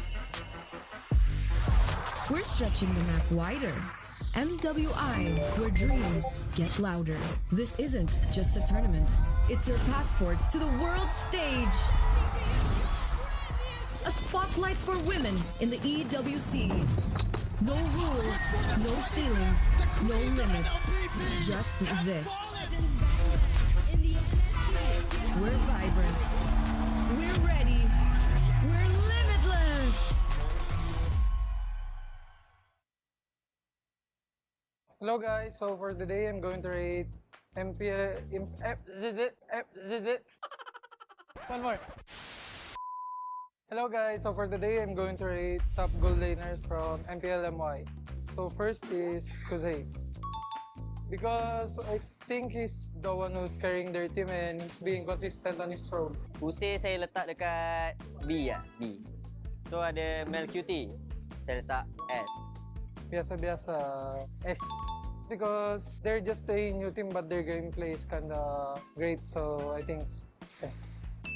So kita ada Lolial, saya letak C. Hey, because when I'm watching their ISF when they won, I think you just really need to have some good teammates that can help him carry the game. Lepas tu kita ada Super Z, saya letak A. Sebab dia selalu gendong-gendong. Sky Z. Oh, okay, remember. Because he got savage, that's why I put him at S+. Ada Innocent, the one and only, letak atas ni. Innocent kita letak dekat sini lah, so dia God, kita letak dia S. Me? F. Getting carried by teammates. Lepas tu ada Trap. Saya letak Trap dekat A juga. Sebab Trap dengan SkyZ sama. Diorang selalu gendong tim diorang. Trap. Because he wants to solo kill me, so I'll put him at S+. Aduh, Trap ni dia kawan aku lah. Kita orang rapat, sorry lah Trap, F. SZ, hari tu lawan 2-1, saya letak F lah. Lolials, 2-0, saya letak F ke A, F. Kuse, 2-0, okay, 2-0, F ke A. Let's Presco, saya letak B. B for now, because their team kinda underperformed since last 2 seasons. Nets, F. Shaheen, saya letak dekat B. B. Because I watch his highlights, his solo kill DRit. Thumbs up. Shaheen pun F. Okay, nampaknya semua kita letak F. So ada sekali saya mungkin duduk sebelah Innocent. Huh? Rough. This one, good kid. So I'll just put him in A. Rough kita belum lawan guys. So kita letak dia dekat E dulu lah, E dulu. Sebab kita tak tahu, mungkin kita kalah. Last, me, myself and I, kita letak dekat D lah. Janganlah kita letak sini lah. Kita tak tahu lawan Raf macam mana. So kita sebanding dengan Raf dulu lah. Obi mana Obi? Obi tak ada? Okay, itu saja from saya. MB Raf, bye. Thank you. Thank you guys.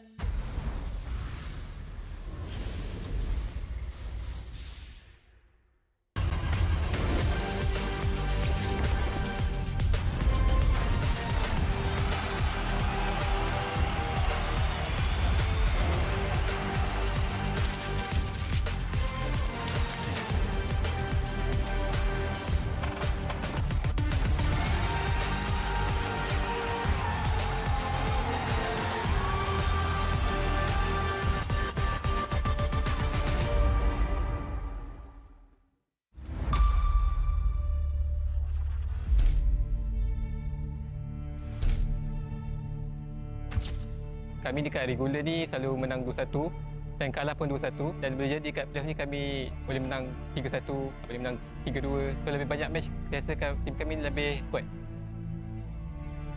Playoff kali ni boleh dikatakan playoff yang paling kita orang berat lah, sebab since kita orang mula daripada bawah kan. So kali ni kita try daripada bawah, sebab kita dah try daripada atas kita gagal. So kali ni kita try daripada bawah pula. Ini playoff ketiga saya actually, tapi kalau untuk konsisten, bang, untuk 2 season ni saya happy gila lah. So MPL Malaysia saya tengok makin kuat dengan import-import baru. Memang kuat lah sekarang. Aku berharap aku datang ke MV, aku bisa bawa MV buat jadi top team di Malaysia. Ya syukur-syukur juara.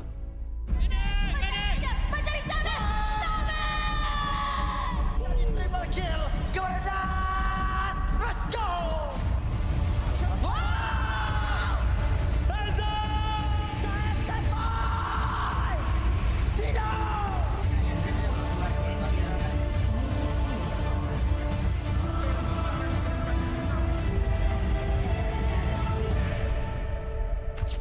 Untuk playoff ni kami memang betul-betul all out sebab season ni adalah season Esports World Cup and saya rasa semua tim pun memang target untuk capai target tu and kami pun tak akan buang-buang masa lah, kami akan betul-betul all out dalam 1 bulan ni.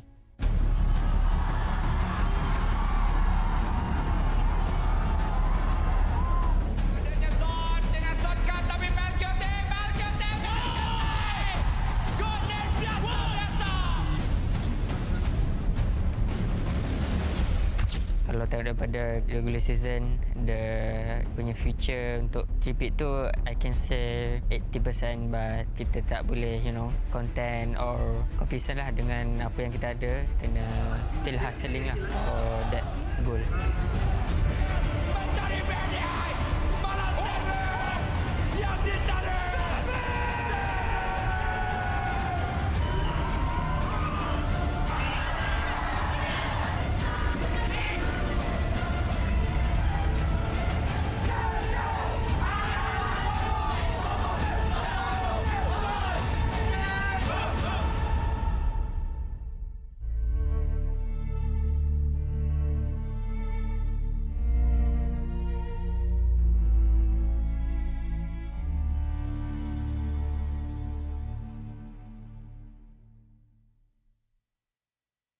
Hello guys, saya Error 44 and hari ni saya nak rate siapa jungle paling padu kat MPL MY season ni. First, kita ada RRQ Hazle atau dia kena Error Hazle sekarang. Dia solo kill saya yang early, so macam seram dengan dia ni. So saya kena letak sini kot. So Hazle is the king of jungle right now. So how we put this? Hazle sini kot. Tahu. Next ada Emal, tengah-tengah A, B, C. Mungkin saya tak C kot. Jahat lah. Dia nombor 2. Tak boleh lah. Biar B. Emal, I think A. Emal ni padu juga. Maybe A kot. Match, saya dah lawan ke? Oh, dah. Saya tak D lah. Design, tak payah cakap. Match ni rasa kurang bila saya lawan dia. C lah.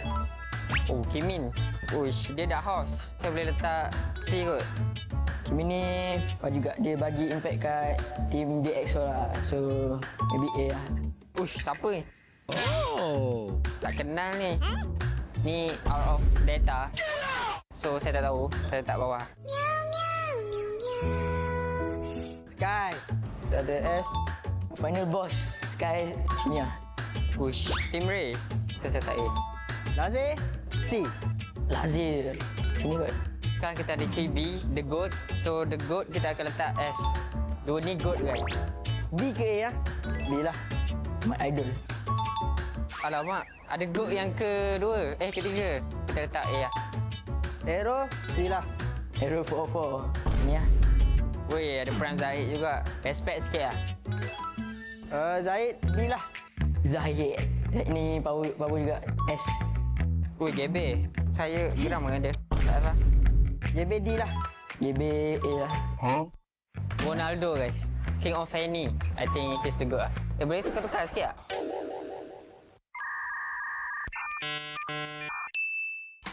Kita tukar. Chibi still the best. The goat of the goat. The reason saya tak GB kat F sebab kalau korang tengok Fanny dia, uish. Saya ada nampak satu komen daripada owner dia, Sagam. Uish. Saya as user Fanny rasa macam tersakiti tau tengok Fanny dia. So, tak mahal GB tapi it's true. Ini boleh lah, power kat lah. S. Hazel letak aku kat mana Apa ni? Cupu dia. You what? Mudah. Ini kids, boleh lah. Wih, ada idol saya, Seki.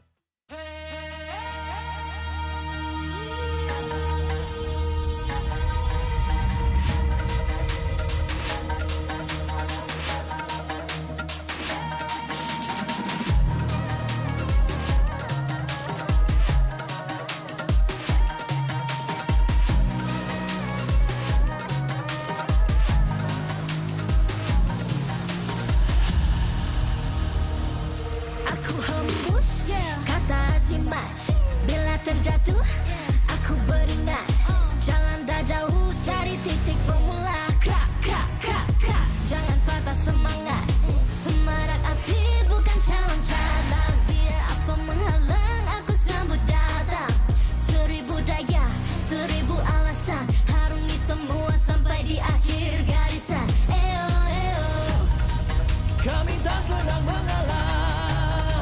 Kami luar biasa, semangat membara, harungi bersama. Lakukanlah sama-sama lakukan, bergema di kiri dan kanan, tak berhenti marah ke hadapan, tak mengalah berdepan cabaran. Jaga, jaga, kita jaga. Jaga, jaga, kita jaga. Jadi ayo. See me, watch me, hype me, gotta give it all. Don't matter how many times I fall, gotta get back up. Yeah, yeah, gotta go. I can hear them calling, now I gotta serve. Now swim my click, now you get what you deserve. We keep it tight, we keep it cool. They got me and I got them too. Rasa api tak kunjung padam. Marah ke hadapan kita sehaluan, jangan simpan-simpan kita anak Malaysia. Kami tak senang mengalah, kami luar biasa, semangat membara, harungi bersama. Jaga, jaga, kita jaga. Jaga, jaga, kita jaga. Jadi ayo. Yeah.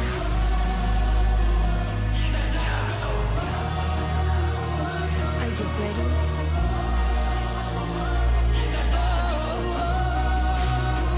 Can you feel me now? Yeah, yeah, yeah, yeah. Let me hear you say.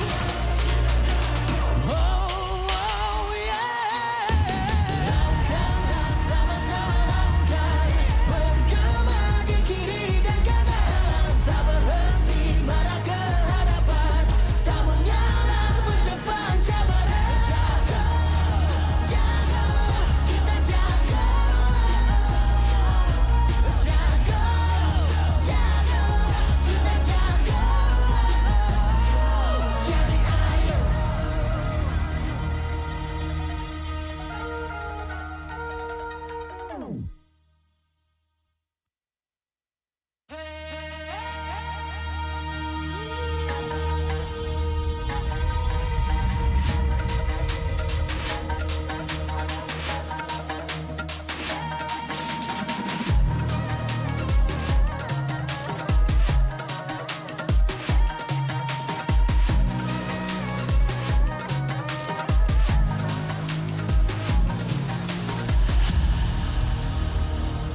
Aku hembus kata simas bila terjatuh aku beringat jalan dah jauh cari titik bermula krak krak krak krak jangan patah semangat semarak api bukan calon cadangan biar apa menghalang aku sambut datang 1000 daya 1000 alasan harungi semua sampai di akhir garisan eo eo Kami tak senang mengalah, kami luar biasa,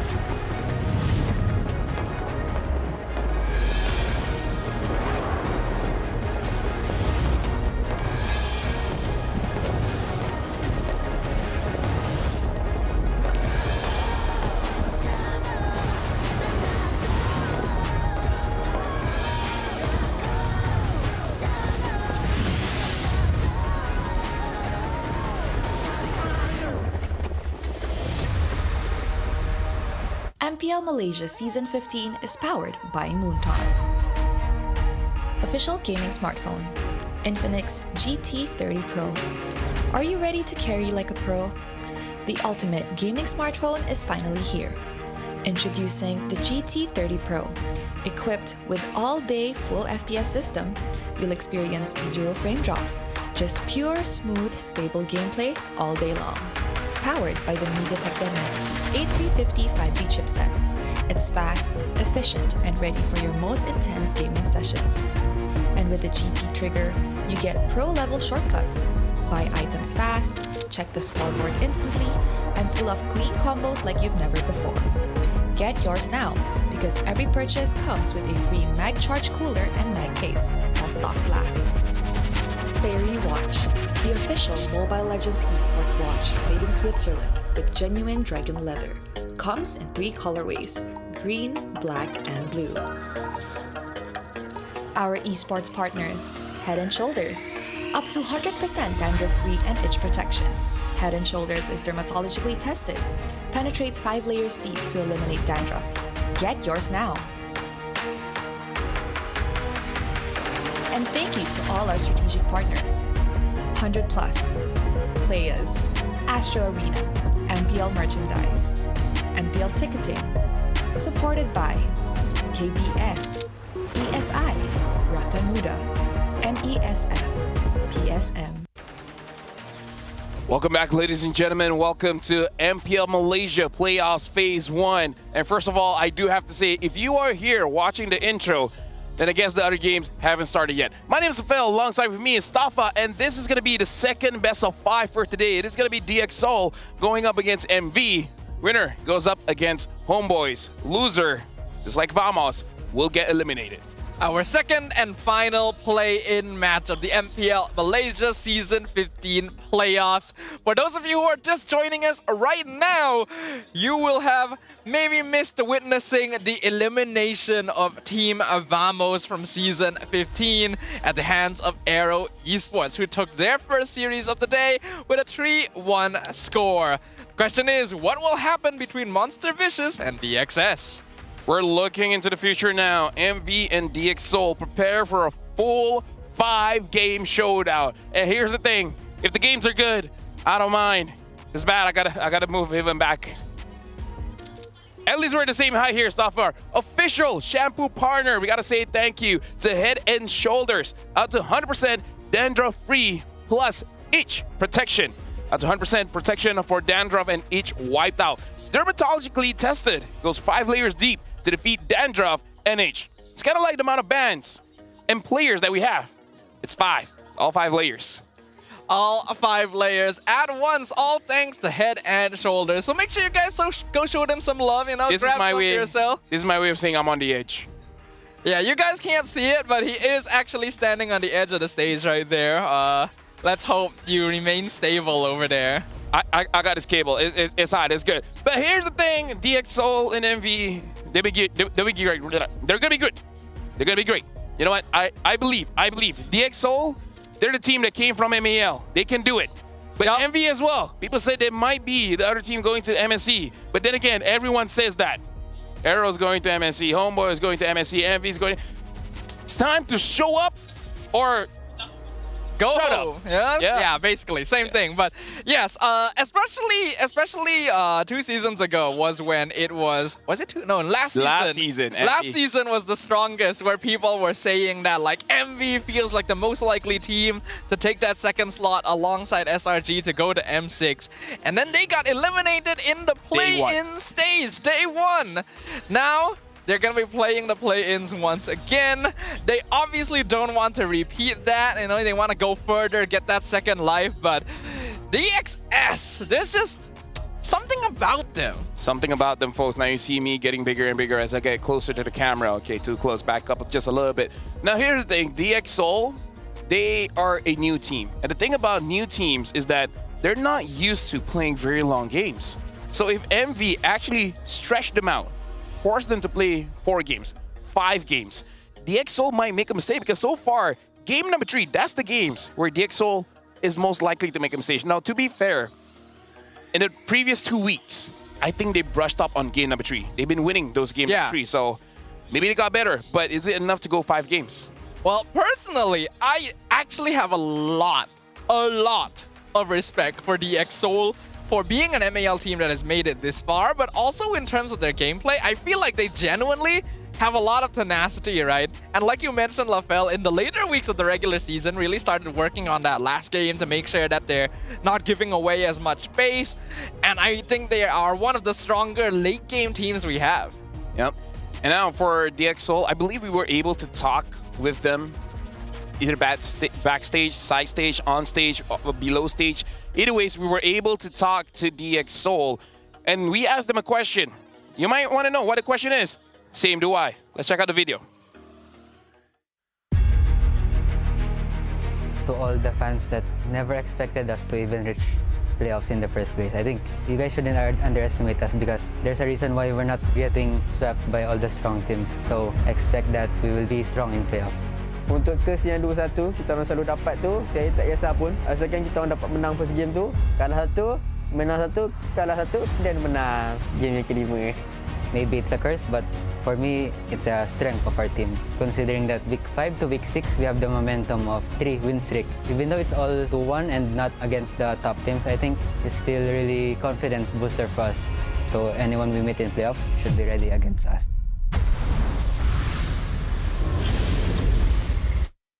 The more games you play, the more experience you have. True. And the more experience you have, the more you level up. And the more you level up, your retribution gets stronger. So this might be good for DXSoul. Yeah, compared to the first match of the day where the retributions really didn't do much, maybe we'll get to see some stronger retributions for the second match of the day here. And we saw in that video that DXSoul's goal for this match is to win game 1, 3, and 5. Yeah. So they themselves are aware of this curse that they've had where they just can't seem to win 2 games in a row. But hey, if you win all the odd-numbered games, you do still get the 3 victories you need to move on. So I guess that's the key to victory. Win game 1. And then cross the bridge whenever you get there. You know, game 2, game 3, etc. Now we're looking at Uni here, one of the best junglers as well. We saw earlier the other junglers, they compare him to say that he is one of the best. You know, S tier, S plus tier. Even Kyrie said one of the best fanny players the world has to offer. Yep. Uni, as we all may know, rose from the Tier 2 scene, breaking out in Season 11 by securing 4th place alongside Zeno and Nova X Kopa right here in Stadium Juara. In fact, this is a player who has been trying to make it onto the main stage with Monster Vicious for a while, and he officially joined in Season 13, but was mostly benched with the team finishing 7th to 8th place. And then, since then, Uni and the team have steadily improved, securing 5th, 6th place in Season 14. And him himself, as a player, has been improving so much that usually people improve in their mechanics and macro. Uni even stepped up as a shot caller, where when we hear the mic checks, you can hear him telling the team, step by step, if we want to win this fight, go for the front line, and then I will do this. And then you guys will go to the back line, and then bada bing, bada boom, we get a win. I like that he stepped up as a leader. Yeah, I think it's very important to have that voice to direct the team, to make sure that all of your players are rallied together. When we look at the history of Uni, he was able to get 4th place during Season 11 with Team Lunatics, and then after that joining with Monster Vicious, and getting slowly but surely better results. In fact, again, I do think that if they weren't matched up against Todak in the previous season, there's a very good chance that they could have made it through the play-ins, which is something they do not want to repeat. I do like their drip though. Like their shirts may look a little bit busy, but I kind of feel like it's growing on me a little bit. Like a lot of sponsors here and there, which is good. Sponsors are great, which does put a little bit of pressure. They should win this one against DXSoul. So the best of 5, who would have thought that game number 1 would be this important? It really is, actually, because... Should I step back forward, or am I okay? Yeah, the difficult thing is, my cable is not that long. I can't actually go back there with you. Oh, which you means, can? Yeah, I can, because, like, you see, oh, wait, no, I had... Yeah, actually, you can. I had more length than I thought. It was longer than I thought, LaFell. That's what he said. That's what he said. Anyways, going into this matchup, I'm looking at the teams, and we saw that the teams does look quite ready. So after this, will we be introducing them up there. But talk about predictions here. I think I went for MV. That is not what I said. You said DX, I remember, and you said 3-2, right? Yes, I said 3-2 in favor of DX. For the record, Stafa said 3 for DX, 2 for MV, but mine is correct. I did say 3 MV and 1 for DX. So this is like, we were both right in the first series. Now, what if we're both wrong? I was going to be positive and be like, oh, at least one of us is going to be wrong. But then you proposed the idea that both of us could be wrong. I always think of the worst stuff. That's, you know what? That's how fair. you survive. That's how you survive. That is true. I mean, the thing is, DX Seoul is a team that ends up dragging games to the full series. Yes, exactly. We have not seen how that affects the best of 5 yet, so I'm kind of curious about that. But at the same time, Monster Vicious has not been that consistent this season, right? Sometimes they do good, sometimes they do bad, and unlike last season where they would lose to weak teams and win against stronger teams, they don't really have that trend now. It's just kind of a guessing game. If you guys don't know, MV was the kind of team, and I'm legit, you can check the history books. They can win against SRG and then lose against OB. It sounds funny now, but trust me, that's the kind of team MV was before. I still can't believe that actually happened. That legit happened. Check it out. And it was consistent too. It wasn't just like a couple of games. It was basically the entire season that this was happening. If you're top 5, we're taking you down. If you're bottom 5, I guess we're going down with you. So it's really, really weird. At least this season they haven't been doing that, but now they don't even have that. You know, it's kind of a situation where they haven't really improved enough to say that they've officially left that legacy behind. Because part of me wishes it was still here.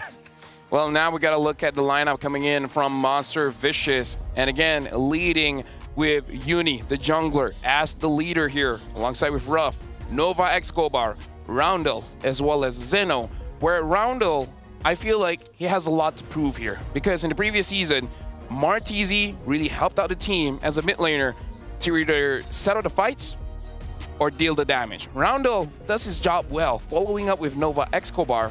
But I kind of feel like he has to do a little bit more, right? He has to get out of his comfort zone and start making plays. Roundel has gone on record to say that he wants to make MV the top team in Malaysia. And has already pointed out that in the past, he has refused offers from other Malaysian teams to join MV because he felt they were the best. So he definitely has something he wants to prove, not just for himself, but for his teammates as well.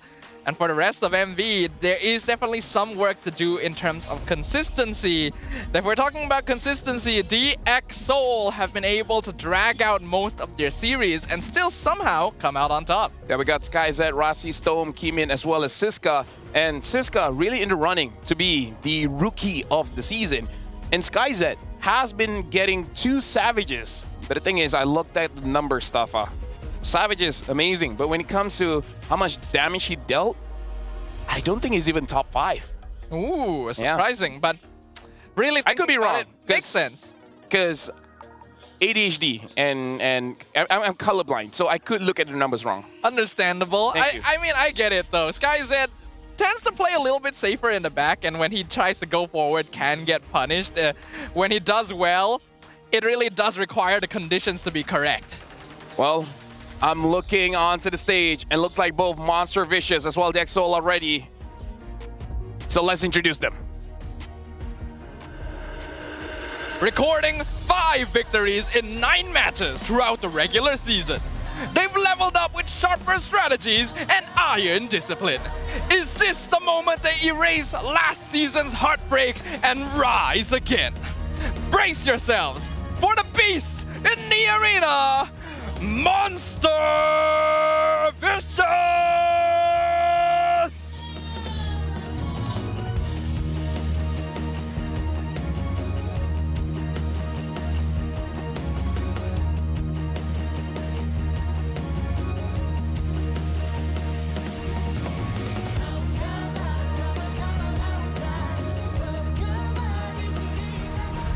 Making their MPL debut and charging straight into the playoffs.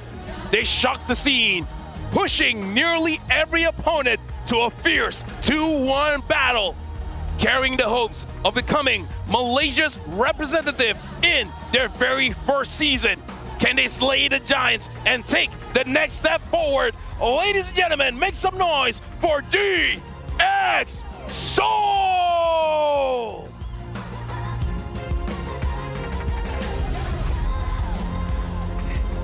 Introducing the coaching staff of both teams alongside our head of League Ops, Franklin, that'll ensure fair play and professional integrity in the matches. On the side of Monster Vicious, we have Coach Haru and Sora. And for DXSoul, we have Coach Tio and Backdoor. And now let's keep it going with a fist bump between teams. True sign of professionalism. And now we'll be checking out who will be the captains for this matchup. It looks like the one picking it up is going to be rough. And it looks like Siska will be the captain for this one, going up against Monster Vicious. Now both teams, this is the matchup that we know will go the distance. The question is, who can hold out? Who can push it all the way? Who will be going up against Homeboys? Only a single upper bracket semi-final spot remains, and only one of these two teams will be able to claim it. DXSoul going to have first pick selection for game number 1. And now it's time to get down to business, LaFell. Let's talk about these teams. How do they approach the draft? I feel like when you're talking about the draft here, something that you can target is actually Kimin, because he so far hasn't showed that much of heroes. But what I would say, we got to look at the graphic here. Team most pick and bans. And looking at the numbers here, funnily enough, DXSoul is 50-50 when it comes to blue and red side win. I mean, they have a lot of 2-1s, right? It's easier to get that kind of number. And if we're looking at MV, blue side only 44% win rate, red side 69%. Nice. And now looking at the heroes used and everything like that, actually DXSoul has more unique heroes used compared to MV. MV only has 33. DXSoul only 37, but I kind of feel like in this matchup, it is going to be that jungle because Uni is an assassin player. And Kimin, he can play that assassin. But in their MAL run, they practiced so much where Kimin was the utility and then Siska was the damage dealer. So I kind of feel like MV just has to keep that in the back of their mind that they can always pivot, right? You can have Masha, you can have Benedetta. Those are the heroes that you have to watch out for if Siska gets it. It's funny to think because most of the time, the more successful games coming out of DXSoul have resulted from Kimin on a utility tank jungle and Siska on a damage EXP laner. So that definitely is a strategy that they might fall back to. DXSoul, I think in general, is a team with a little bit more flexibility in how they want to approach the draft overall and don't really have any notable priority picks. Comparatively, Monster Vicious likes to play a singular style, play a little slower early, set up for mid-game death ball team fighting and try to win the game off of that momentum. Yeah. And now we got to look at the jungle comparison here of Uni and Kimin as well. Looking at the unique heroes, it does look like they're looking pretty equal. Both have used 8 heroes each, unless, you know, the graphic just doesn't have enough space to show other heroes that they've been using. In terms of comfort heroes, it does look like Kimin is more comfortable on that Hayabusa, picking it up 10 times with 69% win rate. And for Uni, apparently his comfort is the Lucas. 7 times pick with 57% win rate, but their best hero is Kimin on that Fredrin with 100% win rate with 3 picks. And with Uni, 4 picks with 75% win rate. So looking at the stat here, it does look like Hayabusa is going to be contested. But the Fredrin, man, that shows that if Kimin gets onto comfort, like back in MEL days, they can do it. They can win the game. It's actually interesting that DXSoul doesn't put too much priority into drafting the Fredrin jungle for Kimin because the few games that they have brought it out have gone very, very well for them. So a lot of it does come down to other teams deciding they just don't want to deal with it after they saw it the first couple of times. You know what? Shout out to the comment. I totally forgot to do this, but now I remember. Everything's all set. Let's have a match tonight. Well, we are slowly approaching nighttime, everyone, so perhaps the timing will line up for that. But we are indeed all set to jump right in. Yep, now, looks like Coach Tio bans out that Fanny as well as the Lucas. So really looking at Uni, doesn't want him to get an advantage here. And now, looks like DXSoul bans out the Fredrin as well as the Chip, which is... Am I looking at this right? Yeah, you're correct. Yeah, Envy is the one that banned the Fred. Okay, yeah, okay. Envy banned Fred. All right. Yeah, obviously, it'll ban the It's weird Fredrin. because I have to look at there to see the bans, not here. Yeah, sometimes when you look on stage, the teams are actually reversed. So that's something to keep in mind, especially when you guys come by and watch if you're gonna be showing up in person for the rest of the playoffs. But yeah, DX has already been known to be pretty good at utility jungle, so getting rid of the Fredrin is pretty good. They also removed the Baxia from the pool so that they don't have to risk any sort of gambits, and they throw that first pick question over to DX. Right, I kind of feel like Storm can do well with the Jushin, and it's probably a pretty solid opening here, but looks like they're picking up the Phoveus. This kind of instantly shows their hand though, right? Like, Phoveus is a strong hero, but this does mean that Siska is not going to be using a damage dealer. Although, to be fair, both Baxia and Fredrin's off the table, so probably not a lot of good tanks in the jungle at this point. The thing is, Phoveus is such a universal hero these days that he honestly can do some damage if the conditions line up for him. And even though there are EXP laners in the pool that are good at countering him, he will still end up contributing to team fights a lot of the time. That's why his win rate is so high. And I feel like this is also, in a way, shutting down Uni just a little bit, because which assassin doesn't have dashes, right? So I kind of feel like that's the target here, trying to force out a little bit for Uni to use something like a fighter. But we've seen him in this situation before. If there's no other choices, he'll go for that Hanzo. Because I feel like if you want to go for the Lancelot, maybe a little bit tricky going up against this Phoveus.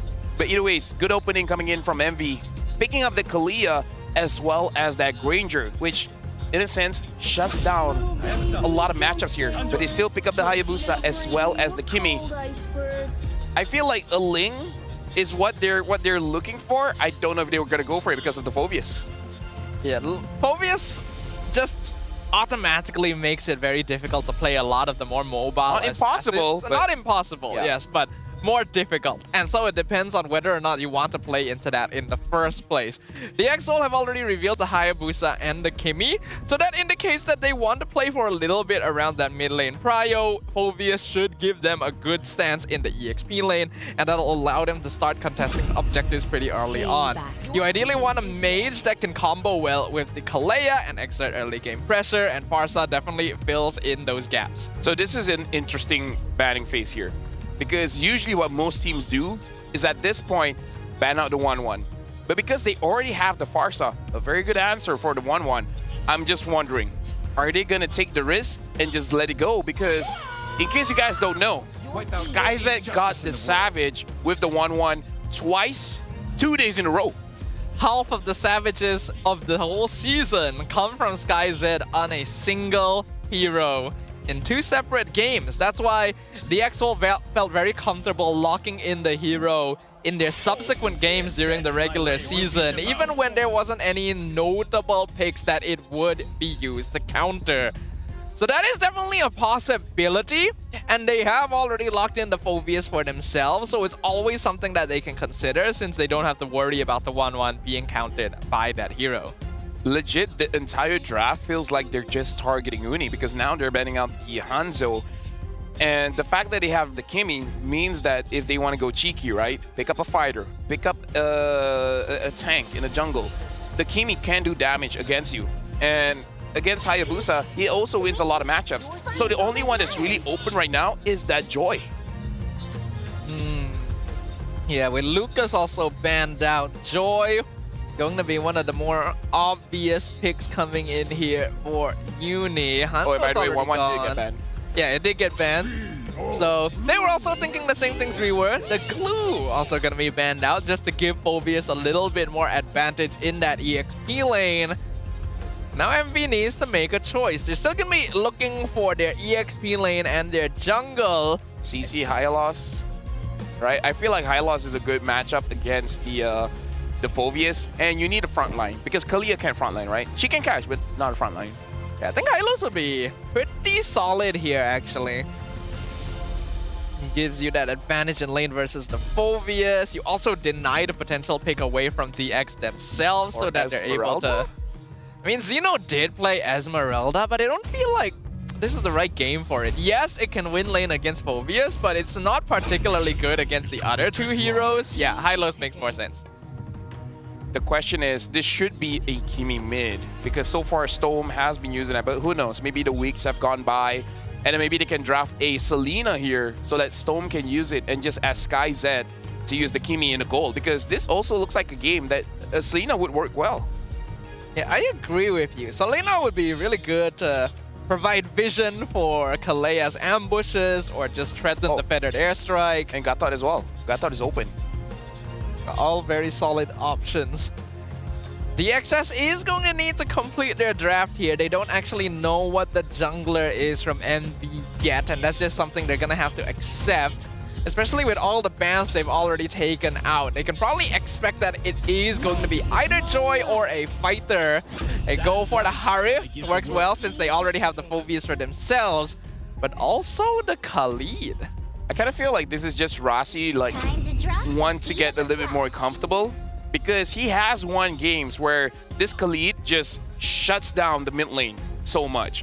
And against the Kalia and the Farsa, where both are not known to have a lot of HP, I kind of feel like this Khalid can work, especially if, just imagine this, right? Kimi, second skills, stuns both of them up, enhance basic attack on the Khalid, and then just first skills to death. There is potentially strong combinations between the Traction Pulse and the Raging Sandstorm, yeah, that too. You can time it pretty easily. And I do think it's a good idea now that I really think about it. MV doesn't have that much early game threat, and there's not a lot of heroes that can cancel the Quicksand Guard either, so Rossi could make a lot happen in the first couple of minutes there. But let's find out whether it will go to plan, because Monster Vicious going to be keeping the memories of their previous play in elimination in their minds and making it sure that they will not fall into the same trap once again. Right now, I'm looking at the lineup here, and it does look like DXO, they have a very aggressive draft. This is a very good draft coming in from them. The only thing that we do have to consider is that if we're talking about the laning phase, the Granger will have a better time going up against the Harif. Until Harif before Harif gets level 4, it's not going to be a good lane for Harif. And then we're looking at the EXP as well. The Hylos does win against that Phobius. It's only the mid where we can see a potential that DXO can actually win that mid lane. So I kind of feel like the management of the laners here is going to be very crucial in this matchup. The thing is, we think about the common habits of these teams, though, is that in the early game, they tend to not really go for particularly aggressive rotations. Rossi gonna prove me wrong straight away. Now he has to flicker away. Yep. And I kind of feel like this is what you want to do, where you want to set the tempo, right? Especially because the Granger naturally has an advantage earlier, so you kind of want to put him in a bad spot. But Nova Escobar understanding that there's a chance that Ruff will get punished, so it just comes in and heal him up. That is one of the plus benefits of having a Kalea around. Even before having access to that ultimate, just the sheer healing that she's able to provide to her team from her passive is actually kind of ridiculous. At levels 1 and 2, you can get topped up in basically an instant. Yep. Looking at bottom lane here, it does look like they're putting, sources down. But Siska is not going to get baited. Still going to be completely fine. And now looks like Storm's still doing quite okay. And Nova Escobar taking quite a lot of damage coming in from this Kimi. It's something you have to expect. Kimi is going to outpoke almost anyone in the game, especially this early on when no one really has the defensive items to eat it. For now, though, Zeno in a lot of trouble, gonna get ganked by 3.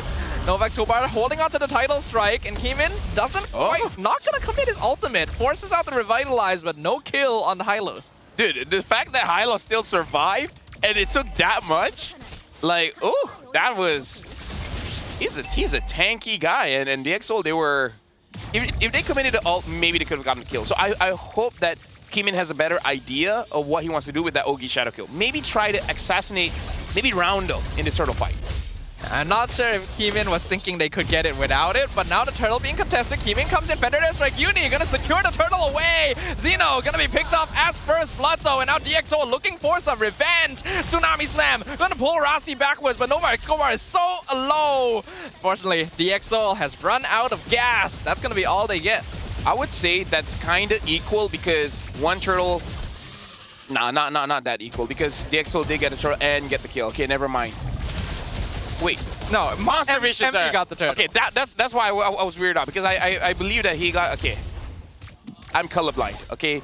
I was about to say Zeno, he did die, but it was good because that stun prevented Kimin from using the retribution. So a good call from Uni as well as Zeno to make sure that they secure that. So even trade, turtle for a kill, I feel like it's okay. 300 gold, no one's really gonna miss anything here. So far, the game state still pretty even, as expected. Novak Kobar gonna get caught in the traction pulse, maybe a bit too far. Tsunami Slam cancelled by his death, but Glorious Pathway comes in. Raging Sandstorm, Flicker used by Rasi to escape. Feathered Airstrike threatening Stone, but he's able to survive just one last hit away. It looks like Nova is gonna be the only kill. Yeah, right now we're looking at DX Seoul. They're being very proactive in the match, which is something that I really like, where even though Monster Vicious historically is a very strong team, but they're not playing scared. If they see an opportunity, they're going to go for it. So I like that DX Seoul, at least for this week, it looks like they have improved in terms of understanding, like, we're in the playoffs too. We're as strong as everyone here. I think if you've prepared enough, you'll understand that Monster Vicious is not a team you can afford to give initiative over to. This team naturally plays a little slower, loves to play for the mid-game phase, and wants to be the ones initiating big team fights. If you're able to match up to their tempo, you disable a lot of their snowball capability. I mean, now Zeno taking a lot of damage here.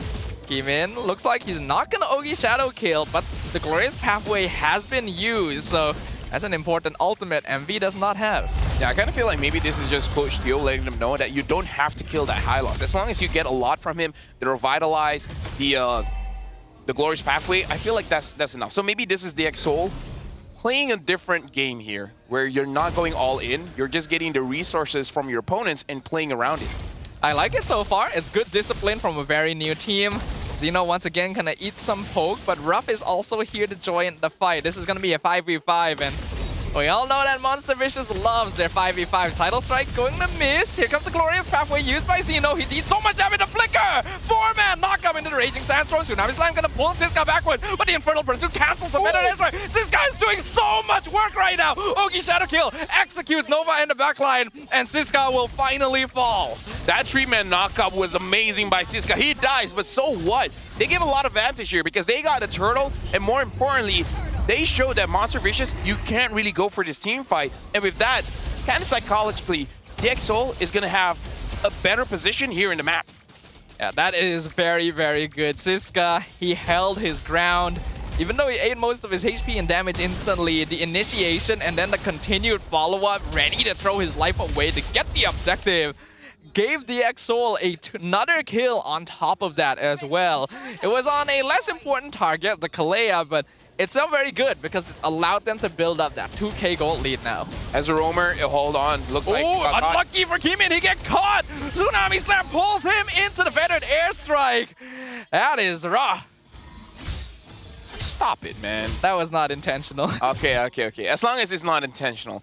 Either ways, like, I kind of feel like even if you're able to get Nova Escobar early, I feel like it's good.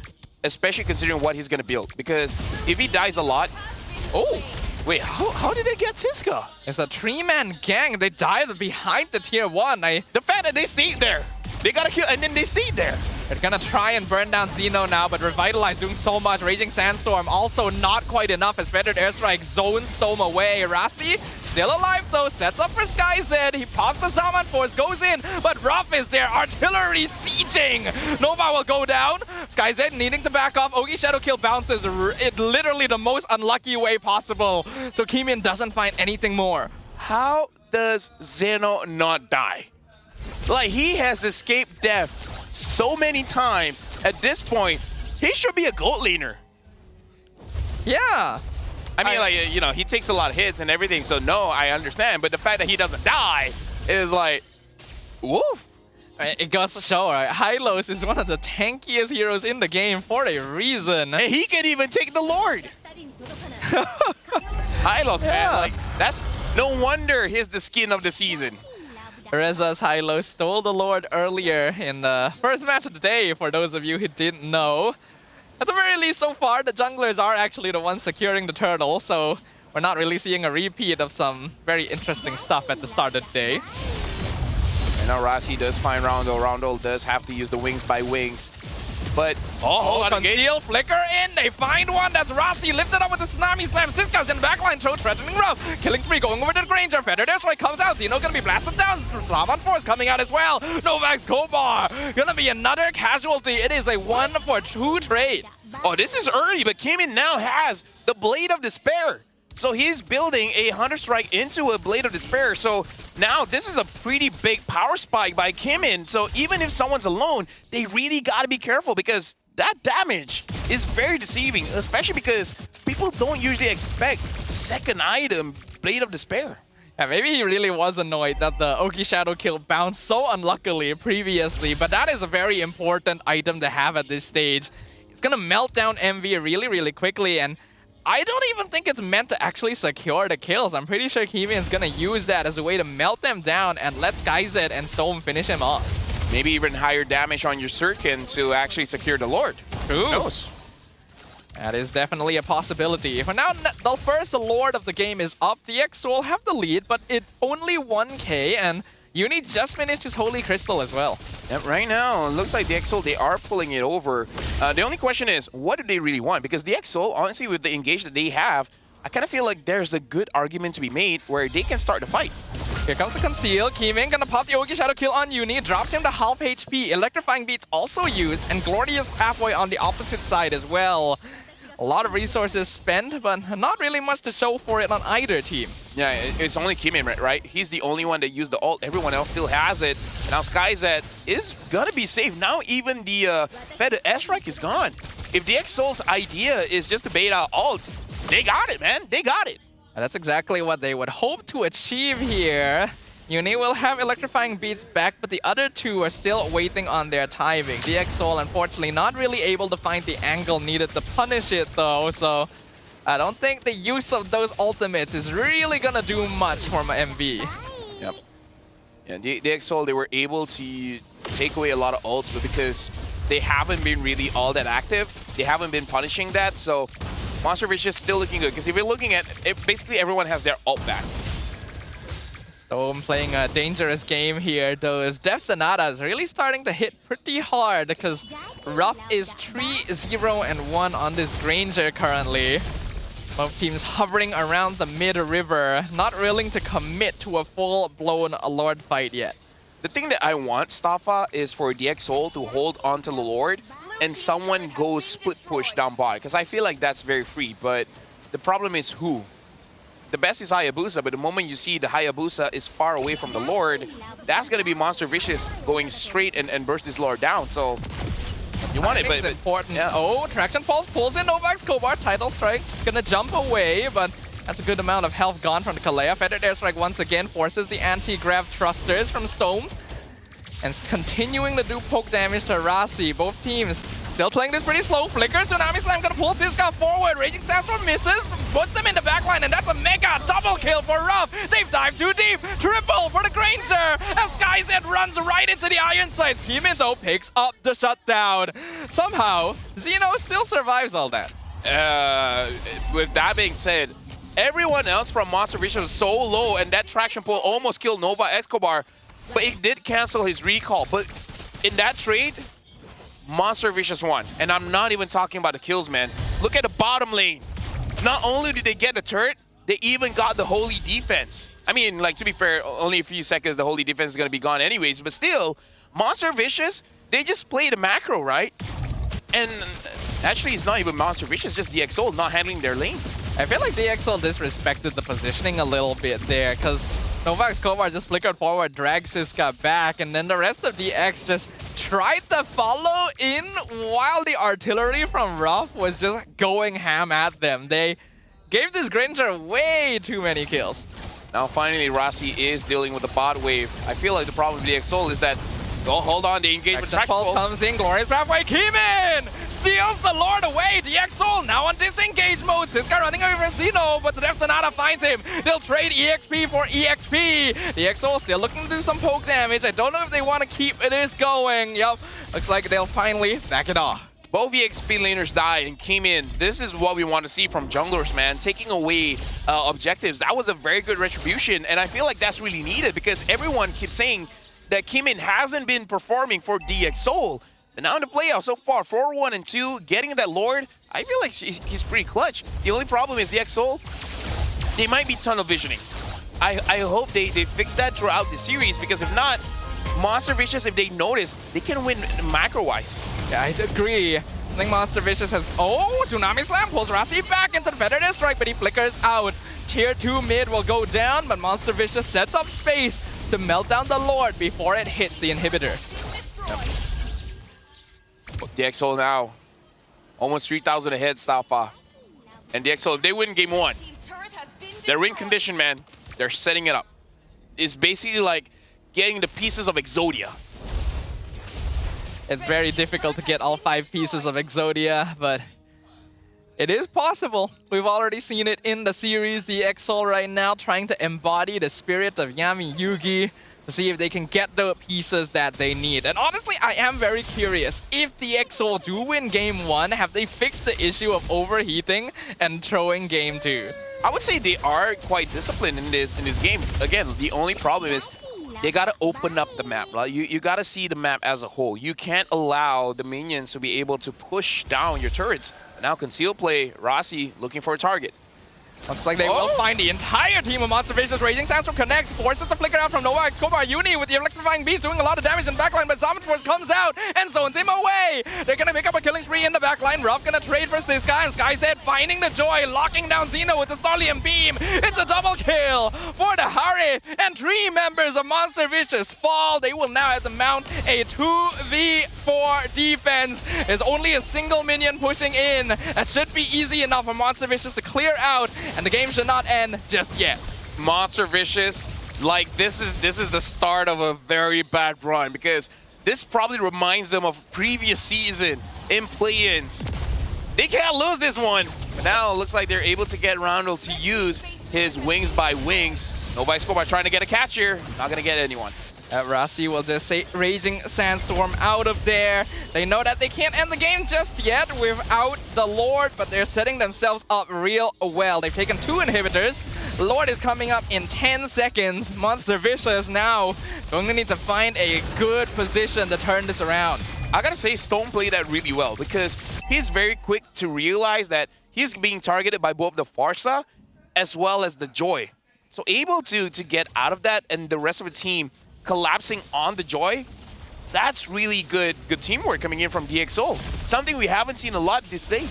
Yeah, that was a lot of faith and proper reaction to what MV was trying to do, because you're right, Lafell. Uni tried to dive the backline and yet wasn't really able to find much out of it, and in fact even ended up dying to SkyZ. Now the Lord gonna be contested once again. Glorious Pathway comes out. Uni pops the electrifying beads. Keeman is in the backline. Wind of Nature keeps Ruff alive, but not long enough. Killing spree for SkyZ. He trades away for Uni. They find a shutdown, but the damage is done. DXSoul gonna be 4-man strong. It is yet another 2v4 defense, but this time they do not have their marksman. Roundel is the only source of DPS. The crystal is wide open. Nova Cobra tries to jump in, but what can a Kalea do in this position? Basically nothing. It's a mega kill for Stove, and DXSoul take game number 1.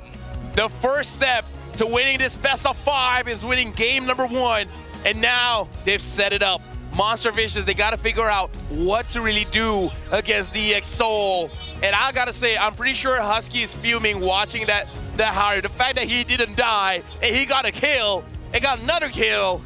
Oh, what a balanced hero, man. What a balanced hero. This is actually a really impressive performance by DXS right here, because team fights, 5v5 death balls, are supposed to be Monster Vicious's specialty.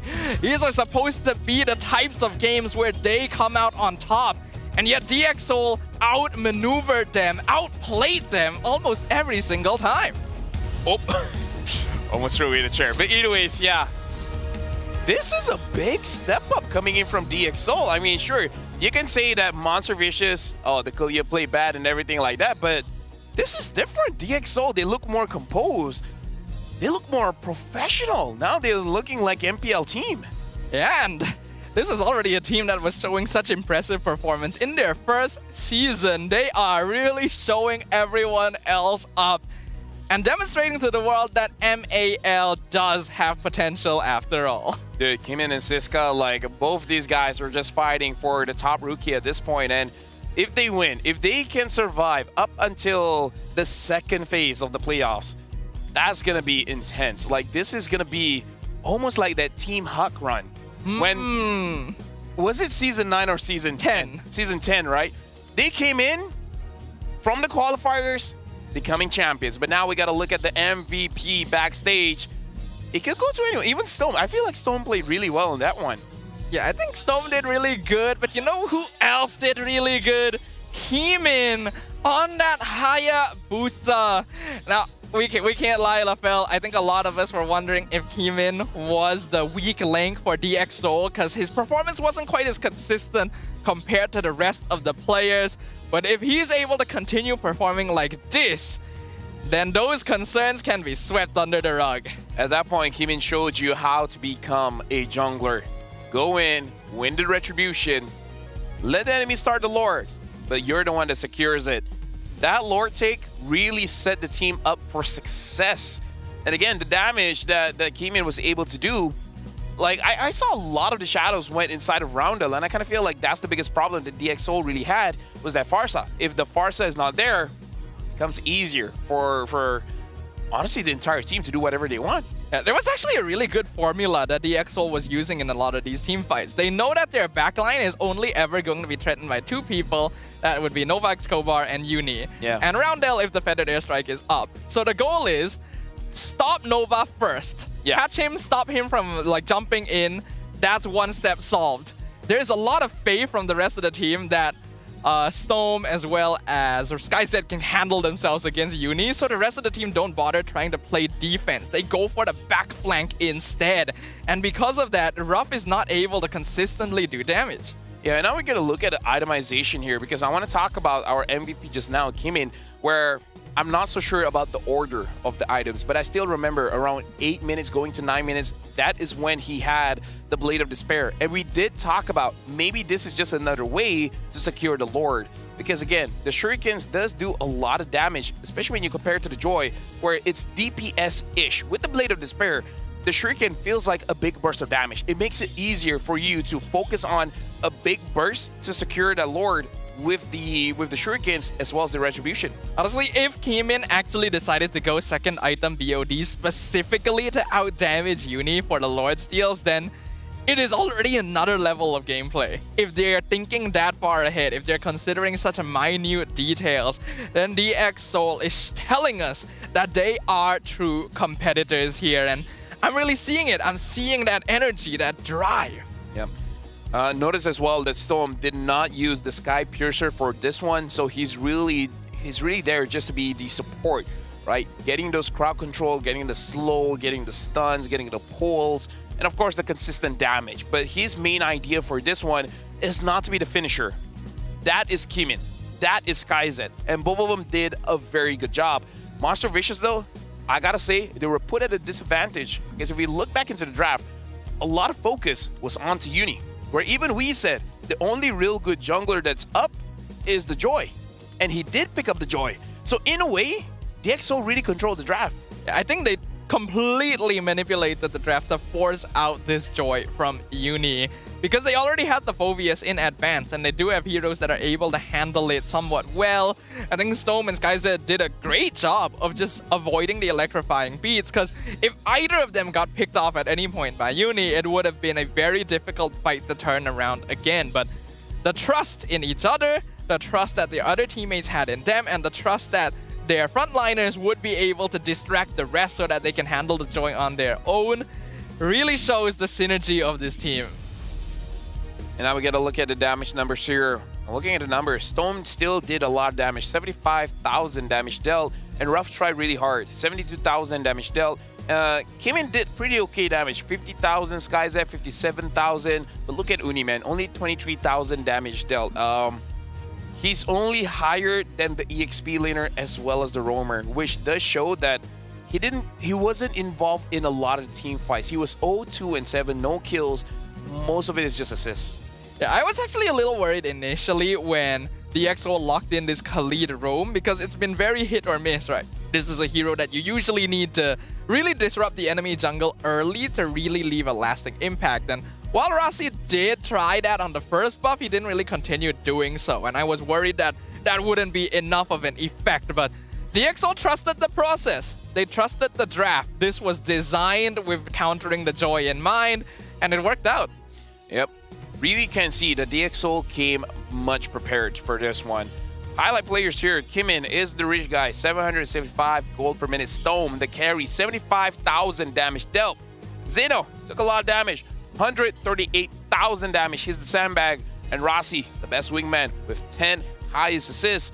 I gotta say, DXO played the team fight very well. Monster Vicious, I feel like they should pay attention and start to see the traps in the draft. Yeah, there are things that they gotta worry about, because I actually feel like Monster Vicious is one of those teams that has a bit of an Achilles heel in that their gameplay style tends to be one-dimensional team fight, and they're very good at it. But what if your opponent figures out a way to adapt? They change the draft according to what they want. They go for flanks that you're not expecting. Not everything will go to plan, even if you feel like you have a good draft. And that needs to be something that you're able to evolve through. And again, we got to look at how DXO, the way that they're playing is, I almost want to say, systematic. They know how to go in and out of fights because they try to bait things out. And then they always try to figure out, is it worth it to use everything that we have just to get this kill? And more often than not, the answer is no, because they feel like it's not the right time. This is one of those ways that you play. It doesn't feel like you're scared. It's really about you calculating the risk mid-fight to figure out, what should I do here? And most of the time, I would say they make quite good decisions here. Really good calls. You just look at the positioning in the highlights of how each member of DXO is handling things, how the fight is being split in half, the timing of entry from the different frontliners, and the belief that they will be able to get what is necessary in the right amount of time. The fact that Uni here is not able to melt down 2 backline cores and ends up being picked off by them is already a really bad sign for MV. I mean, like, it's very difficult, man, because the Harif just gets a lot of shield, a little bit too much. Even here, look at the Harif. He should have died. Look at how low he is and how long he's been that low. He even got a kill onto Uni.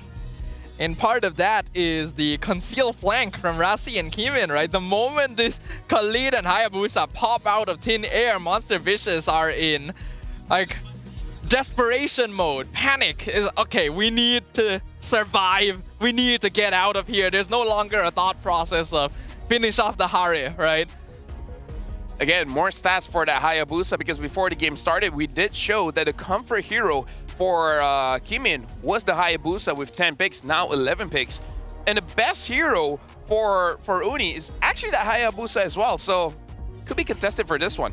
I think so. I don't think they can really afford to allow it through anymore after what we saw in game number 1. And I think after that game 1, you're right, LaFell. We need to refresh with 0 sugar, 0 calories, and the same great 100+ taste that you've always loved. Because no matter the occasion, sugar-free and calorie-free 100+ 0 is here to keep you replenished so you can get the most out of every moment. I can't figure it out. How does this have 0 sugar, 0 calorie, and legit it tastes the same? Like, if you took off the label, I'll be fooled. I thought it's just a normal 100+. I already had mine, and I have 0 100+ now too. So, you know, that's how good it is. Wait. I already finished my 100+ earlier. I forgot to get another bottle, actually. So now I'm not refreshed. What's up? No, just now there was a psst. I tried to replicate it, but I couldn't. But yeah, 100+. Thank you very much. The fact that we can drink this on broadcast, that's amazing. Cheers. Anyways, going back into this game, I feel like the win condition is pretty clear. DXO just needs to make sure that they don't fall into the trap of the draft. And wait, so for MV, don't get caught up with the draft. And for DXO, keep on doing what you're doing, man, because it looks pretty good. Now, DXO, this is the position I was most curious about. And I think the position most of us are most curious about. They can 2-0, relax. Do they drop game 2, right? Do they? That's the thing. They said they were going to break the curse in the last week of MPL. And it didn't happen. It's been 6 weeks, Staffa. I mean, week 7. Play it. Surely there's a difference, right? I mean, the way that they play is different. If they lose this one, I will lose my mind. I would as well. Because you really gotta fix that. If they're not able to fix that by now, it is a very glaring issue if you continue to overheat off of Ego. Hopefully that doesn't happen. In the meantime, let's check in with MV. We got a quote from Coach Sora, who said, "Against DXS, we're more confident since we've already beaten them. But we still need to be cautious because they have strong chemistry. They have 2 experienced players and 3 rookies whose spirits are burning with passion." Yep, and they played really well in game number 1. So in game number 2, I feel like try to get Uni on a good hero. And for DXL, I kind of feel like they figured that out. Because as long as they take away that Lucas, and maybe take away the threat of Abaxia, maybe it can do well. Because I'm trying to remember, I feel like, or just ban out the Phobius. Because I feel like the Phobius as well has really disrupted the draft. I do think so as well. Let's see if Kimin thinks so, right? Because we got a quote from him as well. He said, "Ziska and I have been trying to break into the MPL scene for 4 to 5 years. It's a blessing that we made it to the playoffs in our rookie season. It's a dream come true, and I hope we can put up a good fight." Well, they have so far. It was a very good first game. 4 to 5 years, man. I've been casting for 4 to 5 years. Oh yeah, I guess we have. Yeah. Really brings into... I got into MPL first. Not in the same way, but... Not quite. Yeah, either ways, yeah. I feel like that's what we got to see. But now we got to talk about the gold laners as well. Both Ruff as well as SkyZ. Got to look at the gold laner rankings here, and it looks like 3,083 average damage per minute for SkyZ, and yeah, he's the lowest, and by far, like, the second lowest is Kuse with 3,659. So Savage is yes, but not the highest contribution of damage. Interestingly enough, though, they both have the same average GPM, down to the precise digit. Like, what are the chances of that? And then you have Innocent with 834 average. We don't talk about him. Per minute, and 4,000. He's a different level. 4,028 average damage per minute. As you say, Staffa, that's rough. That is rough. That really should be his tagline. Like, whenever he streams, just end it with, "That's rough." And that's rough. Signing out. You know, that kind of thing. I make it rough for my opponents, and they make it rough for me. Life has been rough. Hey, I have a pet. He goes by rough. You know what? Great guy. Love the dude. Your pet? Yeah, because a dog, rough. Yeah, but he's Muslim. He probably can't have a dog. Yes. Yeah. All right, let's talk about the draft a little bit. Cause once we see it. Let's see, right? Because DXS, they have seemed to have worked on some things. They look more disciplined in game number 1. And the emotional overheat in game number 2 is what always ends up getting them. And they sometimes get a little bit ahead of themselves in the draft as well, just picking up comfort picks because they believe that it's all they need to push them to the finish line. I like the adjustment here coming in from Monster Vicious. Betting out a Fredrin, betting out the Phobius, and even betting out a Kimmy. These are all strong picks, but at the same time, this is focus on what DXL has been doing. And DXL as well, betting out a Fanny as well as Lucas, targeting Uni, and not even betting out a Chips. But that first pick, Baxia, already denies a lot of what DXL can do. But in terms of the opener, the Kalia is open. I don't even know if they want to go for that because the Baxia can deny the heal.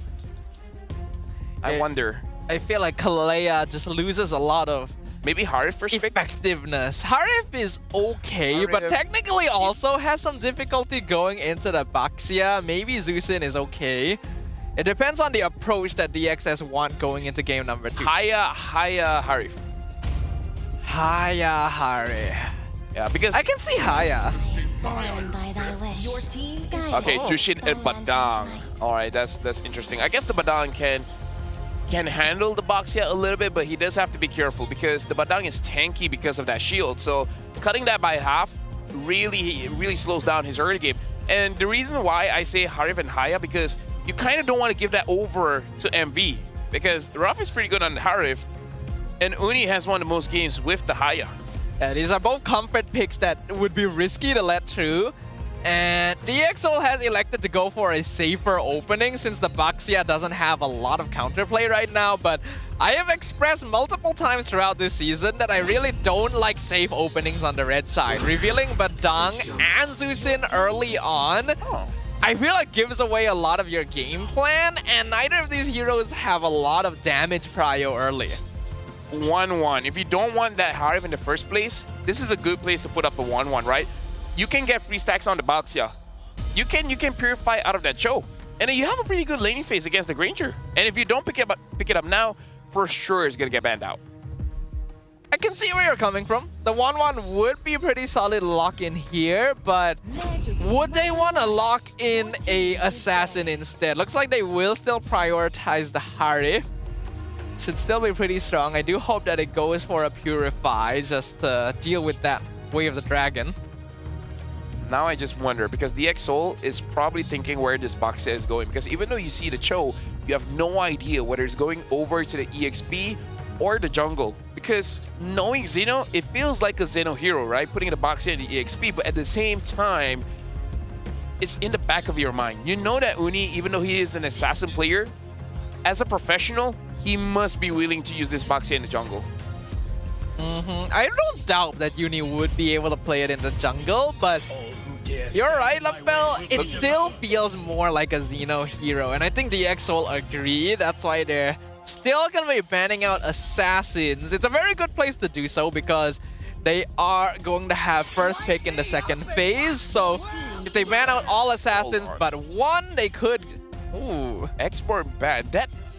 That might be a bluff, because if you're batting out the export, it's kind of telling you that the Baxia is going in the jungle, right? I mean, yes, but Xborg would still be really annoying even if you were playing like Baxia EXP. Especially if you intend to pick up another tanky frontliner after this. Xborg will just make your life very, very difficult. I think it's wise to just eliminate it from the pool. If you're going to pick up someone tankier after this, your lineup might not have a lot of damage here. It's only the Granger right now, so they might need something like the Farsa. I wonder if they do want to ban out the Farsa. Oh, they ban out the Zaz, so they still want... They want a Hayabusa for sure. Yes. Right? Banning out the Zaz, either the Hayabusa or the Ling, but at this point, probably the Hayabusa. Yeah, this is a setup for Hayabusa, and maybe to bait MV into banning one or the other. If they are going to ban an assassin, it probably makes a bit more sense to ban out the Haya. I think that's a little bit more difficult to deal with overall. And yeah, they agree. They'll get rid of it. So Lancelot, Ling. You want to be cheeky, I guess. What else? What other? I feel like you don't need a Joy here. I think Joy will have difficulty here. I feel like Ling could also potentially have difficulty because the Cho can kick you. Although to be fair, any assassins will get kicked anyways. I almost prefer the Lancelot, but I don't know if he practices on that. It's hard to say. I feel like Ling is still gonna be one of the safer choices as an assassin that's actually in the meta. And I do feel like the DXS should lock in their jungler here. Oh, looks like they don't. They're gonna keep it until the end and locking Glue instead. Faramis is still open if they want to pick that up, right? Like maybe they couldn't pick a, like, just what if? They just couldn't decide. And then they just choose to lock in the Glue first, which shows where the Badang is going, by the way. And now they can actually get a Faramis plus a Ling. Honestly, like a Ling, I feel like will do fine against the lineup of DXO. I think we're forgetting Suyo. No, I feel like Suyo is not good against the Harif as well as the Jushin after the Magic Resist nerf. I mean, for DXS. Oh, for DXS. Maybe that's why they're willing to pick Assassin last. Still want the Joy. Oh. The Joy and the Farsa. So the Glue is not going to get punished. Although to be fair, I've played the glue against the Faramis, and I believe it's easier now to play against it. And they do go Ling, which is good because the Farsa is going to have a tough time against the Ling, against the glue, against the Harif. Looks like Monster Vicious, they're very confident that this Farsa will not be experiencing any trouble at all. I think when you really look at it, both of these drafts are very balanced. They have good early game, they have good late game, but I do think there's a slight higher condition on DXS because they need items on the Harif and Ling, and the rest of the heroes really don't exert a lot of early damage. To the point where I wonder if it's going to be a better idea for Stone to actually be picking up that Sky Piercer just to make sure that you don't completely lose out in the early game, right? Because I kind of feel like the glue as well as the Padang, they do okay-ish damage, but they're not finishers. Definitely not. But they need those finishes. They need heroes that can really lock in and secure these team fights for them. Because DXSoul is now eager to finally break their 2-1 curse from the regular season. Will they be able to do so? Or will Monster Vicious even it up and bring us to a tie series in the Land of Dawn? So right now, looking at the movement here, they're starting at the opposite sides of the map. A lot of cheering. I'm actually quite impressed. I know DXSoul has like really, what's the word?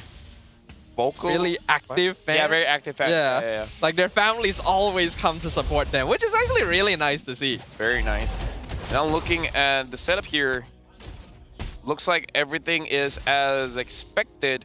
The Jushin even picking up that Rupture. So yeah, I think DXSoul, they completely understand that they need a little bit of damage, and they're looking at Storm to be the one with the damage. And you were hoping for that Purify. Yes, SkyZ as well as Storm is on that Purify. Siska is on that Flicker. So far, Siska, hold on, Rossi taking quite a lot of damage. Should be okay. They actually kill him here. Okay. No. He has the regen. He's gonna regen it back up. Uni already showing himself on the bottom side of the map. Also gonna be able to secure this gold crab. Yep. As I was saying, like Siska before this, I believe he was week 4 and week 5. He tried out the glue, didn't have an amazing game. I want to see if he has improved on that glue mechanics to really make a difference. Because we can see, for example, Cram having much different glue compared to every other EXP laner here in Malaysia. Oh, Novak's Kopar, he's going to be able to dash away. Uni looking for Storm, commits the electrifying beats, picks up first blood. Kimin coming in with the Tempest of Blades, but an instant disengage from MV to make sure they don't lose anyone in exchange. Very different here. This time Uni deciding to go a little bit more aggressive. And to be fair, not a lot of things to stop him because I feel like he saw Rossi already using the fist break, giving him like a easier time to get onto Jushin. I would say Jushin, before she gets level 4, much easier to deal with than a Kimi. And that's why MV aimed for that timing, especially right after the fist break was gone, like you pointed out, Lafell. Siska trying to slow down the turtle, takes Storm is here as well. Kimin steals the turtle away. Grab on top of Uni. He will go ahead and jump off because Ruff is here to join the fight. Fist crack gonna be used to disengage Rasi. Flickers over the wall. Really well done by DX. I don't know what happened to Kimin, man. He stepped up, right? I mean, like, maybe it's the comments that got to him. People are like, oh, DXSoul is great, except for that one guy, the guy in the jungle. And then Kimin took that personally and be like, let me show up in play-ins, man. Because like you mentioned, week 4, Siska not having really good performances on the glue. Around the same time, Kimin tried playing the Ling and actually did even worse. Less damage than the EXP and yeah. So this is already a big improvement. Yep, for sure. So right now, Monster Vicious still have a bit of an advantage here, especially by how they're playing. Because Nova Escobar and Uni, they're playing much more confidently, and SkyZ has to get away here. It looks like he is going to be safe. Yeah, he will be able to dash out. Didn't even need to use the Zaman Force, actually, to escape the Feathered Airstrike. So that's a chance for Kimin to come in, steals away a camp with Retri, and just jumps out. Yep.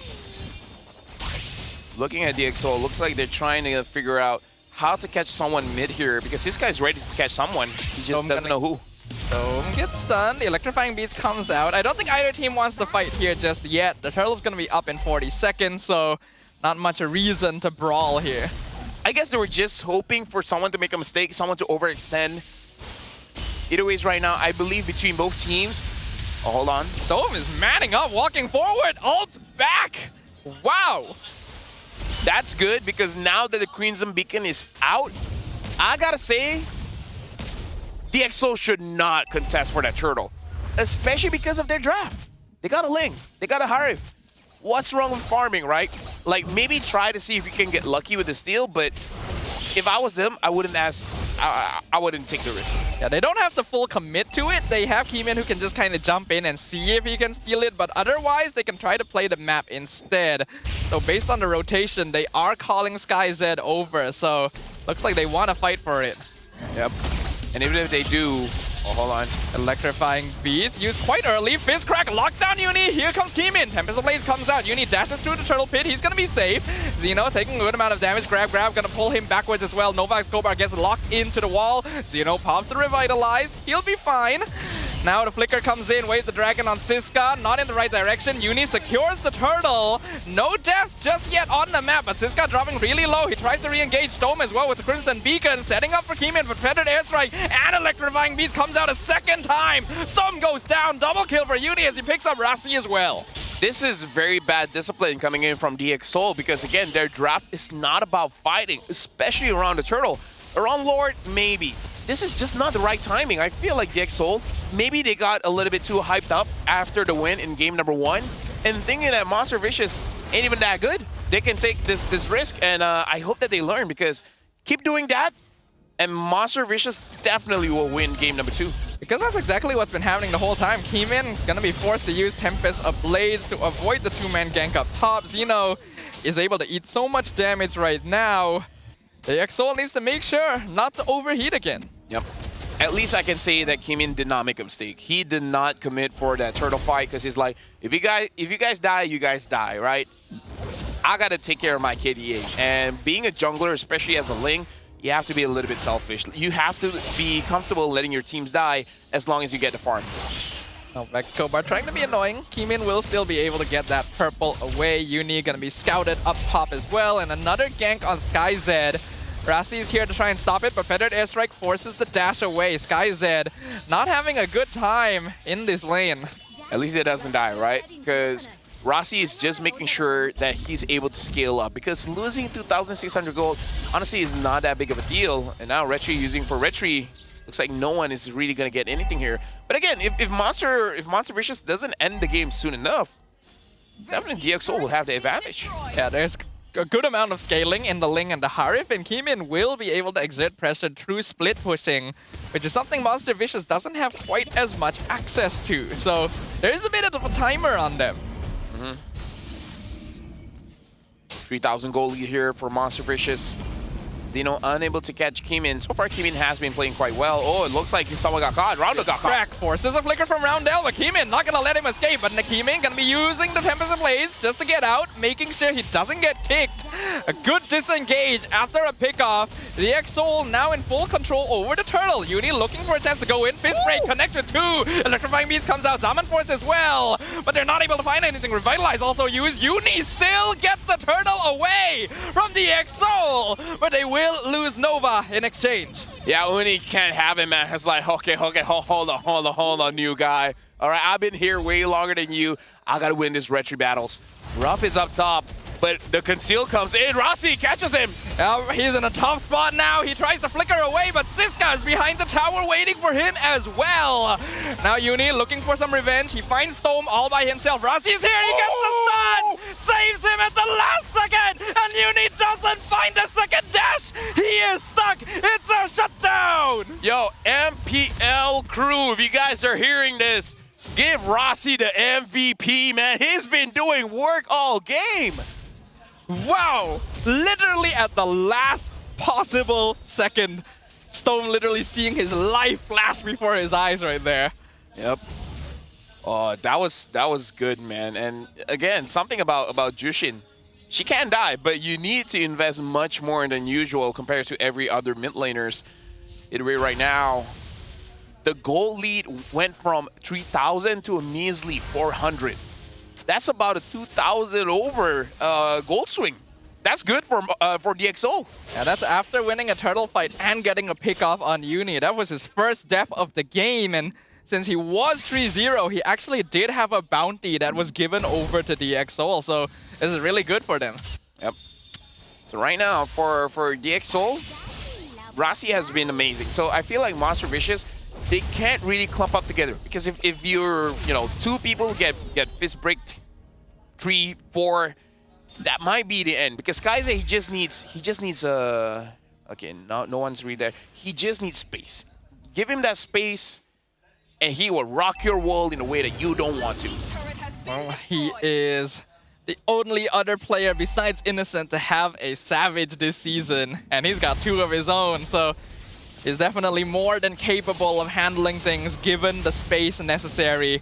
DXS now controlling space around the Lord Pit, not really allowing entry. The Fist Break connects with Uni. Electrifying Beats comes out as well. Rasi is stopping him all by himself. Feather Death Strike though, doing a lot of damage, forcing DXS back.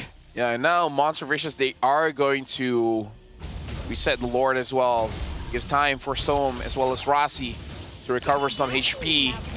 And now Monster Vicious, they're controlling this. I don't think Kimin should go for it, but if he does, it'll be cool if he gets it. He's gonna attempt it, but Uni secures the Lord. Tempest Blades comes out. DXS, do they want to fight this? A 4-man stun from Siska, with the Revitalize from Xeno. Keeps his team topped up, and Nova just cuts them off. Now the Glue left in the lurch, and the rest of DXS a little bit too far forward. The 2-man Chikundo knockup forces the Flicker out from Stone. Feather Dare Strike as well. SkyZ in a 1v1 against Uni, but the Zaman Force allows him to get away. Yeah, that was a big mistake coming in from Siska, but, you know, it would be cool if it worked out. But again, hindsight, we see that Ruff does have that flicker, able to run away. So Siska just has to keep that in the back of his mind. Like, if you want to catch anyone, honestly, it's probably Xeno. Xeno does not have any way to run away. Oh my goodness, that is so much damage. Uni just blasted Storm in an instant.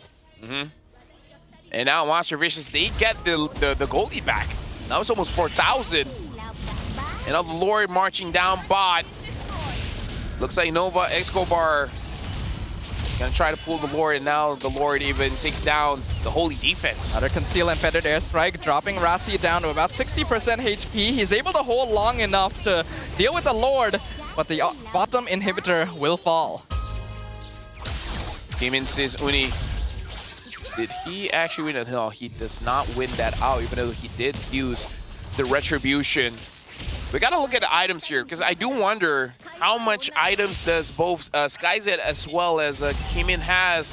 Oh, he just finished Holy Crystal, SkyZ. All right, so that's good. So he has 3 items.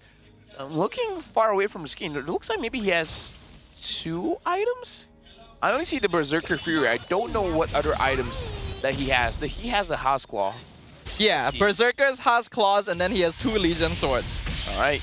Oh, Wave the Dragon. Gonna find Rasi, kicks him right into the Feathered Airstrike and Death Sonata. So as Badang down for the count, Monster Vicious really applying pressure now. Oh yeah. Kimin should still be okay. He's 1-0-2. SkyZ as well. It's actually 1-0-2. So DXS just needs a good moment, right? Someone to set it up. Either Rasi, either Siska. So it's not completely bleak for them. But now Ruff having that BOD. Damn, that's gonna hurt. And Monster Vicious is now officially in their comfort zone. This is the mid-game 5v5 team fight timing. They've already pushed the DXS back into their base, so they're basically gonna have to be playing Death Ball base defense a lot of the time. Even Kimin's macro capabilities are gonna be severely limited by how much map control DX actually has. Right, Kimin now has the BOD. Uni flanks from behind. Electrifying Beast doing a lot of damage, but Storm and SkyZ will get away. Feathered Airstrike also whittling down Siska. DXS just have to play in their base. So right now, Siska is going to have a hard time here because both Roundel as well as Uni, both of them have the Wishing Lantern. So now any front line, doesn't matter. Rasi, Siska, like at this point, DXS, they have to consider that they don't have a front line. They're still gonna try and conceal and commit to the Lord. Forces a flicker out from Roundel. Here comes Xeno to stop them. Feathered Airstrike doing a lot of damage to Siska. Rasi gonna get kicked away. Siska flickers forward, gets the stun. They jump on Ruff. They slay him. The kill going over to Kimin. Uni is still in the back line. He picks off Siska, but they also trade Xeno for it. Currently 1 for 2. Still in favor of DXS. They know where Kimin is though. He doesn't have enough energy. Is the rest of his team able to back him up? No, because Uni is dealing with SkyZ in the back. Kimin somehow still able to dash away though. He's still alive? How? Either ways, we did see that Siska is not going to be having a good time here. At this point, Siska can only play when he has that flicker. flicker in, second skill, and then try to jump onto someone, because if not, you're gonna die, right? Uni as well as Roundel just deals way too much damage. The fact that Kimin survived, I'm shocked. Yeah, I thought he was dead for sure. So it was a good maneuver to get him out between the members of MV. Still not good for DX though. Monster Vicious able to secure another Lord. The waves all pushing in their favor, and DX in a position where they basically have to play together. Yep. So right now for Monster Vicious, even though Ruff did die, right? I kind of feel like they're still holding the map pretty strong, especially considering that Ruff didn't have a lot of kills, so it's not that big of a goal swing. And even in terms of Sky Piercer stacks, I feel like it really doesn't matter at this point, because both Roundel as well as Uni is just dealing way too much damage, especially Roundel, because look at the items here. I think he's building up to a Divine Glaive. Divine Glaive with the Glowing Wand, with the Wishing Lantern, there's no front line for DXSoul at this point. Yeah, you won't be able to survive that no matter how bulky you are. The Feather Airstrike comes out. Siska gonna eat quite a lot of damage. Uni also playing around the flank. Lord gonna be crashing in bottom. Wave the Dragon gonna find Keyman. Forces the Tempest Blades out. He dashes away, but Xeno stops him. Fizzcrack gonna zone the rest out though. Nova actually ends up dying to the tower. Now the Lord gonna be targeted by DXSoul. They've given themselves a little bit of space to breathe since there is no wave pushing in mid. Yeah, DXSoul so far has been doing quite a good job trying to protect their base. And now you even able to get that flicker away from Roundel. Good attempt by Storm. Even though he didn't get anything, but still, that flicker is going to be huge, at least for the next 2 minutes. Next 2 minutes are going to be very important timing for both these teams. If Monster Vicious is able to close the game within the next engagement, they don't have to worry about late game scaling. Rossi flickers in, gets one fist crack on a very important target. That is Roundel out for the count. Xeno now going to be abandoned in the front line. He pops to revitalize. He eats so much damage. He's actually still alive. Uni comes back in with the electrifying beast. He gets stuck inside the wall. He gets healed up a little bit more. Grab. Siska now nothing to get out. 3-man Jikundo knockup. Immortality going to be burnt thanks to the Sky Piercer. But DXSoul don't actually lose anyone. That's a good fight, but nothing is really changing because the Lord is not going to be up anytime soon. If they can get mid, then that's good. At least you get something, because I feel like it's a good thing that they got kills, but really doesn't translate to anything. Ooh, that was scary. I thought Uni might actually commit to that. SkyZ would have died to like 2 hits, but looks like he doesn't want to risk it. So now for DXSoul, I believe they already got enough items here, because even looking at Keymin, the only item he is aiming for at this point is probably the Malefic Roar, and then it's going to be full build. So in terms of damage, both Keymin as well as SkyZ has everything at this point. So if they can't make a team fight work at this point, then Monster Vicious, they got the win here. Because DXSoul, they already have what they wanted. They already reached their win condition. Now it's all about execution. It's all about the mechanics. One big team fight is all Monster Vicious needs to close out this game and bring us to a tied series. They're the ones in control of the Lord right now. DXSoul will notice it, but they might be a little bit late to the party. Siska gonna enter. Conceal comes in from Rossi, but Uni already got the Lord. They'll pick up Xeno, throw him back, but Feathered Airstrike prevents them from re-engaging, and Nova Exobar as well flickers away to avoid the grab pullback. Keyman looking to re-engage, but there's just no real way of entry. Xeno eats so much damage. Rossi tries to go back in. SkyZ actually picks off Roundel. Fizzcrack locked down Nova. It's a double kill for SkyZ. Uni comes in, but you're 1v5. That is a mistake. It's a shutdown. Triple kill for SkyZ. But the minions are in the base. Okay, Rossi will make it back. Okay, maybe that was the idea? Roundel flying up in that angle? Wait, they can defend this, right? Keymin is there, Keymin is there, Keymin is there, Keymin is there, Keymin is there. Oh, hold the Lord! Hold the Lord! All right, they can do it. Oh my goodness. They can do it. Okay. I was gonna question what was Roundel doing. In hindsight, maybe they just wanted the minions to end the game, so they forced a fight, or at least forced DXSoul to stay around there. The fact that DXSoul was able to finish the fight fast enough and then actually recall to defend base, that was either very lucky or very skilled by DXSoul. But still, at that moment of time, I was like, what was Roundel doing? Yeah, I was wondering that as well, because he basically just walked into the Synchro Fission and got blasted. but maybe he was just trying to buy some time, because a little bit longer and the minions actually would have ended the game for Monster Vicious. That is pretty bad news though, because DXSoul are really good at coming back from these sort of positions. Yeah, we're looking at the numbers here in terms of the KDA, gold per minute, as well as damage per minute.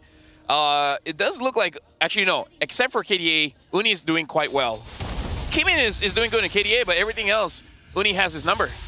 And speaking of which, at this point, they gotta respect that Harif, man. That damage is not balanced. They need to try and melt him down as soon as possible. SkyZ cannot be allowed to freely DPS, or Monster Vicious will find themselves in a world of trouble. Up until now, Roundel has been popping Feathered Airstrike off cooldown to zone, but you might need to hold it for SkyZ. And maybe just don't get into a weird position, right? Yeah. Kimin still hasn't died yet. SkyZ has died once. I don't know. Is it really worth it for Kimin to go over to Ruff? Because so far, Ruff is not that big of an impact in this game. Maybe Roundel is the one that he really has to focus on, and then you trust everyone else to deal with Uni. Maybe. It already worked for them in game number 1, so I can definitely see that being a solid way forward. But without his purple buff, Kimin's gonna have a bit of a hard time. The thing that DXSoul needs, they need some kind of advantage before the Lord spawns. Or they gotta win at this Lord spawn. Because here's the thing, Staffa. Monster Vicious at this point, if they don't want to make a mistake, they don't have to force anything, man. Let the minions do the work. Eventually, DXSoul, they'll tire out. DXSoul will have to split their resources. Oh, Siska gonna be eating a lot of punishment. Still has immortality though, so he's fine. Feathered Airstrike's actually gone. Is gonna be pulled backwards. Nova holding the flank, but Siska will scout it out. The minions still pushing in favor of Monster Vicious. I don't think DXSoul can stay long. Yeah, Monster Vicious again, they just stay here. The moment they see the Ling clearing the wave, guess what? They're gonna do something like this one. Rasi gonna get kicked. Electrifying beats. Fist crack locked down Uni, so he's not actually able to do damage with his ultimate. Another Feathered Airstrike. Adrasi is able to dash away. This is actually not a bad timing now for DXSoul. They're able to regain more ground. Oh, the minions, a bit nervous. Everyone has to back off, and now Monster Vicious, they get stoned. No, they didn't. If he's able to Crimson Beacon away, Uni nearly dies. He does. He loses immortality. He pops the Winter Crown, gonna try to switch, but the Tempest Blaze finishes him off. It's a killing spree for Kimin. And all the while, Rasi is defending at home. Yeah, Siska trying to delay. He's actually able to get Zeno. And now SkyZ, he's just waiting for his ult. He's just waiting for the Zama Force. Nova is trying to run away. It looks like DXSoul, they're juggling this well. How? How are they juggling it this well? That's what I told you, Lefel. There's something about this team. They somehow hold these situations. The tenacity is on another level. Things are still definitely stacked against them, but MV is starting to make more mistakes. I don't know, man. Like, DXSoul, they got the tenacity. They got the thrill. They're pretty swift with it. They even have a Master Assassin. And I'm pretty sure there's a Quantum Charge somewhere there. Probably. Lord gonna be targeted once again. This time all 5 members of DXSoul are around. This could be it. Roundel looking for the flanks. Zeno gonna re-engage. Feathered Airstrike doing good damage. Lord dropping low. Tempest Blaze comes out. Ruff gonna be zoned away. SkyZ kicked as well. But he's inside the pit. He's totally safe. The Lord secured by Kimin. No deaths. But DXSoul got what they were looking for. Oh. Kimin, he's been practicing on this lane for a while. Not the most aggressive compared to a lot of the junglers that we've seen, but he's being very disciplined. Like, the thing about DXSoul is that they're minimizing as many mistakes as they can. And now Monster Vicious, it's sad to say, but it looks like they're choking a little bit. It's like they're starting to lose ideas. DXSoul is just overwhelming Uni to the point where he can't make a decision for the team. This is what I talked about with the win condition for MV. They tend to tire out once you get into the late game. Fist crack comes out. Uni uses electrifying beats. He'll be fine. Lord still slowly pushing up bot lane. Yep. Monster Vicious, they're in trouble. DXSoul, can they finally do it? Can they actually get 2 wins in a row? They've never done that for years at this point. Pretty much. Monster Vicious need to find SkyZ. They need this Harif gone if they want to stand a chance in a direct team fight. Rossi is a big problem for Monster Vicious at this point. The only reason Monster Vicious like kind of loses it out, they get baited, man. A lot of skills used before anyone goes for a team fight. And not even just this game, even the previous game.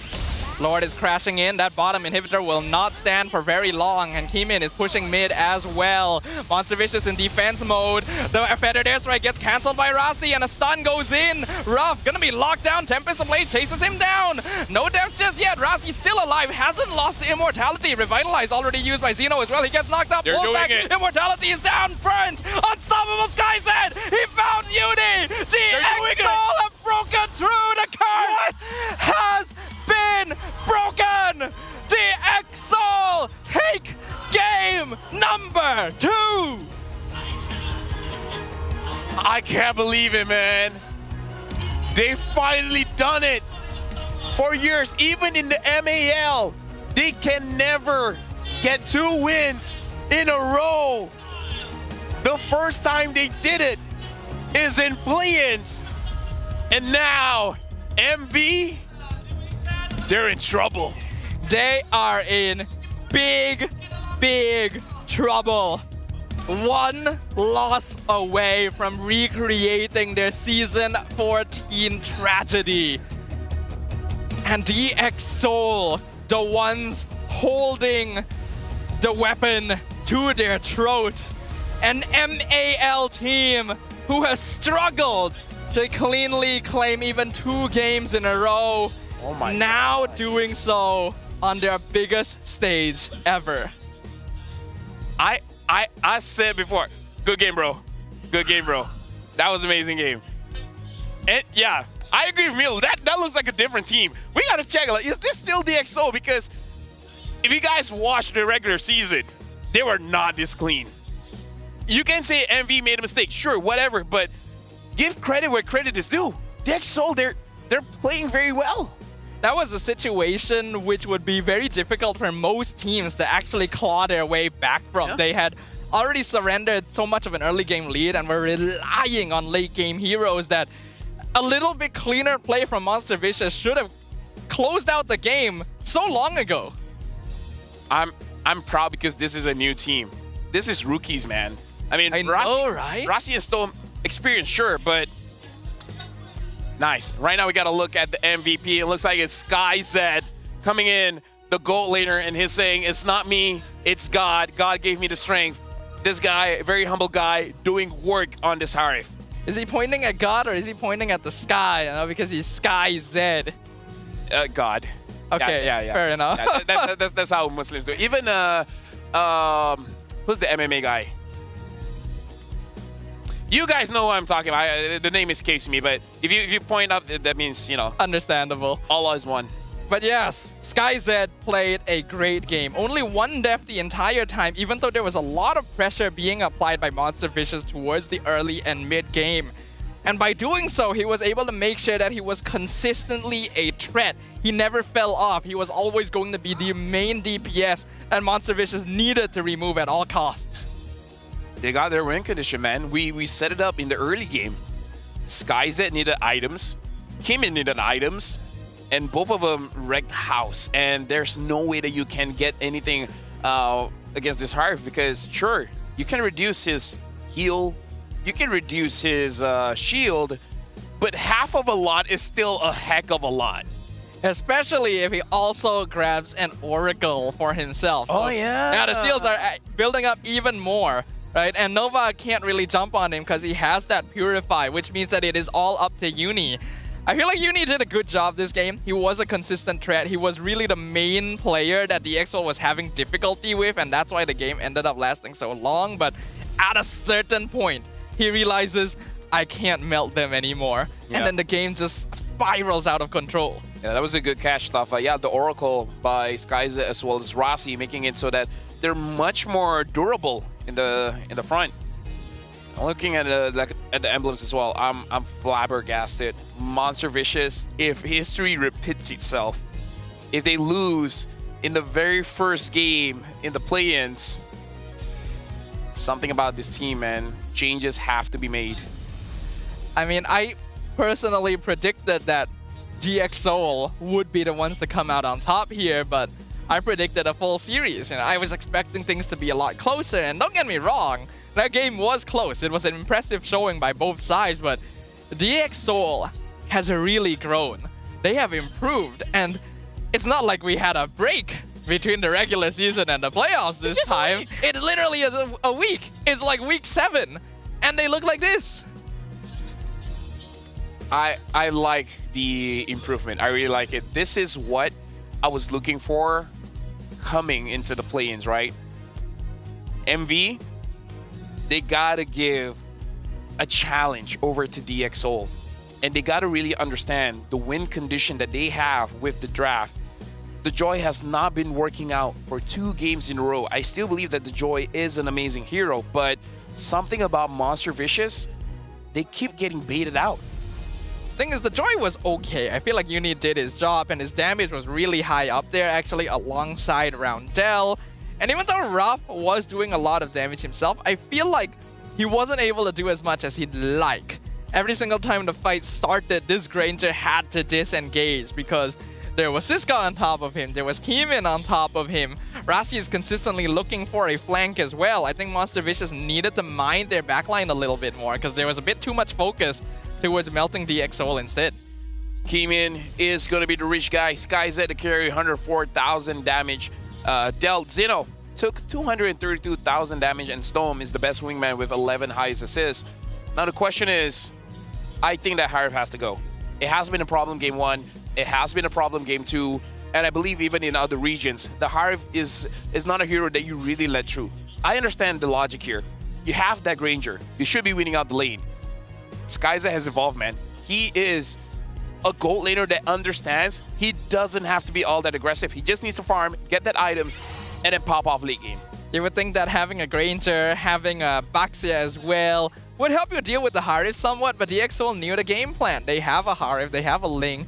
The goal is to survive to the late game until you can get that farm in place. They definitely did make some mistakes early. I feel like forcing fights when they weren't really at a peak of strength just yet, but their late game composure more than makes up for it.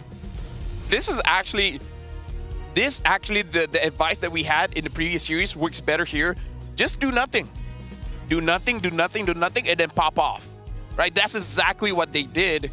But they made it look better than the previous series. It did get risky. It did get close. There were times when the minions were really becoming issues, pushing into the base, nearly ending the game on their own. I think we have to believe that Roundel threw his body to try and delay more time. That's the only explanation.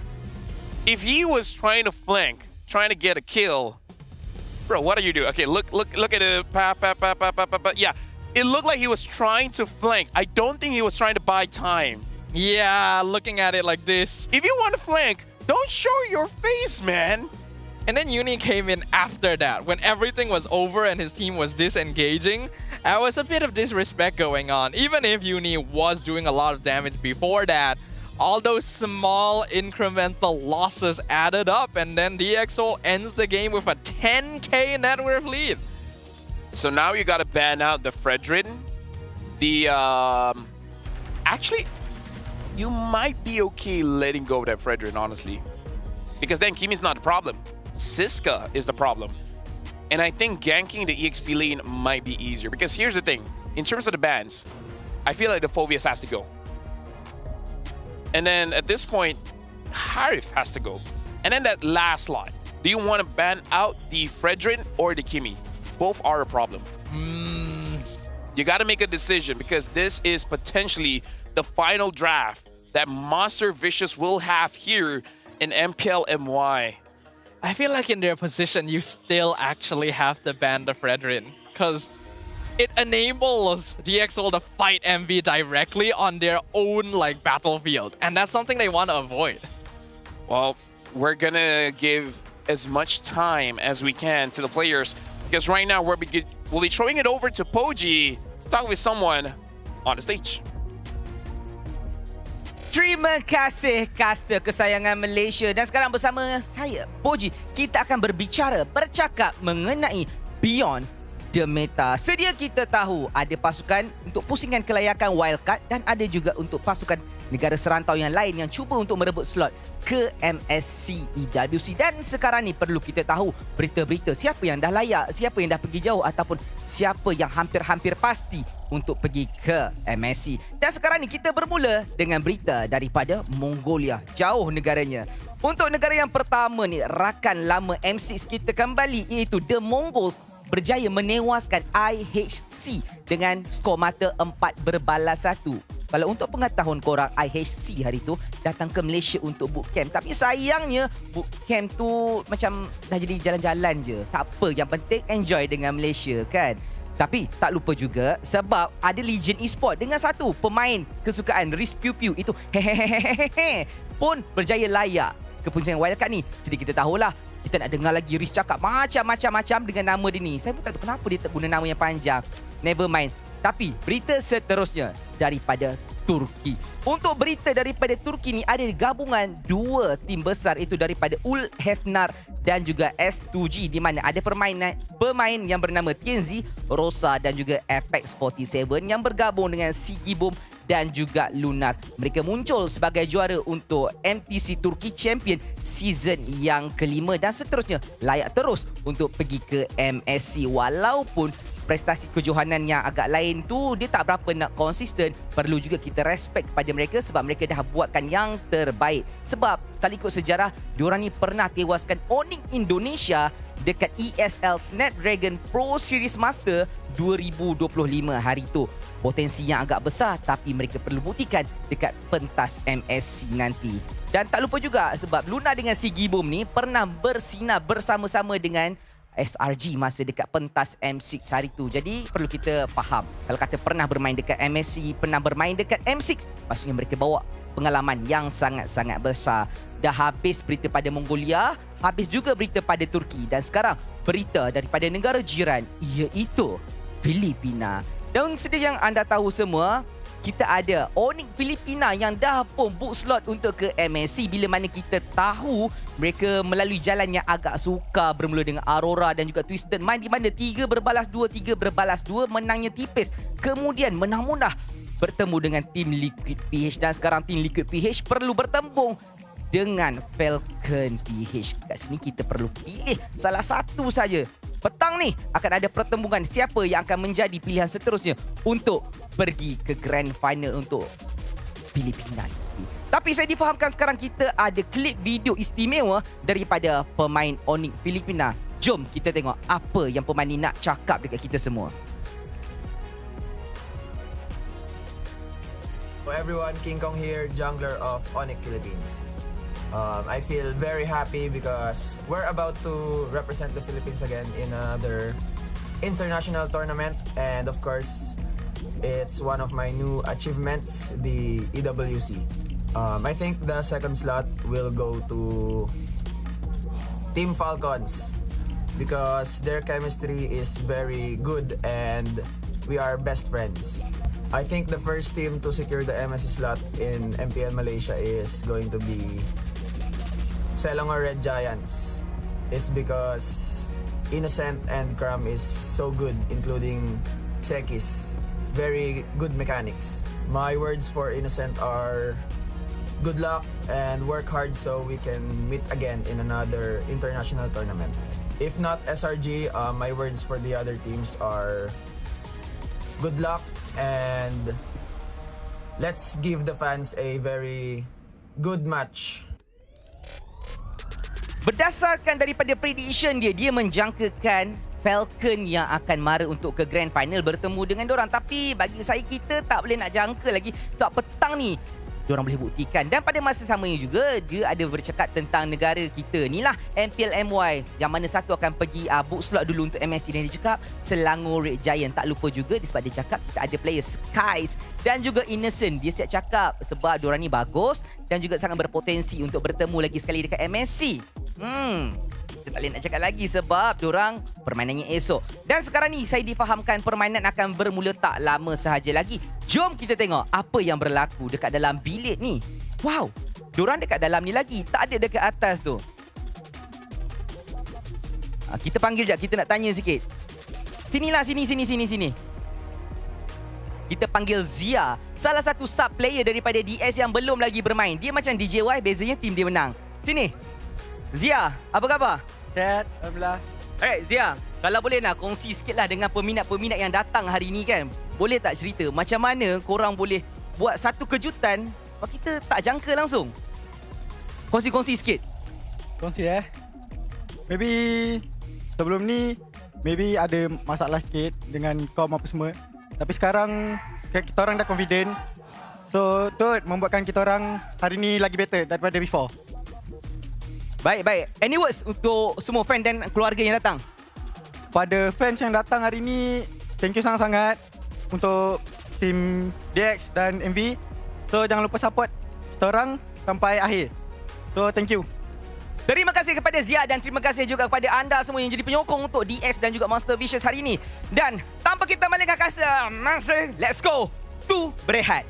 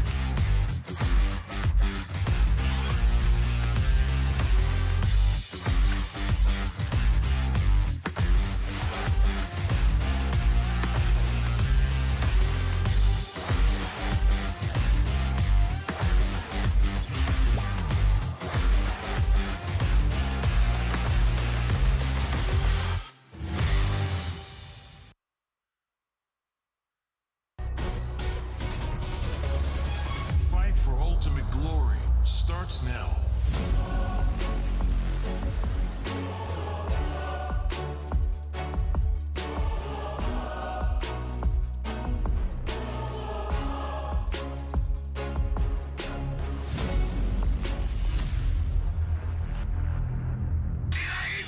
Mobile Legend M6 Swiss Watch. Kerap menggaru kulit kepala disebabkan kelomomor, masalahnya lebih mendalam. Gunalah Head and Shoulders menembusi 5 lapisan untuk membasmi kelomomor dan kegatalan. Bebas kelomomor sehingga 100%. Head and Shoulders diuji secara dermatologi.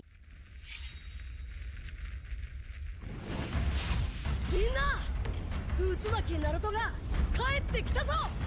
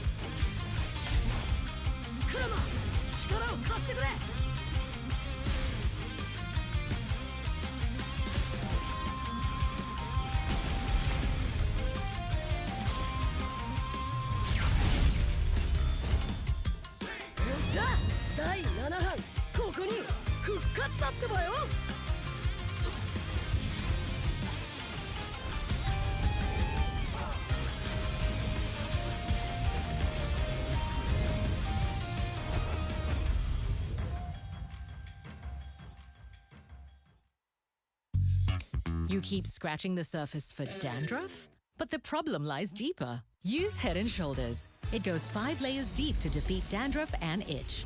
Be up to 100% dandruff-free. Head & Shoulders, dermatologically tested. 見せてやるよ。シャリンガンの本当の力をな。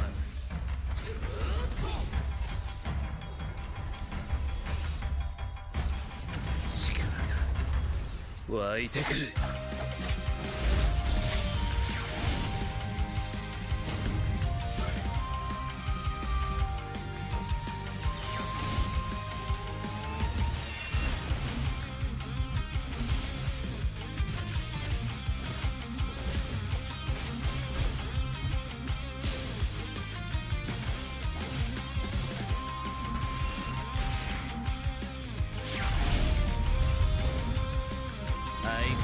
やかましい奴らだ。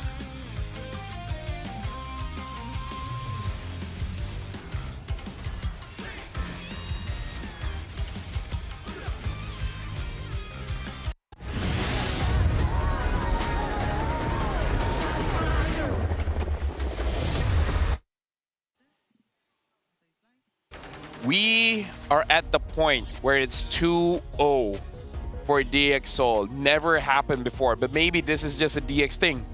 They will play 3 games no matter what. So in the best of 5, I mean, best of 5 is perfect for them. Win 3, they're still moving on. They're like, we play 3 games, bruh. That means they're screwing the best of 7, but we'll cross that bridge when we get there. Yeah, maybe when we get there, we'll see a new evolution of the team, but that means they have to actually make it to the grand finals. For now, that's a thought for another day. Right now, we need to talk about the situation we find ourselves in. An MAL team who has made it to playoffs for the first time ever, their first season ever, is now 1 game away from eliminating Monster Vicious. Envy cannot overheat because there are a lot of times where we see them making plays for that highlight reels when they really should play with a team, right? Because they even said before during the regular seasons, like, oh, a bit of star syndrome, right? Feeling themselves a little bit more, thinking that they can 1v5. I feel like they need to start respecting DXSoul and actually fight them as a team. Yeah, I remember how I pointed out during, after game 1 that DXSoul feels like the players have a lot of trust in each other to perform their individual responsibilities. Envy is starting to feel a little bit like each player wants to take things into their own hand and are just hoping the rest follow up on them, and there's a big difference in that. Oh, right now we do have the rookie standings here. It looks like Sheehan is 37 points, ZK 44 points, Error 404, 49 points. Kimin and Siska very tight here, 51 and 50 points. Siska still in the lead at this one. Yeah, both rookies from DXS have really forged a path for themselves, paved a way forward. And remember, we had a quote from these players. They have been trying to achieve MPL for 4 to 5 years now. And now finally, on the first season, they make it. They are making things happen. This is an incredible story, really. Yeah, now we have the keys to victory for MV. They gotta respect SkyZ's carry potential, man. Like, don't give him that Harif anymore. Don't get baited. Envy keep wasting skills without any trade, and they got to draft for Uni or Ruff because at this point, you know that they're the carries. Like, let them pop off. Yeah, these are very smart keys, and I think they were written by a very wise man, and I think they're things that we really have to think about, right? SkyZ has the carry potential. This is a player that is willing to do what is necessary to get himself on the board, even if it means giving up some of that early to mid-game pressure. MV was getting baited out a lot because they wanted to win team fights, but there were situations where they didn't really need to force it. So going into game number 3, backs against the wall, a similar situation to Team Vamos at the start of the day. Can they turn it around? Yep, started drafting phase here. Looks like MV will be first pick. Betting out. Okay, they're letting go of their... Who said there are no shortcuts? I wonder if they will first pick the Harif here, because they ban out the Baxia, they ban out the Kimi, they ban out the Fredrin. They picked the Jushin. I don't like that. Neither do I. This is Harifobious, right? Yes. Harifovia sounds so good for DX at this point. Like, it has to be a bait. But how is MV baiting here? Like, what is the trade-off? Like, the Hyos can deal with the Fovia, sure. Do you want to try Granger Harif again? DX is taking the time. Okay, so here's the thing. Maybe... Oh, not Harif Phobias. Kalea Phobias. Let's see here. I feel like they need to take the Harif away. They have to. In the previous game, in game number 2, they picked the Granger when the Harif is still up, and then they didn't even ban the Harif, and then Harif was eventually picked a 5th spot. So, but if MV is not picking up Harif here, I don't know, man. Seems a bit But it trolly. would mean picking Harif into Phobias. I feel like... Would you rather let guys get the Harif again? Probably not, right? Yeah, okay. They lock it in, and they also steal away the Badang, which... Okay, I guess, but I still don't really like picking Zeus 1-1? and Badang this early. Yeah, I'm thinking of gold laners here. My imaginary world. Your team. Yeah, Yep. there you go, the 1-1. Yeah, I had a feeling too. After they banned it out in game 2, there was a sinking suspicion in the back of my mind that SkyZ probably wants to play this hero at some point. Yeah, trying to get that 3rd Savage up in arms. And now they ban out the Hanzo. The OG way to deal with E11 is actually the Feramis. Whenever the crossbow tank is activated, you open up the Feramis ult. And honestly, even the Ghost Burster still a lot of damage onto 1-1. But that ban right there, the Zask, that showed that they want to use an assassin. I don't know if they want that Joy again. Again, the Joy is good, but doesn't seem like it's enough. Nah, not here. You would be picking Harif and Joy into Phobias, which I think is a little bit too much. And like you mentioned, it hasn't really worked out so far. It might be the Hayabusa, maybe, since it still hasn't been banned until now. I think Ling is worth a consideration now that we've seen Kevin is capable of playing it. Both junglers have this as a pocket pick. The problem is just because of that Kalia. Like, it really is just that Kalia. Because even the Hayabusa, you have a channel time before you use your Ogi Shadow kill. That's enough time for Kalia to pick you off. Same with Ling. Like, you can be fast enough that you can avoid this Kalia, but easier said than done. Easier said than done is correct. You always think, as an assassin player, my hands are fast enough, I can avoid a Kalea. There's no way they can react in time, and yet we have seen it time and time again here in MPL. These are the cream of the crop. They ban Hayabusa. My worry is just because it's match point. Do you want to take that risk? That's it. Do you want to take that risk? Because at this point, even DXO, they can pick up that Ling, and then what? MV has the Joy, the Suyo. Both honestly doesn't even sound that good at this point. I think you keep your jungler and pick a mid laner here just to give yourself an opening, right? Because you could go Ling, but if you suddenly get a bunch of tanks on the side of MV, it might be difficult as well. So leaving a flex option open for something like an X-Borg is still a possibility. The only thing is that I do agree they could get a tank in the jungle. Right, so they do pick up the Eve just in case if they want to pick up a fighter. The problem here, Staffa, is if they pick up a tank or a fighter, they lost. No damage. And the 1-1 gets free stacks. Yep. I don't care. Barats, Alpha, heck, I don't know, Aulus. Everyone's just going to give stacks over to 1-1. Like, the draft that DXSoul has right now, they already created a box where MV, at this point, I kind of feel like, unless they surprise us, I kind of feel like they got outdrafted. I'm looking at the remaining assassins. Ling probably is the best option, Lancelot? but risky. Lancelot is risky possible.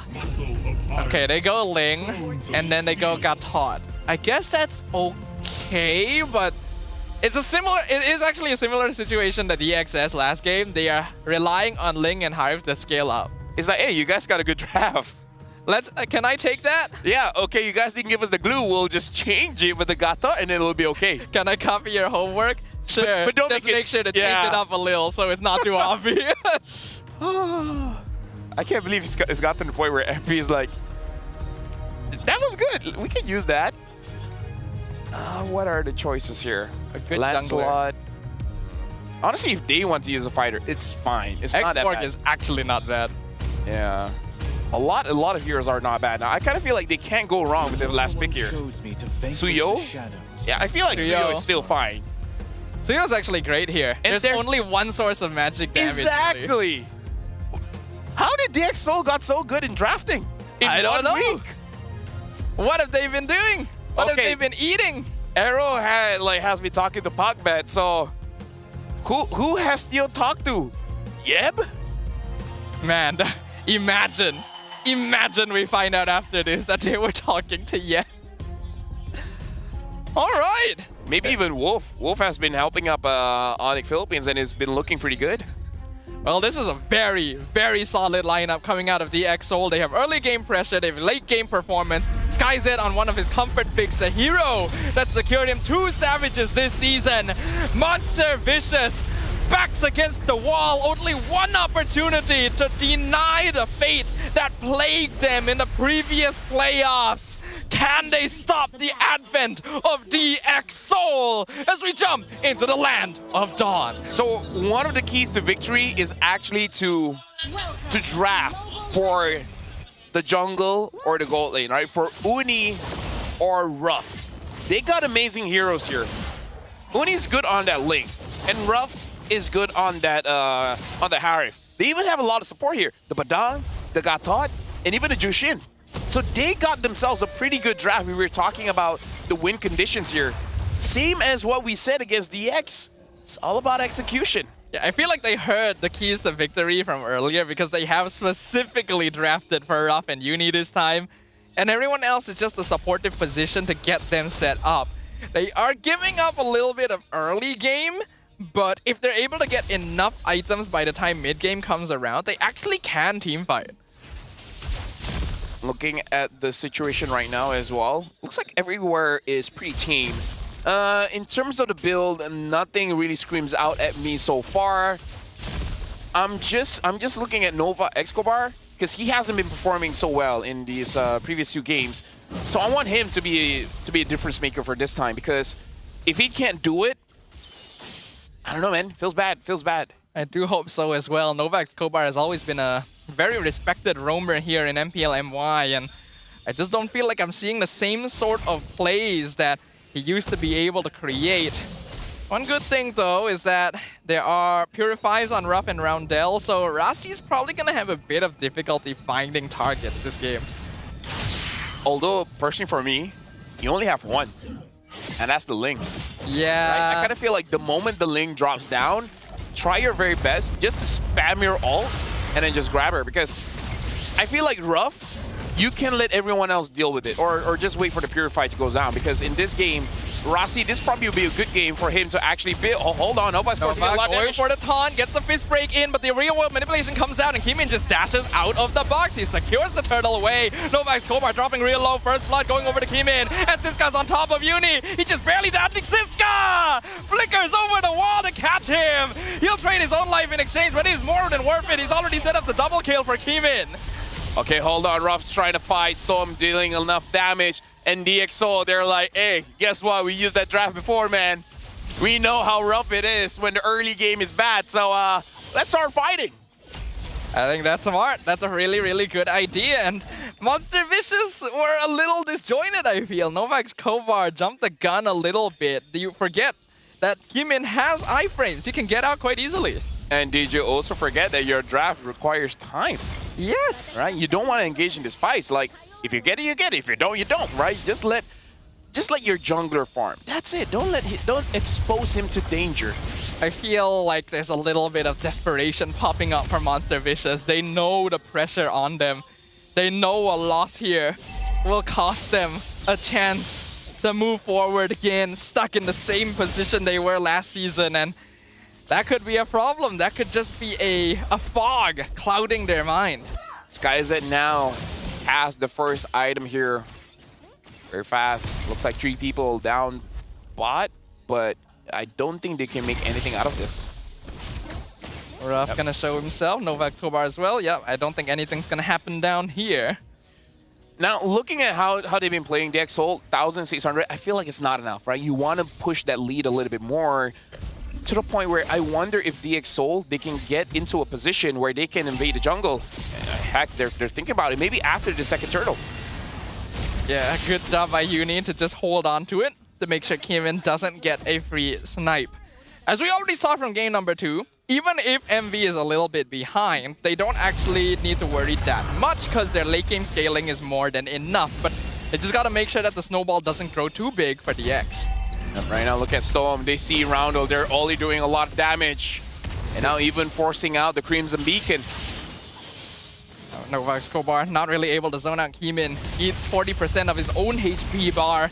The DXSoul have a full grasp on the turtle down here, and wow, even the crossbow tank comes out. SkyZ winning out the 1v1 and forcing Ruff backwards. The DXSoul in full control. And here's the thing, DXSoul, they're winning the gold lane just by the 1v1. The mid overwhelmingly is won by DXSoul. So now Monster Vicious, they got to turtle up somehow against DXSoul, making sure that they don't lose any turrets. I kind of feel like if you can hold on to your tier 2s, you're in good position. They just can't afford to give up too much map positioning. They need space for Ruff and Uni to farm, and if they can keep it up at this rate, it's actually not too bad. Uni and Kimin both gonna complete their first item at around the same time. Yep. Oh, looks like Roundel was actually able to pick up the crap there. 2,000 gold ahead right now, DXSoul. I'm looking at the map, and I feel like if they want to gank, probably mid is a good idea, but looking at how forward Zeno is on this Badang, could potentially look for that one as well, because DXSoul, I just don't want it to be too passive, because they have a power spike here. You have the damage coming in from Stone, damage coming in from Kimin. I just don't want them to waste this opportunity. Yeah, I agree with you. Once you get into the mid-game phase, the DXSoul has a lot of damage actually, and if they're not able to execute on it, MV will actually get enough space to scale up. RWM forces out the Zaman force, but Monster Vish is doing a good job of just avoiding the fight. Yeah, I feel like both ult timings is fine here because the turtle is going to come up in roughly 30 seconds anyways. By that time, you will have your ult. So it's a good shout, just a bit zoning, and then that's fine. Looking at the junglers here, it looks like Kimin is actually farming out quite well. Level 11 compared to Uni, level 9.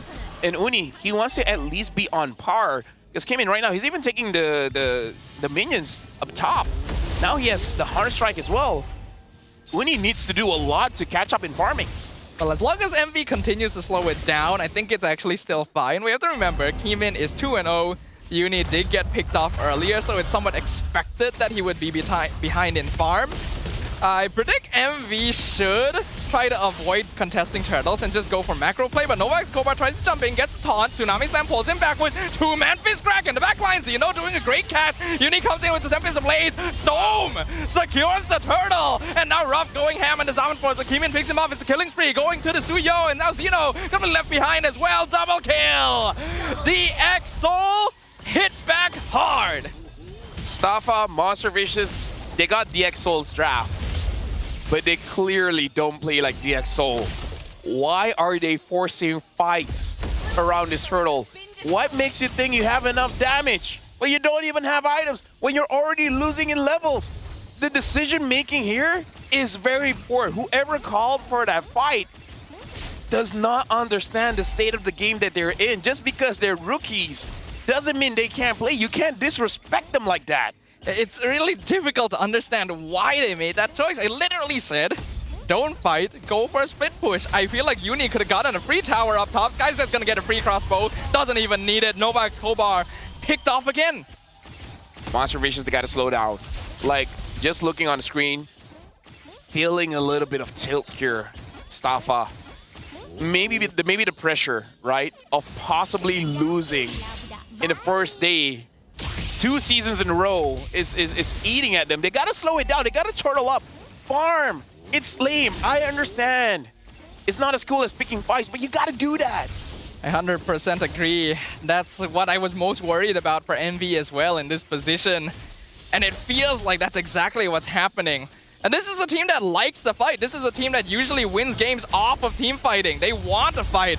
The two-man taunt is pretty good. SkyZ gonna need to dash away. AOG gonna miss, but here comes Uni. Gets grabbed with the Tsunami Slam. Killing spree to SkyZ. And in an instant, the flow of the fight reverses completely. Unstoppable for Keemin. RWM with the knockout into the Dino Strike. They are running them down. They are shredding them. They do not exist. DXO have annihilated Monster Vicious. And that's a big wipeout when the Lord is so close to you. You get top turret. Now you get Lord. It looks like you might even get the tier 2 up top. This is... I'm sorry, Staffa, but that looks like game. I think we are witnessing the death throes. If we were concerned about Monster Vicious, those concerns are no longer founded because they are not going to be here for much longer. The EXO continuing the pressure, pulling Novak Skovar back, sets up the crossbow tank. Xeno comes in with the fist break, but it's way too late. Unstoppable for SkyZ. Monster Vicious are falling apart. Stop it. You're already down. What's wrong with farming, man? Look at the items here. Uni only has 2. Ruff doesn't have a Holy Crystal. Why do you fight without a Holy Crystal? Rasi goes in, gets taunted into the tower. He will end up falling, but they're able to get the mid tier 2. I think that is worth trading a life away. Dude, oh. I don't know how Monster Vicious can come back from this one. Because DXO, almost 10,000 ahead. SkyZ hasn't died. Storm, 0-1 and 12. This is looking very scary for Monster Vicious. The EXO are looking so good right now. The RWM sets up for the Lord, but MV is able to clear it in exchange for the Holy Defense. Looks like MV will finally get a chance to breathe a little bit, but at this point, the gravity of the situation must be hitting. They know that the chances of them moving on to the next stage are dwindling. Yep. I can't believe it, man. Like, this is good. Monster Vicious. Seriously, wait for Ruff to get Holy Crystal. And then that's your win condition.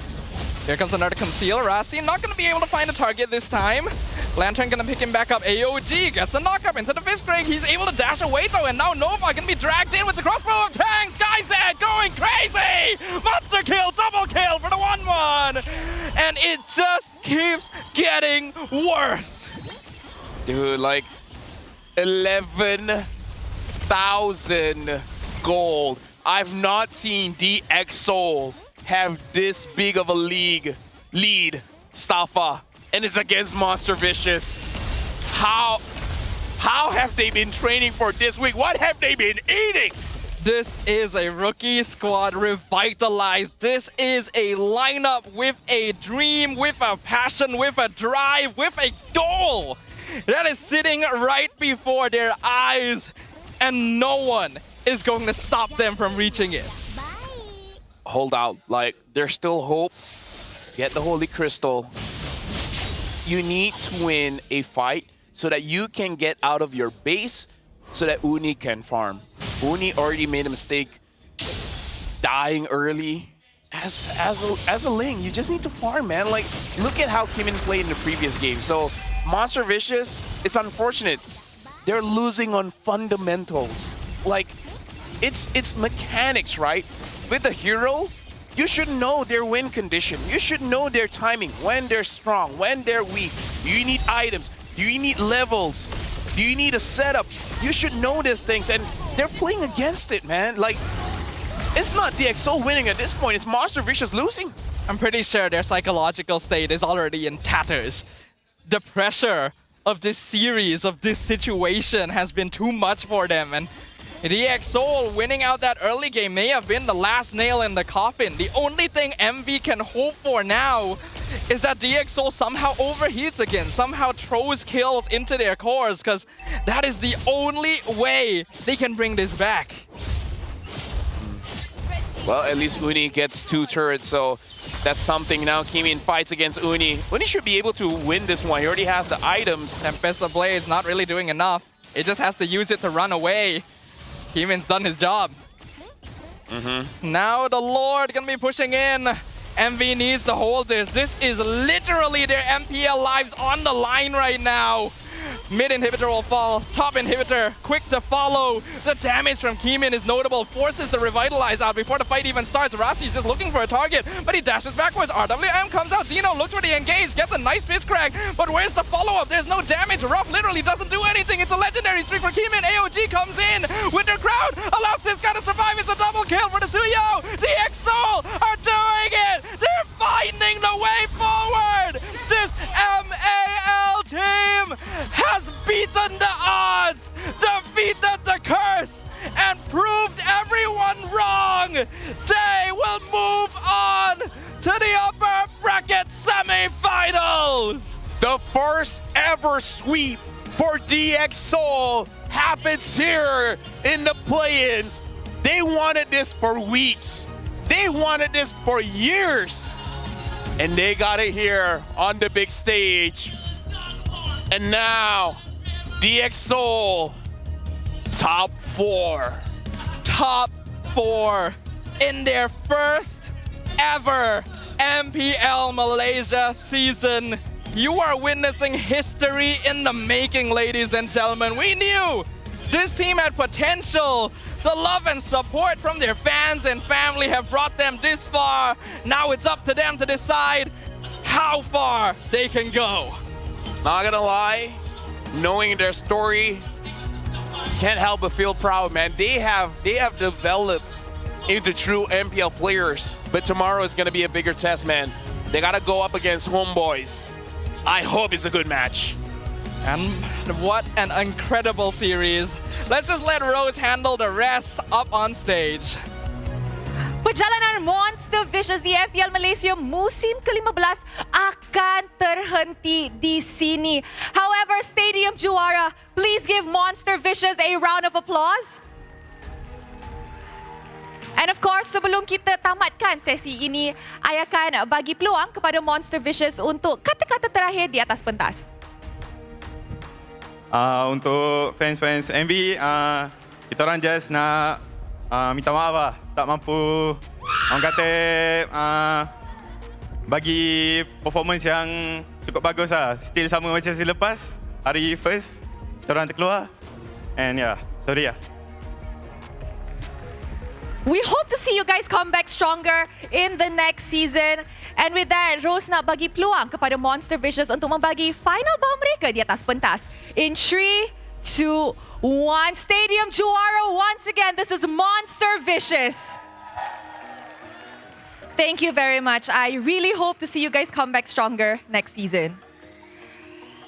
And untuk pertama kali di musim ini, pasukan finally yang dapat clean sweep the rookie team of the season. Give it up for DXS! Guys, big congratulations. Let's start with that, okay? Really, really big congratulations. I think I want to talk to Storm first. Storm, how did you guys manage to get a 3-0 today? What happened? What happened? I think because it's best of 5 already, not best of 3, no more curse. But in the video, Keemin said maybe 3-1, maybe 3-2, we don't know. How did you guys wake up on the right side of the bed today? Did you guys eat good breakfast? What's going on? I think we really want to win against MV because for me personally, I really wanted to win against MV. And yeah, we really want to meet Homeboys also. That's why we gave our all this match. Ooh, giving your all this match, that's a bit dangerous because you mentioned that you want to meet Homeboys. And as of today, as of right now, Homeboys is sitting very, very comfortably at the upper bracket. And tomorrow afternoon, you guys will be meeting Homeboys. Based on your performance today and, you know, having a week to train after the regular season, how well do you guys think you will do tomorrow? In your opinion, huh?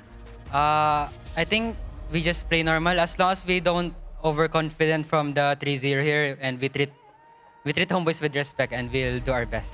Itu dia, jangan overconfident. Jangan overconfident. Humble. Now, mungkin Rose nak cakap dengan Siska. Wow! Now, Siska, Woi, nanti jatuh. Esok tak boleh main tau Rasi. Betul? Betul. Okay, now Siska. Kita ada macam top 5 rookie of the season lah kan? And Siska dan juga Kimin is topping that leaderboard. And Siska has been doing very, very well. Ramai orang puji permainan Siska. Adakah ini satu benda yang pressure untuk awak ataupun you guna ni untuk motivate yourself further? Motivate untuk diri saya sendiri je.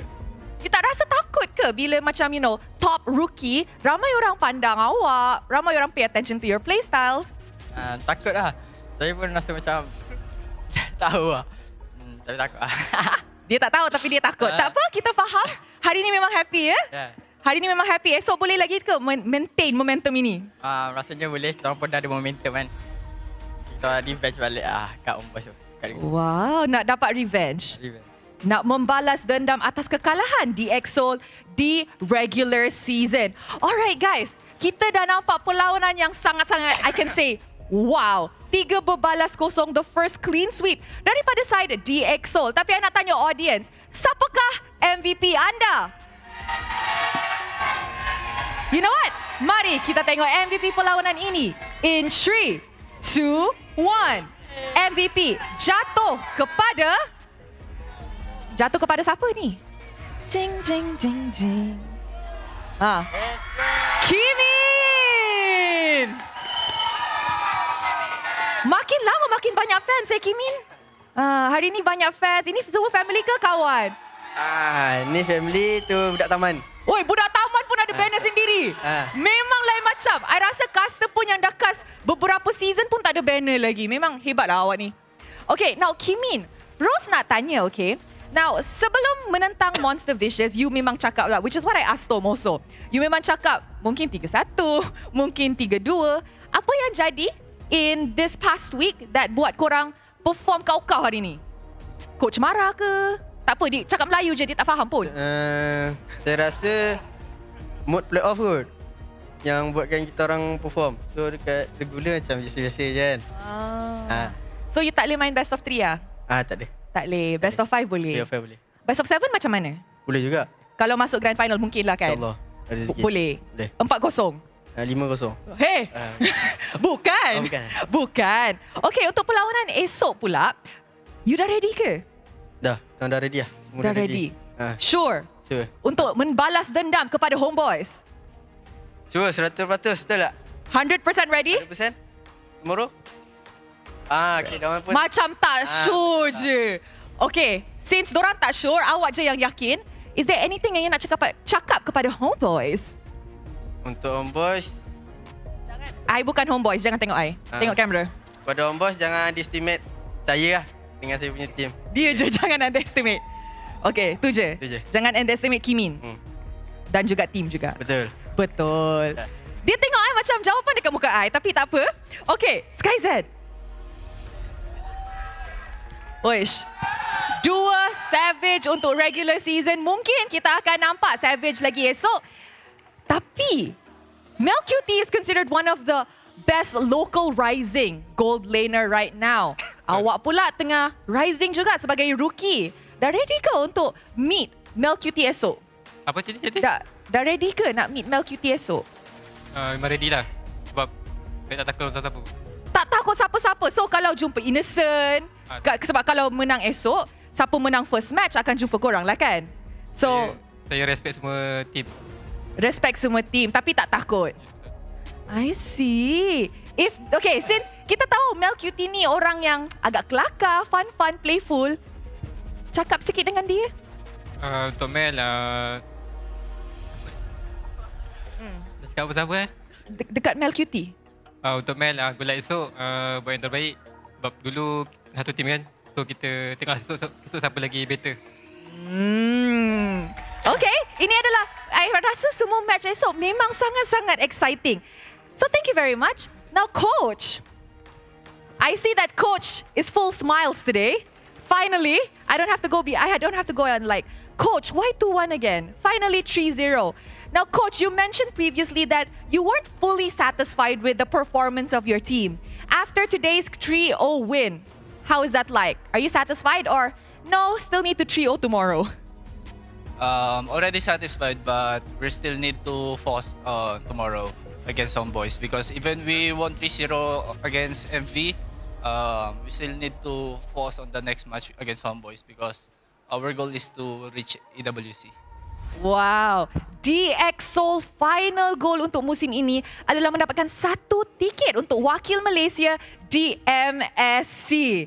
Okay, maybe... Oh, Rasi belum pegang mic. Rasi, is there anything yang you nak cakap kepada fans yang hadir ke Stadium Juara and of course support you guys? Tengok ramai ni. Apa Siska nak cakap? Siska nak cakap? Tak, Rasi. Oh, aku lah. Untuk fans DX, kalau ada, because for family DX, thank you for coming. And MV, thank you for coming also. Sorry, we beat MV. Just thank you. See you Homeboys. Wow, see you Homeboys. Alright guys, once again, berikan tepukan kepada DXSol. Congratulations boys, we will see you guys tomorrow. And with that, Mari, let's show it to the casters to analyze what happened in this clean sweep play-ins game. And with that, casters, back to you guys. Dude, a 3-0. And I even saw one post on Facebook. They were like, you know what? Kimin is a very good actor. During the regular season, he was not like this. Now he's showing his true self. If that was the plan, bro, that commitment, 6 weeks, meh. And then jumping in and looking hella strong, man. Man was playing with Rock Lee's weights on the entire regular season. And now he's taken them off. 3 different assassin heroes in 3 different games. And somehow the score is just getting better with each game. Ending with a 980 GPM and a 10-0 result on the Suyo. Kimin has a message for the world. You know what's funny? Suyo, he could not use the Suyo for the most of the regular season. Why did they make this 1 week feel like a month?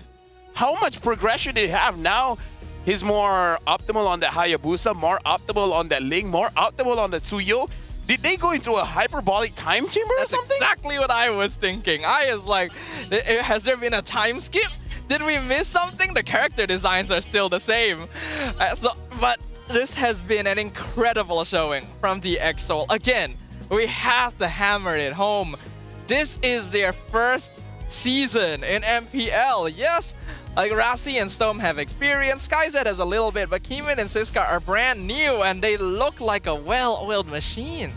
Yeah, if we're looking at the items here, this is the new way for you to play the Suyo. Just go full damage because there's no real use for you to be defensive now that the changes for the, for the magic resist is gone, right? Makes it much tougher to play. So I'm still flabbergasted. Like that was good. That was good. I'm excited for them to go up against Homeboys now. Yeah, I actually am starting to wonder, will this be a closer match than we expected? Yeah. Right? I am so excited for tomorrow. We're gonna have such great games. We have such a solid top 4. And my heart does go out to Monster Vicious. Ending in the exact same position as last season is never a good feeling, but it was clear that their psyche was not in a good place anymore for that game 3, and they were making really, really fundamental mistakes. Yeah, I feel like if they go back and they rewatch their games, I think they will be able to understand themselves like, yeah, guys, we should not have done that. Like, I would say the engage is mostly on Zeno. At one point, the entire team has to make a decision, like, if he made a mistake, let him die. Like the rest of us, we gotta keep on going on. We gotta keep on farming. I feel like MV in the end was a bit too dependent on playing this style of 5v5 team fighting or 100% relying on all this zone controls type of gameplay, because once it doesn't work, you see how difficult it is for them to actually adapt and do something different. You would think that this is the lineup they lost to in Game 2, basically. They should have learned what was the win condition for this draft. And they didn't. They kept trying to force fights when they really didn't need to. And I feel like it's just something that you gotta learn, right? But unfortunately, it's for next season. You have a long time, though. You have a long time. Next season might start in September. So there's like what, 4 months? Or 3 months, around 3 months, right? Around 3 months of preparation, make a decision. Because in a previous interview, we've heard that, I believe it was from a coach. I believe it was from Haru, where he basically said that some of the players are already like one step inside of a different organization, right? Other teams are looking at the players, so they got to rebuild, man. Honestly, this season, a lot of teams got to rebuild. It's unfortunate because MV has remained such a constant with this lineup for so long. Top 4, there's no MV, there's no Vamos, there's no Todak. This is a new era, man. It is a new era, and I am so excited for it. SRGOG is still up there as the king, of course, but a new version of the homeboys, Arrow Esports, suddenly rising through the ashes, and DX Seoul, the most unexpected dark horse of the tournament. Remember, they started the season losing 1 game to Ocean Black. They're the only teams to give Ocean Black a point. To be fair, they were rivals in MEL. So Ocean Black might know how to deal with DX Seoul. So maybe other teams need to start calling Jangs. Yeah. And be like, hey, how do you beat him? How do you beat DX? Give us some pointers here. I think even Ocean Black will not recognize this team anymore. The amount of growth that DX Seoul has been through since week 1 of Season 15 is phenomenal. Every single player here has found a brand new energy, a brand new level of evolution. And even the weakest links at the end of the regular season are now reinvigorated and eager to vie for an MSC slot. The growth DX Seoul showed is going to be tested further tomorrow against Homeboys. Speaking of which, SRGOG, they'll be fighting against Arrow Esports as well. Tomorrow we have 3 best of 5, Staffa. Like, that would be such an amazing day. Unfortunately, people will be watching MPL PH, but anyway, whatever, right? We have 3 games, right? In the breaks, you guys can come here. Yeah. And if you guys find it interesting, choose to stick around because we are seeing some big surprises already. At the end of tomorrow, we will actually know our first MSC representative. So that's also a really exciting thing to see. And when we look at the highlights, it is very clear why this was such a one-sided win for DX Seoul. Games 1 and 2 were actually fairly close, you know. It took some effort for DX Seoul to actually close things out. But in this one, Monster Vicious had just lost themselves. Yep, we're going to be looking at the brackets here, Staffa. We have to talk about the teams that got eliminated in our top 4 here. We started with 10. We started today with 6. And now we're ending it with 4. Unfortunately, Vamos, as well as MV, got eliminated. Unfortunately, MV didn't score a single point. Vamos got 1, and that was a very difficult one for them to get. Tomorrow, SRGOG will be going up against Arrow, and then Homeboys will be going up against DX Seoul. And then the winners of both matches will play again for the final best of 5 of the day. And whoever wins that one goes to MSC. I have to say, LaFell, this is unprecedented. Arrow and DXS both have rookies. 2 rookies on each team playing their debut season in MPL, and now they are all in the top 4 of one of the most competitive seasons of MPL Malaysia. A new era is truly dawning upon us, and tomorrow we will get to see it continue. Because like you've already pointed out, LaFell, we're gonna see SRGOG up against Arrow Esports for the first match of the day, followed up by Homeboys versus DXS. And then the day will close off with the upper bracket finals, where one team will lock in their tickets for MSC. If you want to make it a statement, SRGOG has to make it one-sided against Arrow. And if Homeboys is able to make it one-sided against DX Seoul, that will just split the top 4 in half. Like, there's a clear upper and lower bracket as well. So I really want to see how the top 2 teams, SRGOG and Homeboys, play for tomorrow, because they should be able to see a lot coming in from today. Between the DX Souls and Arrow, I kind of feel like Arrow needs to prepare a little bit more, because being completely transparent here, Arrow looked like they were struggling against Vamos. Arrow Esports had a little bit of difficulty up against Team Vamos, who clearly weren't in their best state either. So up against the strongest team MPL MY has ever known. They don't have a lot of time to think about how they're gonna approach it. I'm actually really excited for Homeboys versus DXS. I think there's a chance it could be close. There is a chance that it could be close, and I'm also wondering if there's something new that Arcadia is cooking up, because going up against Homeboys, it was an entirely different draft. What if he has something special cooked up for Arrow as well? He could. You never know with Coach Arcadia and Azora Becky and the players of SRG OG. They can always pull something random out that no one is expecting. But I really love the way that this day closed out. Rookie dominance. Another veteran MPL team eliminated in day one. I mean, we gotta hear what you guys are thinking about the playoffs, right? Please scan the QR code at the bottom of the screen right now to give us your feedback, what you think about the games, about MPL, about everything, so that we can learn from it and improve. We want to know you better so that we can actually be better. Because again, I kind of feel like there's still a lot of room for growth.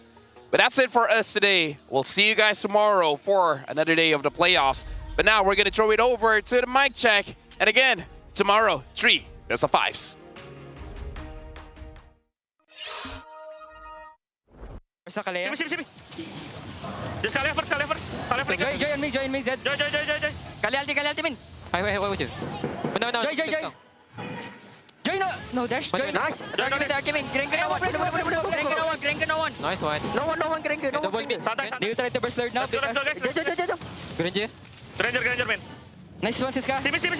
Nice one, Granger. One. 15 Zed. Nice one, Zed. Lihat aku. Menang. No. Aku Rata nggak sih? Rata. Stop. Oke, aman. Tahu nggak? Lock tower. Tahu. Yang tahu guys. Nice one. Fokus lagi. Masih.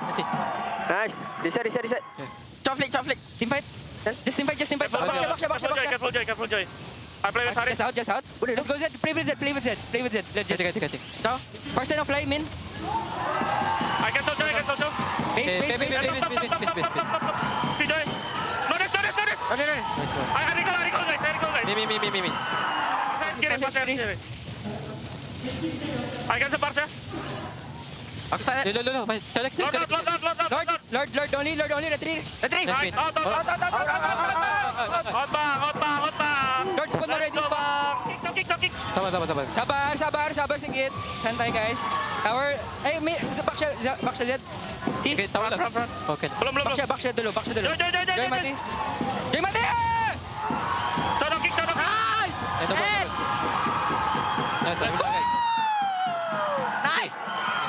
Cutting. Ayo dealing. Nice. Go.